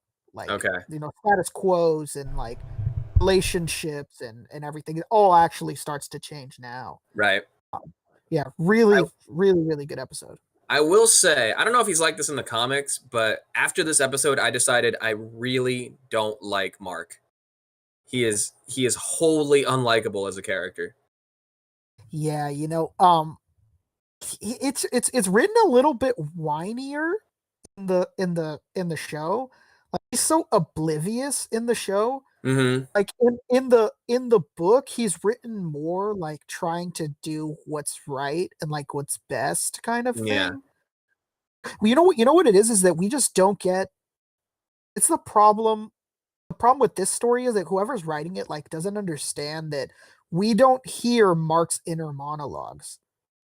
We just don't get like intention and like thought processes and like Right. whoever's adapting it, like it's being very faithful to the book, but because it's being so faithful to the book, we're not hearing like his mental, like what he's going through in his mind, what he's thinking when he makes that decision, when he says that, like, so things like that, like, they fucking suck. Like, it Yeah. just comes off like he's a fucking idiot that's not thinking about what he's saying or what he's doing when, there is more going on in his head and he's thinking that this is the right thing to do and he's thinking that he said the right thing in the moment. And Mm-hmm. But in He this, I starts- don't know. It's coming he off starts to like become, what were you saying? it comes off like he's just like I guess oblivious is one word, but he just kind of comes off like an asshole, like really selfish. Like he's on the waterfall talking to Adam Eve, and he's Like, just I don't like, fucking care. yeah, exactly. He's just, I don't know, and it always seems like he's like super naive. Like he has to like learn. And I guess he's like kind of our audience surrogate, so we're learning things as he is too. But like, I don't know. It just comes off like he has no agency of his own. Like everything is just kind of happening to him. Like nothing feels like a direct result of his choices. It just kind of seems like these things are happening and he's reacting to them. You see, that's why I said that going forward, this is where things start to kind of change because obviously we know that there's it's heading towards a confrontation that was inevitable. Right. And his outlook on things and like naivete kind of like starts to change basically. Mm-hmm. Okay. I hope so.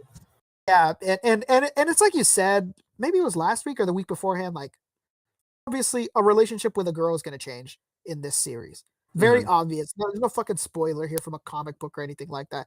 It's quite obvious that a certain storyline is going to go a certain way. And it is frustrating like when you see this storyline continue when it doesn't matter. In the comics it was different because you always kind of hoped for it. Yeah, and I do get the sense in the show that he's kind of hoping for it too. Yeah, but because he's such an unlikable asshole, I don't sympathize when it doesn't work out for him. Exactly. So in the book it's different. You're kind of it's that week to week shit, in the book. You really don't know what's going to happen, but in this format, it's like very easy to grow annoyed, to not care about a certain story because it's going to go another way. Mm-hmm. Yeah. Yeah, that makes sense. Well, I'm definitely excited for it. I'm hooked on the show. Like it's a good show, but I'm just like, God, this fucking Mark, like stop. You're such an idiot. I know, like you know what, you're being such an idiot.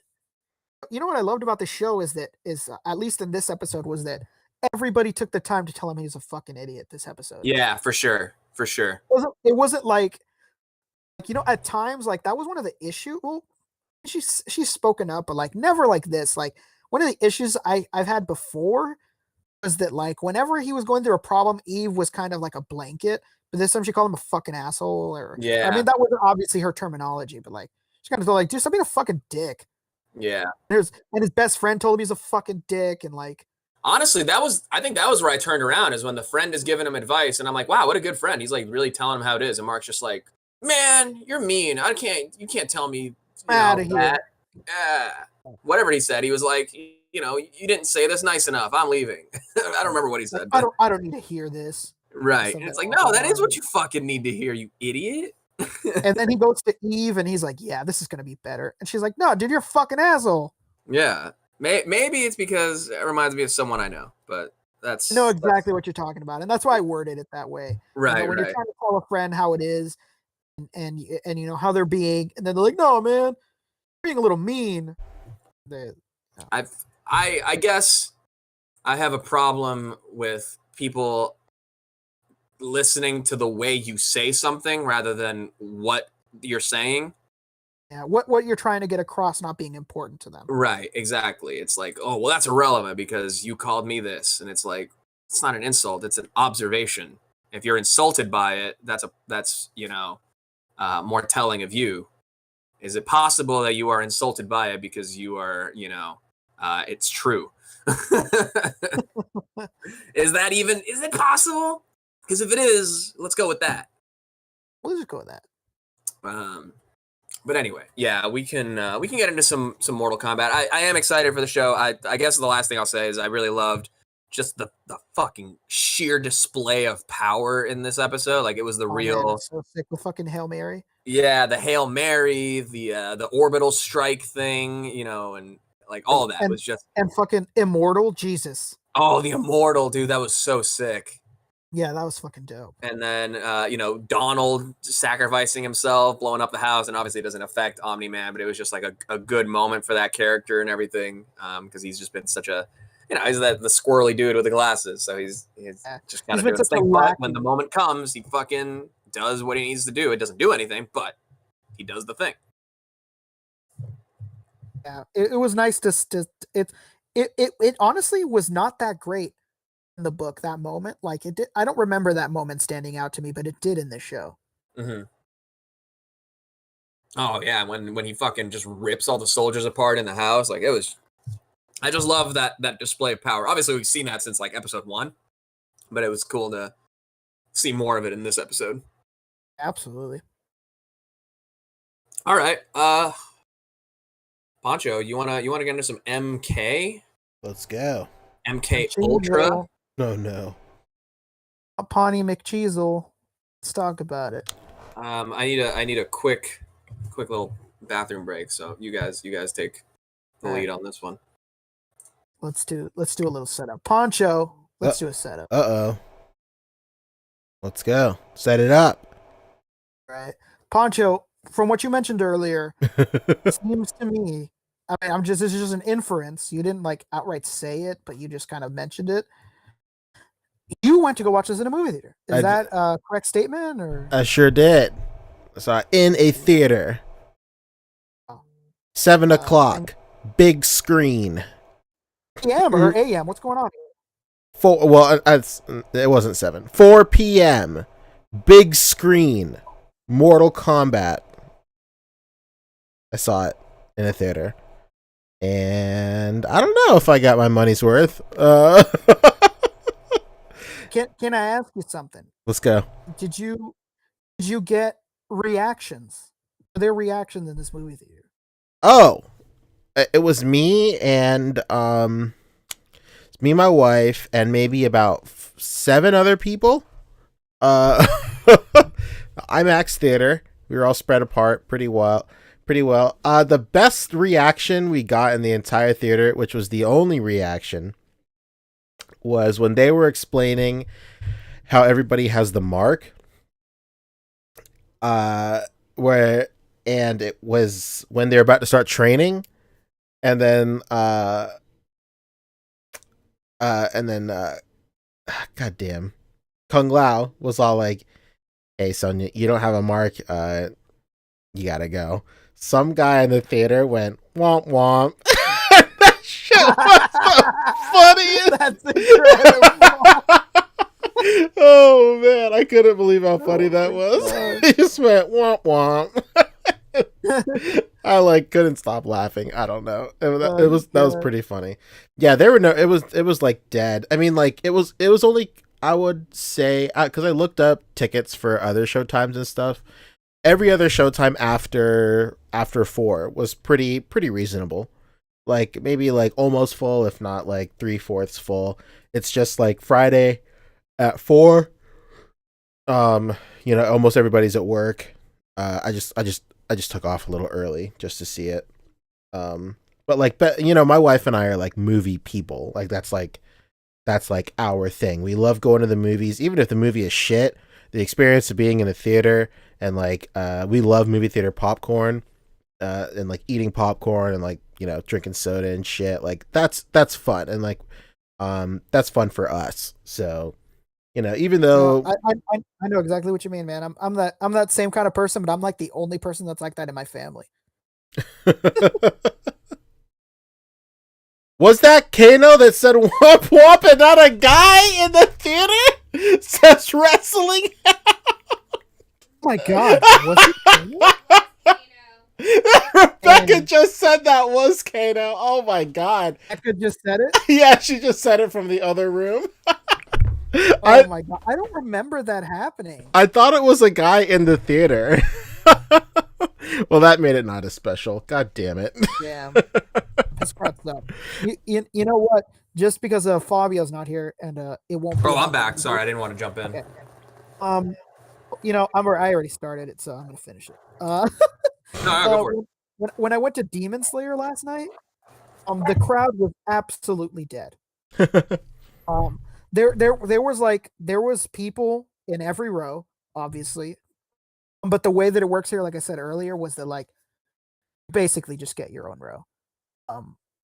Like if there's two people and then like a group, you'll be like in a row. But like if it's a big group, you'll just basically get your own row. But yeah, I was in Demon Slayer last night. There was like fucking no reaction. Me and the people that I was with were like the only people that would laugh at things. Like yo, like we were it. Like everybody else was like dead silent. It was Dang. like, what the fuck, man? But the worst part was that we had a cougher in our movie. Okay, so you're not gonna fucking react, but you're gonna cough. Okay, sick. Ew. Revoke his ticket. I know, right? Yeah, we were in there and we sat down and she was like, "Is that guy coughing?" And I was like, "No, maybe he's just choking on popcorn." Not like the whole movie. And I was like, "Oh my god, bro, stay home." Don't worry, it's nothing serious. It's not that big of a deal. Okay, but we all agree that Bloody Kano was the best character. Yeah, Kano was definitely. I really love Cabal. Oh yeah, let's Cabal, not. Yeah, Yeah, Cabal. he got more play than I thought he would, honestly. Cabal is my favorite character from Mortal Kombat. Period. So when I Really? saw that he was not only in the movie, but he had like a pretty significant part, I was like, "Holy fuck, dude! This kind of rocks." Right? Yeah, because he was in no promotional shit at all. So No. I didn't even know he was there. And then he started talking like a He showed up, Detroit I was like, cop. "Oh, Cabal." I was like, "This is fucking crazy, dude!" I love the accent they gave him. I was like, "Yo, what the fuck?" I mean, that's probably an actor choice. He's like he's buried under this mask and prosthetics. I know. Got to do something. Yeah, it's funny. Like I've heard a couple of people say they don't like this Kano. I mean, I thought I like the direction they went with the Kano. I thought it was fine. I do like the original Kano too. I mean, like, you know, I mean, obviously, like, I think it's really hard to judge the original Mortal Kombat. I think it's like it's in that pocket of being like too nostalgic where I cannot. It's like impossible for me to like objectively judge it. Oh yeah. What were we saying? The original Spawn movie, I consider like they're shitty films, but it's so hard to judge because they're just such classics, even though they're shitty. Yeah. If that makes any sense. True. It's hard to say that they're even shitty because when they came out, they were fucking awesome. Yeah, the first one wasn't bad. The first one, yeah. When the first one came out in its time, I believe it was generally considered to be like pretty fucking killer. Looking back now, Except for, like, yeah, it's ridiculous. ridiculous. Everybody else loved it. True. But there's a lot of stuff that worked in that original movie, even if there's tons, like a majority of it just did not age well. No, true. There's stuff they changed about the lore in this one too that like is interesting. It's fine. Like I don't know if it really works for like Mortal Kombat. Like I kind of like that they had to like unlock their special power and stuff like that.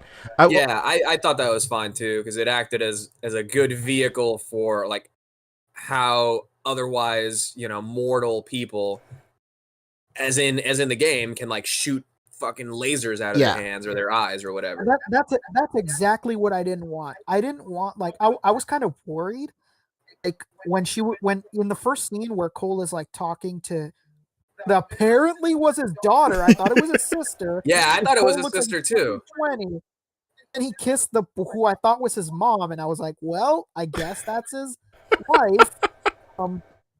In that scene when they were talking about the fight, I was like, oh my god, no. Like, are they gonna make it so Cole is super strong, but he holds back in the cage, and that's why he loses? Like, that's what I thought it was gonna do. Like, he just already had powers or whatever. Right. I was really happy that we saw a path to power instead of like Sonya just has this power and Jax just like. I like the way that they introduced his arms too. They were just kind of like bony, whatever, and then they kind of grew. Yeah. I was thinking of like the whole movie. I was thinking like, yeah, when is Jax gonna like meet up with like fucking the guys that are responsible for like Cyborg and Sector and shit, or like what are they gonna do to like link him to getting like cool arms and stuff? And I thought it was a nice surprise that like his power was just like manifesting cool arms or whatever. I don't know. Right. I like that they kind of. I feel like they almost alluded that like. I feel like it would have made more sense that if your powers came from like other realms, like because they alluded to that like stuff comes from other realms within this universe and stuff, and like your powers manifested from other realms would have made more sense for Jax specifically. Whereas like he would just go to like a realm that was like his powers come from a realm that's like so incredibly technologically advanced more than this realm, and like that's why his arms are like so fucking crazy. But like I mean, for what it was fine. Because they did say that there's like, you know, however many other realms or whatever, and so I think in reference to Jax when they were first, you know, introducing him in the temple, and he's like laid down, you know, recovering or whatever, they're like, we'd have to source, you know, the best doctors or whatever from all the realms to like get this done. So I think that to me was like the explanation for like why they have cybernetics. But yeah, it would have been cool to kind of see a glimpse of like, oh, this is a realm where like everybody's fucking robots. Yeah, for sure. Yeah, there's a lot of like really cool like beats in this movie for sure. But like coherently as a whole thing, I don't know. I think you and I, Rick, we were talking about it in like I think we talked about like the whole first 10 minutes was like the pitch for the movie, and then they liked it so much they were like, "Hey, let's put that in let's put that in the movie." Could have been the whole movie, honestly. It really could have. Like I feel like, but you know what? Like that almost makes it seem like it really is like a YouTube movie, where it's like that kind of stuff is like that's perfect for like a YouTube or like indie film because like it's just low budget enough to where like you don't need like crazy like outworld level, you know, sets and shit. You just shoot the whole thing in a forest. It's just like, you know, feudal Japan stuff. But like, you know, I thought it was okay. Of course, I agree with everybody. Cole fucking rocks. Like, not sucks. He rocks. Yeah, like I was gonna say reeks, but then like it got messed up. I get like the need for it because he's supposed to be like the audience surrogate. Yeah, he's a surrogate. Family. Yeah. I get that the family was supposed to be like the vehicle for him to unlock his arcana, but like, I don't know, you didn't really need it. And like his powers didn't really make much sense. The only real visual cue we got for it is like his recurring dream of like the scorpion dagger getting wrapped up in what eventually becomes the thing that wraps up his body. And I guess like the only real explanation was when he was doing the MMA fight in the beginning, and it was like, all right, yeah, you know, you're good at taking a beating, you know? So that to me, it all kind of explained, or the way that was explained to me was like his powers were that he can just absorb a lot of, you know, when he's in the suit or whatever. Yeah. He can absorb a lot of power, a lot of energy before like releasing it, you know? So like, okay, that makes sense. Like on paper, all the stuff like was fine, and I don't think the plot was bad in the sense that like it was nonsensical. I actually thought they did a really good job of establishing, and then like each thing leads into the next pretty well. I thought so too. So even if the Cole stuff wasn't Mortal Kombat lore and it wasn't you know, entirely necessary, honestly, in the movie. Like, you really didn't need that audience surrogate. It honestly could have been Sonya. Sonya could have easily been the audience surrogate, and her struggle she's not one of the chosen ones. She doesn't have a mark. That could have been a perfect fucking audience surrogate, like, viewpoint. How about fucking Johnny? For the love of God. I get. Well, I guess that's the other big thing with this one is I get that this movie is a setup for the Mortal Kombat tournament rather than this movie being about the tournament. So like that I understood, and I thought that was kind of a cool different way to go with it, because that way we don't just have the first movie again where it's like movie starts, here's the tournament, you know, the movie is the tournament. I like that this was like the beginning of gathering the first fighters, but the fucking villains are breaking the rules, and you know there's got to be this early conflict before we even get to the tournament. They're trying to steal the election or whatever. They're trying to stop the steal. My biggest issue, I think, honestly, with this film was just the casting not making sense to me. Cole and his wife and his daughter, like their ages are so fucked. Hollywood, baby. I didn't like that. I didn't like. I fucking really didn't like Cole. His acting was really like didn't bad. He fundamentally his Yeah. acting was bad, especially early in the film. Like his line delivery was pretty flat. Yeah, for sure. Yeah, it was really weak. I also didn't like the casting for Liu Kang. Liu Kang literally looks like he's as old as fucking Cole's daughter. I don't like it. He's too young. It's weird. I thought Jax and Sonya were fine. Yeah. I think this movie. I thought Jax was great, actually. Yeah, I think this movie would have really benefited. Like, again, that's why it seems like a fucking YouTube movie. Like, I think this movie would have really benefited from like B-list actors. Yeah. That would have been really great for this film. hmm I don't know. I really like as negative as I come off. I thought the film was fine. Like, I see Yeah. all these people on my timeline clogging it up, but like the movie was a fucking dumpster fire. Like the movie was fucking shit. Like, bro, No. I don't mean to offend anybody, but I've been playing Mortal Kombat since the fucking series started. And no, you know what? I don't care if it offends you. The fucking stories, they suck and they make no Yeah. sense. Like, oh my god, the Mortal Kombat lore. You What have to fucking remember. lore? Besides Shaolin monks, like nothing else was good. What are you talking about? It don't make any No. sense. Anybody All who's these like, fucking- this is not the original Mortal Kombat. You got to remember, the first 3 fucking Mortal Kombats, all of the lore plays out in text, scrolling text that just comes up at the end of the game. That's Yeah, fucking it. it makes no sense to me. Like in these fucking games, like every character dies every game and they come Yeah, back every game. What lore? Like, Yeah, I thought that, cool with like that. you said, I thought that everything was like, honestly, like pretty well set up. My biggest issue was just the actors that were chosen for the most part. Jax was by far probably my favorite. Him and Cabal were Mhm. like my favorite, and Kano is a close third. Like, I get it. This Kano comes off like a fucking like. He sounds like Aussie Man. Yeah. So he sounds like Aussie Man. So I understand that like the first Kano from the original movie was like very gruff, like a very tough, like Australian guy. This dude comes off like a college dude that's like an adult that never fucking grew out of college. So I get it. But I liked his lines, his dialogue itself. Yeah. I thought was good. Yeah, I think he Somebody was like- did a good job, like kind of hamming it up too. Yeah, David Walton, I think, was like really annoyed with how much he said the word fuck. I was like, I don't know, man. That sounds like Kano to me. Yeah, whatever. He's Fuck an like every Australian other guy. word. He should have Sounds said like cunt him. more, if anything. Yeah, he really should Oh, have said yeah. that way more. Yeah, if anything, that wasn't said enough.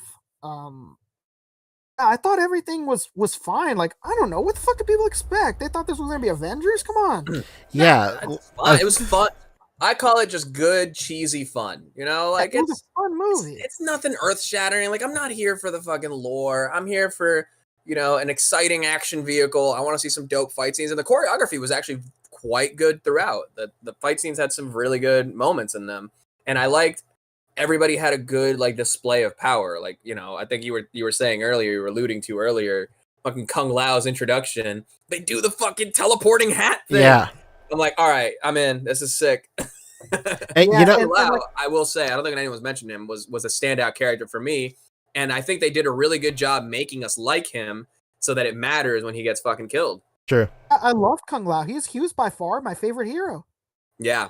He I was love Kung Lao. clearly established to be like the best trained, like most ready fighter, Mhm. to the point where like it's justified when he's like, Kano, you fucking suck.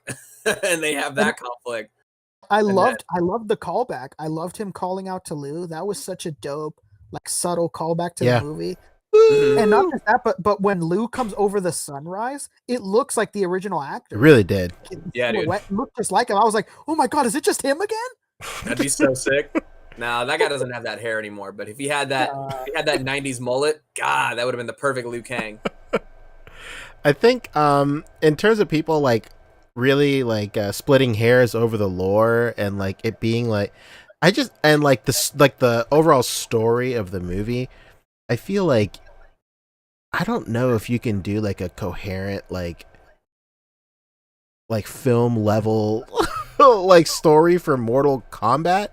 Like maybe if you like really shrink it down to like only I don't even know. I don't even know what I'm trying. Maybe if you like shrink it down to like really like surface level stuff, you can't go too deep with Mortal Kombat if you want it to be like it's just too much. Like, you know, this is a series with like a 20, 25, 30 year legacy at this point. Like the second you start introducing characters like Cabal and like anybody like post like MK2, I think is too much for a story to handle. Like like a 1.5 hour movie or something to handle, honestly. So like, you know, I think the series, the property as a whole is like too nuts to where like you cannot go in expecting like the story to like not be a little weird. Like I saw like complaints, people are all like, you know, the story felt like kind of rushed and like stuff was just popping up here and there. Like I didn't have any time to like really understand what's going on.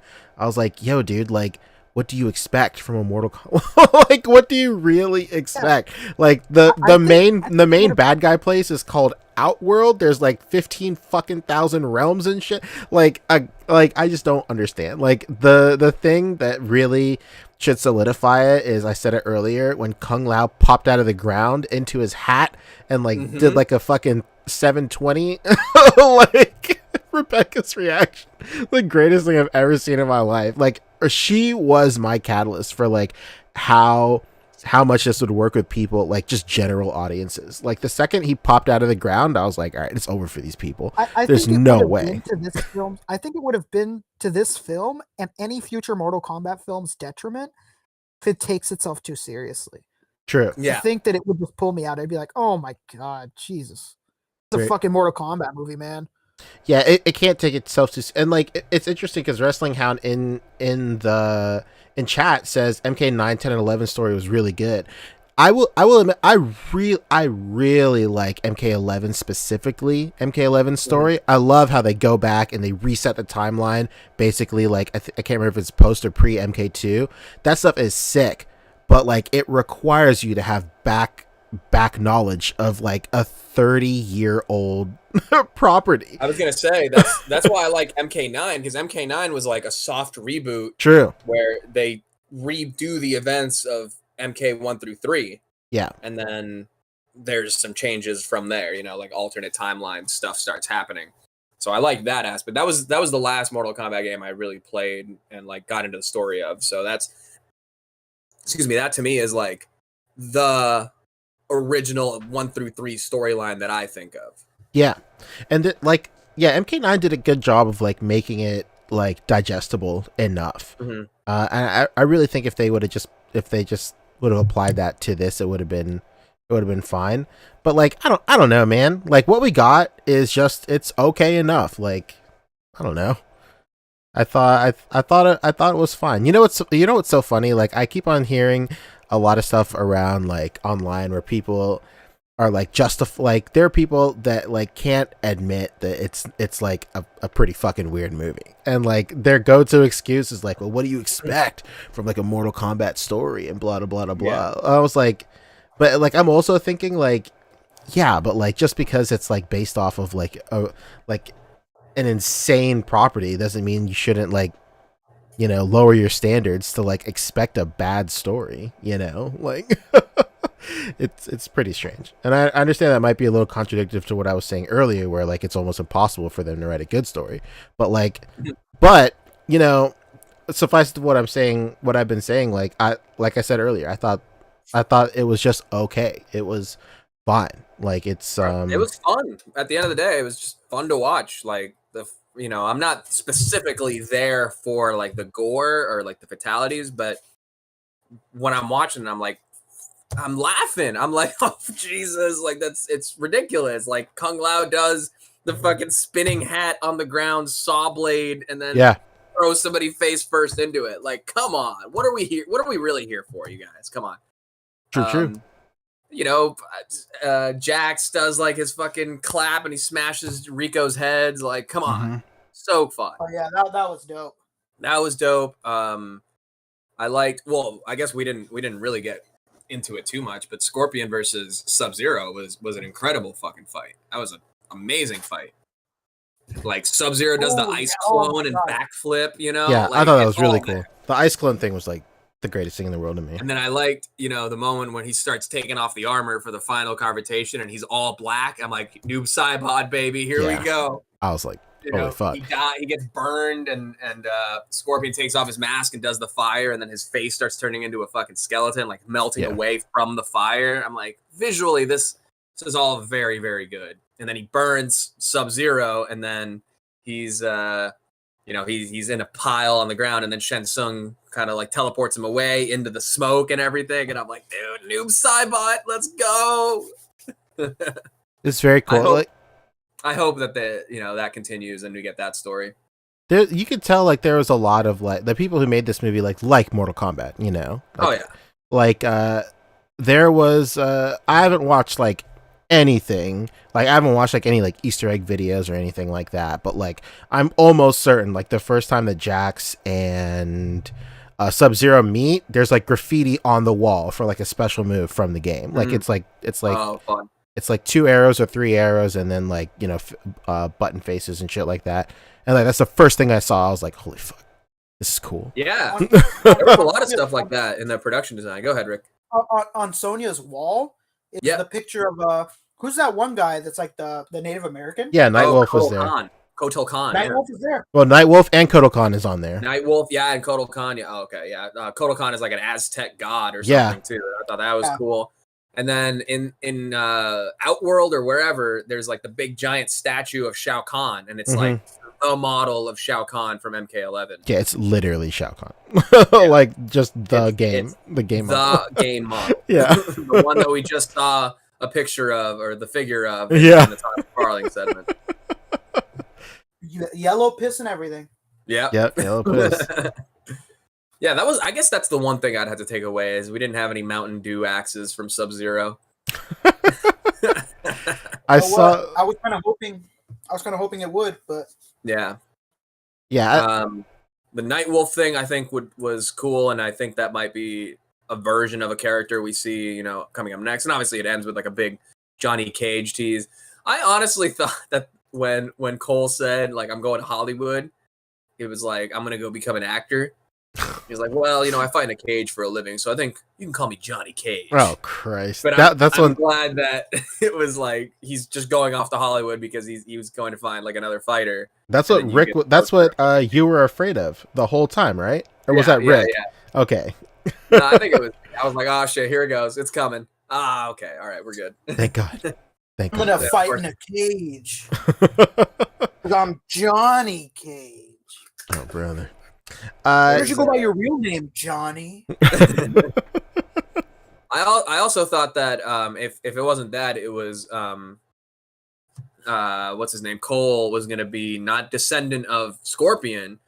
You know, as soon as I started watching the movie, I'm like, okay, well, he's obviously gonna be Scorpion's descendant. But going into it, I thought he might have been Sub-Zero's descendant. Yeah. Me too. That's what I thought he was too. Yeah. And that was kind of undone when I saw like, you know, the armor that whatever that he gets in the trailers. And I'm like, okay, well, that's his power clearly. So it would have been, you know, I think it kind of would have made good sense too. Like if they wanted to like go into the lore aspect, but still have their cake and eat it too with like the audience surrogate. I think it would have made sense to have him be, you know, the new Sub-Zero. And then he's got now the personal vendetta that Scorpion had with Bihan Sub-Zero becomes his personal vendetta because he also went after his daughter and his wife and everything. So I think that would have made sense, but I also see why they didn't do it, you know. And then, you know, we'll see where this Cole thing goes. Maybe he'll die next movie. Who knows? Could you imagine? You know what, Fabio? I think that would have made the movie a lot better if you'd had like Cole have been the new Sub-Zero the whole time. Scorpion is chasing him, trying to kill him and his family, and And in the end, he obviously just becomes the next Sub-Zero with a Arcana or whatever it may be. I actually think it would have been better that way, honestly. And you could have just let Bihan, like Bihan died a long time ago, and he became, fucking Noob, and Yeah.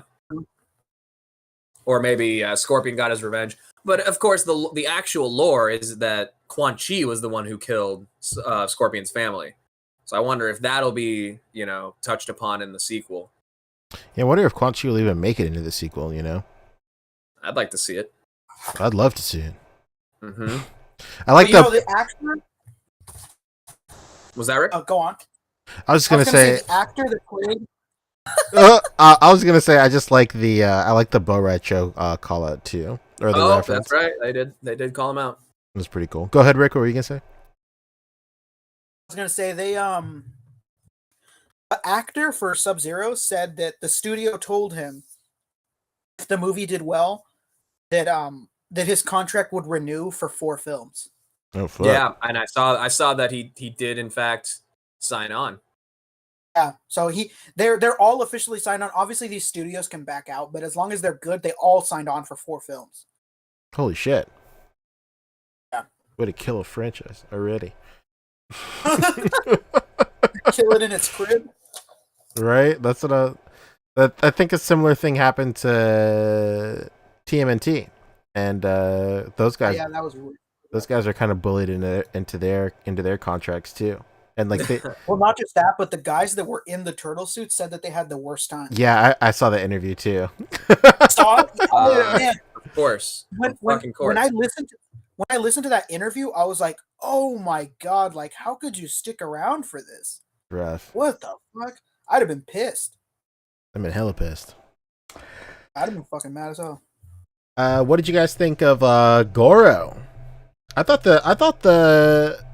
the digital effects for Goro were like really good. Like yeah. I was like more impressed than I was like kind of trying to suss it out or anything. I was just like, man, for next to no money, this movie really did a convincing ass Goro. Yeah, no, it was to the point where I was like, yeah, this is where all the budget went. Yeah, because as one of our super chats said, Andrew Gladwell, he said he sends $3. Thank you, sir. Hell yeah. He says this movie had $100 CGI budget and 3 sets. Yeah.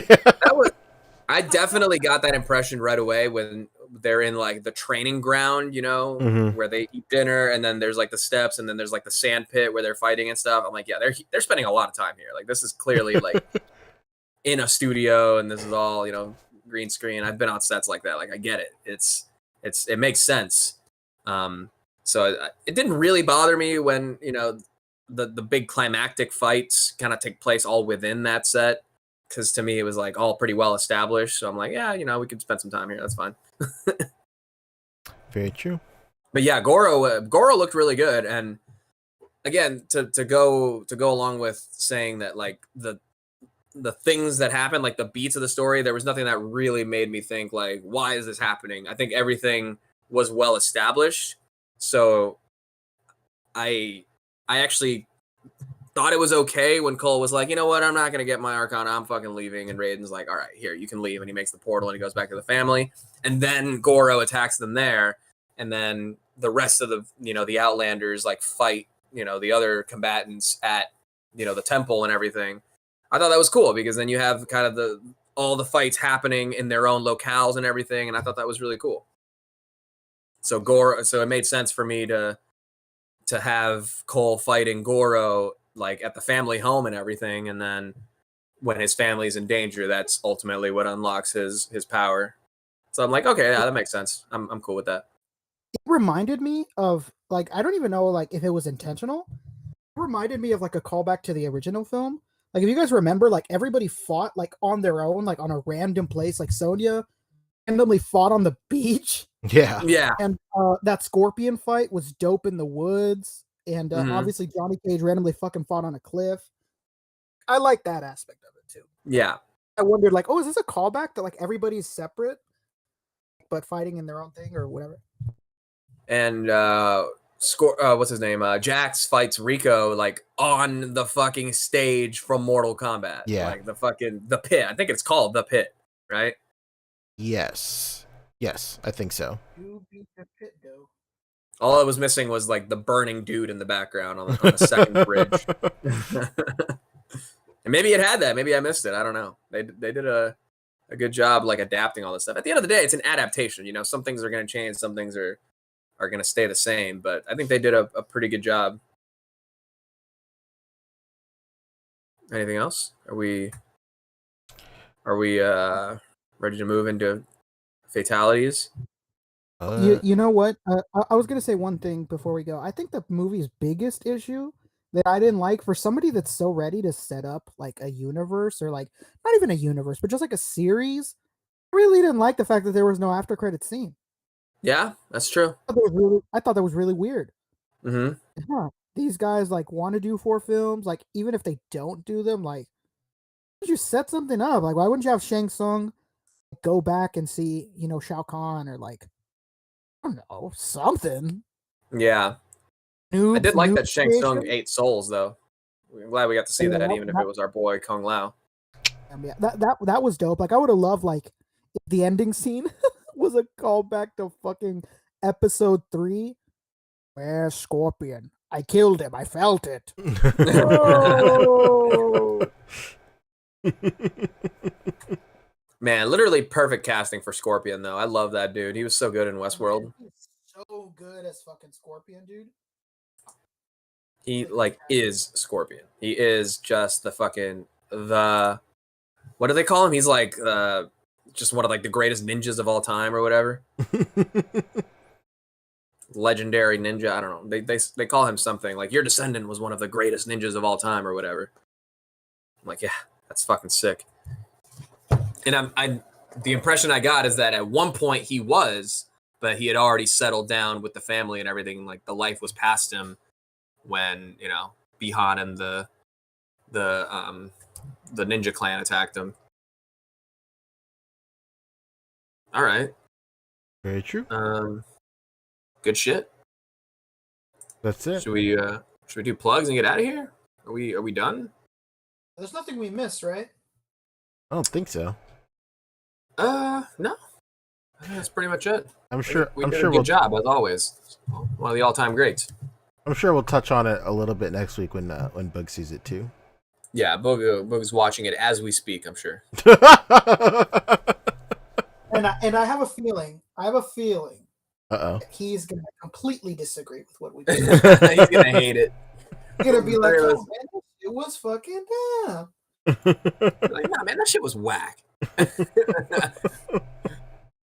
I can see it. Yeah, let's final thoughts. I thought it was just okay. Had cool pieces, had cool parts. Will I watch it again? No. Do I think it's the biggest piece of shit ever? No. It's fine. It's fine. Okay for a movie to just be okay. It doesn't have to be, the greatest thing or the worst thing. Absolutely. It's just fine. It was just fine. It's like I said, man. I think if the film would have tried to have been like really good, I think it would have sucked. Oh yeah. I think it would have been really bad. Like yeah, I just think it would have sucked if it tried to do too much. It didn't take itself seriously, and I thought that was to its strong suit. End of the day, like it got me to react. I'm here watching it alone, and I'm just like, oh fuck. I'm happy. We can slice this bitch in half. Right. Oh, shit. And I know, like, man, I've seen so many Mortal Kombat people like, all you guys like is gore and not the lore, or like, you only care about him getting sliced by her getting sliced by a fucking hat. Like, dude, you can have fun. You can enjoy something. Jesus. Yeah. I don't know. It was a fun movie. It did its job. Like we all said, it's a fine film. I probably wouldn't watch it again. Actually, you know what? I would watch it again if there's a sequel. Like, I would watch it before I watch the next sequel, just in case, like, oh yeah, I forgot that they said this in the movie, or like, I would watch it for that. Very true. Before we wrap up, Jermichael Johnson hit us with 5. He said, "My 2 problems with this movie is Raiden just let his champions die in the realm he protected. And the main Shaolin, just to be Liu Kang headband." Sorry, he said it is 1 a.m. in the morning. I'm so fucking tired. I'm sorry. It's hard to read this shit.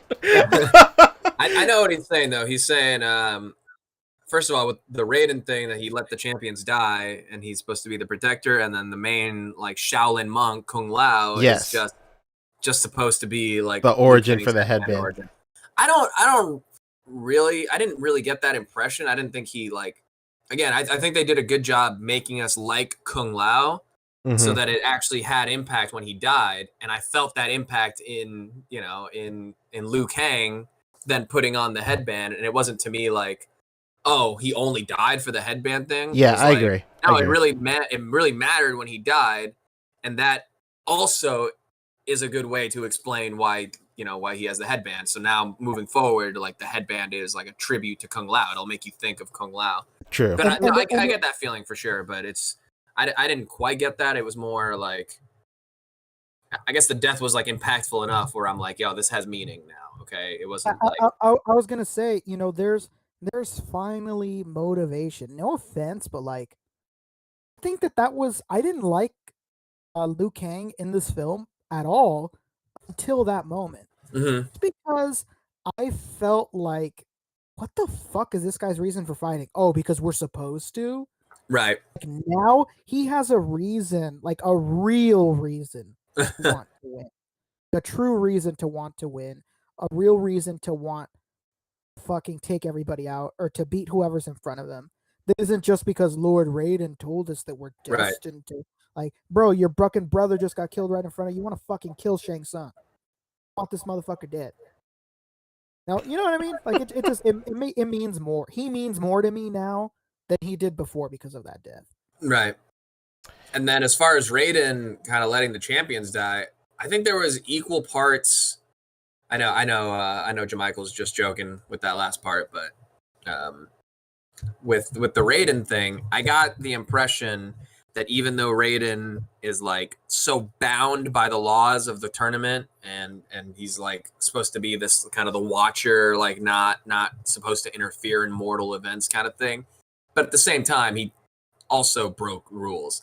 He was, he gave Cole the dagger and everything, and that was like, a direct influence on events. That's what allowed Scorpion to come back. So even though he says like, he's bound by these rules, I felt like we still got enough of him being like a cheeky, like, wink to the camera, like, yeah, there's rules, but it's all good. We all break rules around here. Shang Tsung's doing it. I'll do it too. And I was like, they're more like guidelines. Oh God. How about Kano getting stabbed in the eye with a fucking fiddle forth, huh? Yeah. Bottom. That's another thing we did forget to mention. Bottom. The reptile was I felt like they could have given him a human form, just as a visual nod, but I also get that they wanted, Scorpion and Sub-Zero to be like the ninjas. Yeah, true. I just this is 2 films now where he's just a fucking big ass reptile. Right. He's just the reptilian, as they call him in this one, and it's like, well, I mean, reptilian. Part of the fun is that he's like a ninja too, right? I think they need to lean into that more. So maybe there'll be another version of a rep. I mean, presumably there's more like him. There's probably tons of people of that race, of reptilians out there. It's in one of the realms. So there's no reason we couldn't get like another proper reptile at one point. It was like, yeah, he was just like a big CGI monster, and it was cool for that first like opening, sequence when Kano has to kill him and everything. So I think it worked fine for that. But I did want to see him, as a ninja. I don't know how much better you can do it than Annihilation, when him and Raiden are doing like spin kicks at each other in the hallway or whatever. Oh my God, I completely forgot about that. 89 Reynoso says the species of lizard was not confirmed as reptile, by the way, Fabio. Oh, okay. All right. Excuse me.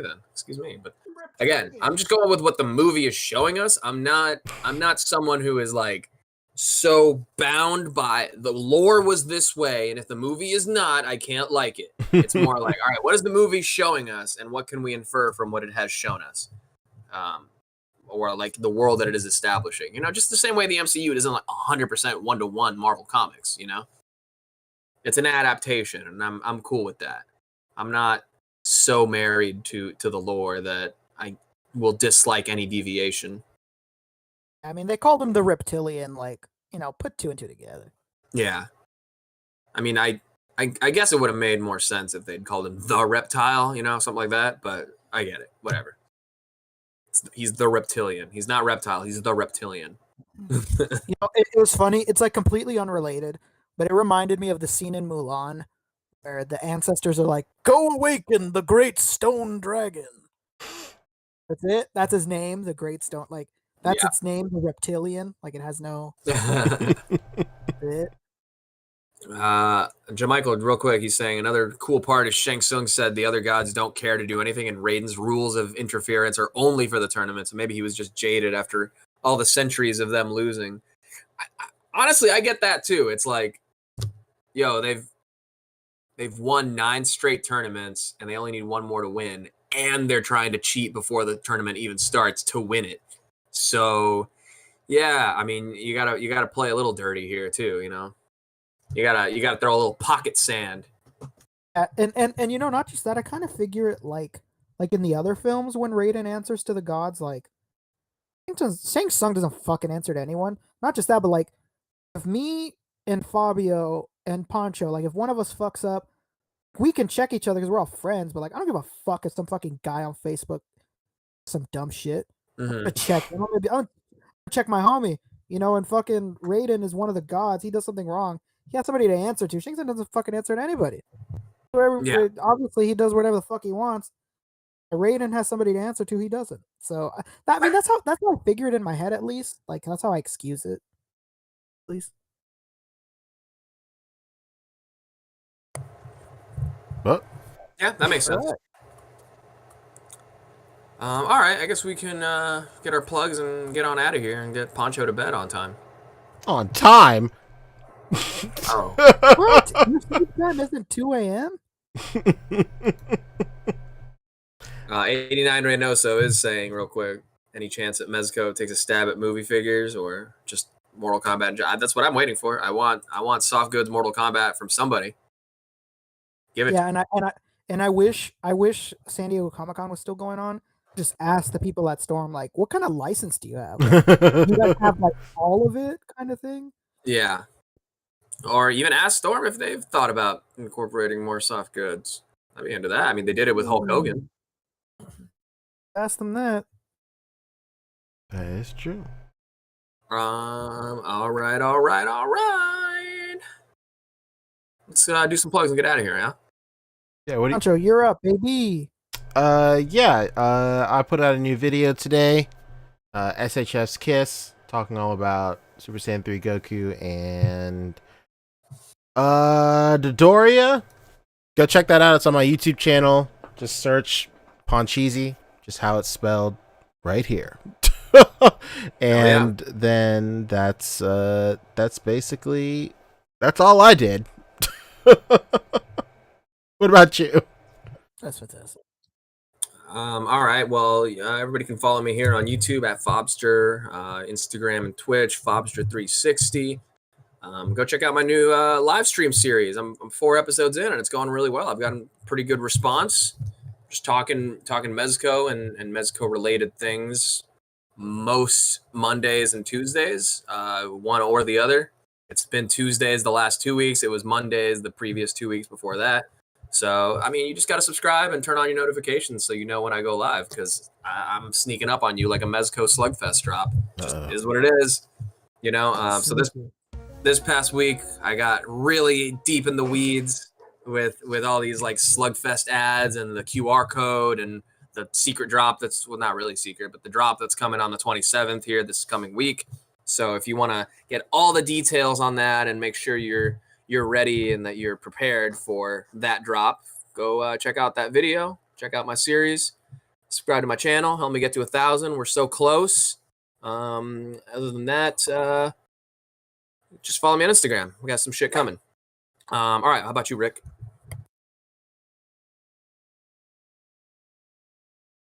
Hello. Hey, it's me.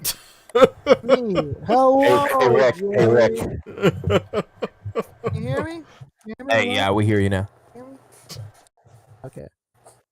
Yeah, just follow me on Instagram. Dom2345. I'm always here. Sometimes I'm late. Sometimes I'm late. But not this time. So yeah, I'm here. That's it. Good shit. Good shit. All right, Poncho, take us out. All right. Well, that was the A.C.B.A podcast. Good night. No. Yeah. Thanks everybody for hanging out. We went for a super long time, almost 5 hours today.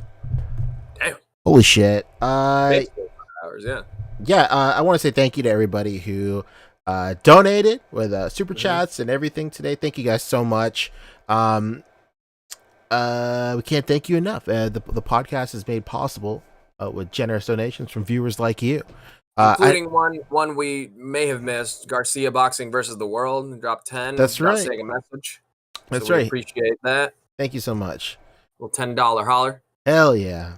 All these donations go towards improving the quality of the show. We got everybody new mics. Next up is new cameras for everybody.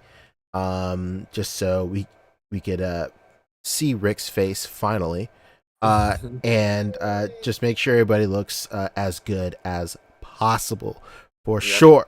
As always, follow everybody. All of our links are in the description below. Check out our Instagram, check out our YouTube, check out Rick's shirts. And make sure to rate, comment, subscribe, do a video reply, give this video 5 stars, all that shit. And until next time, peace. Okay, bye. Goodbye.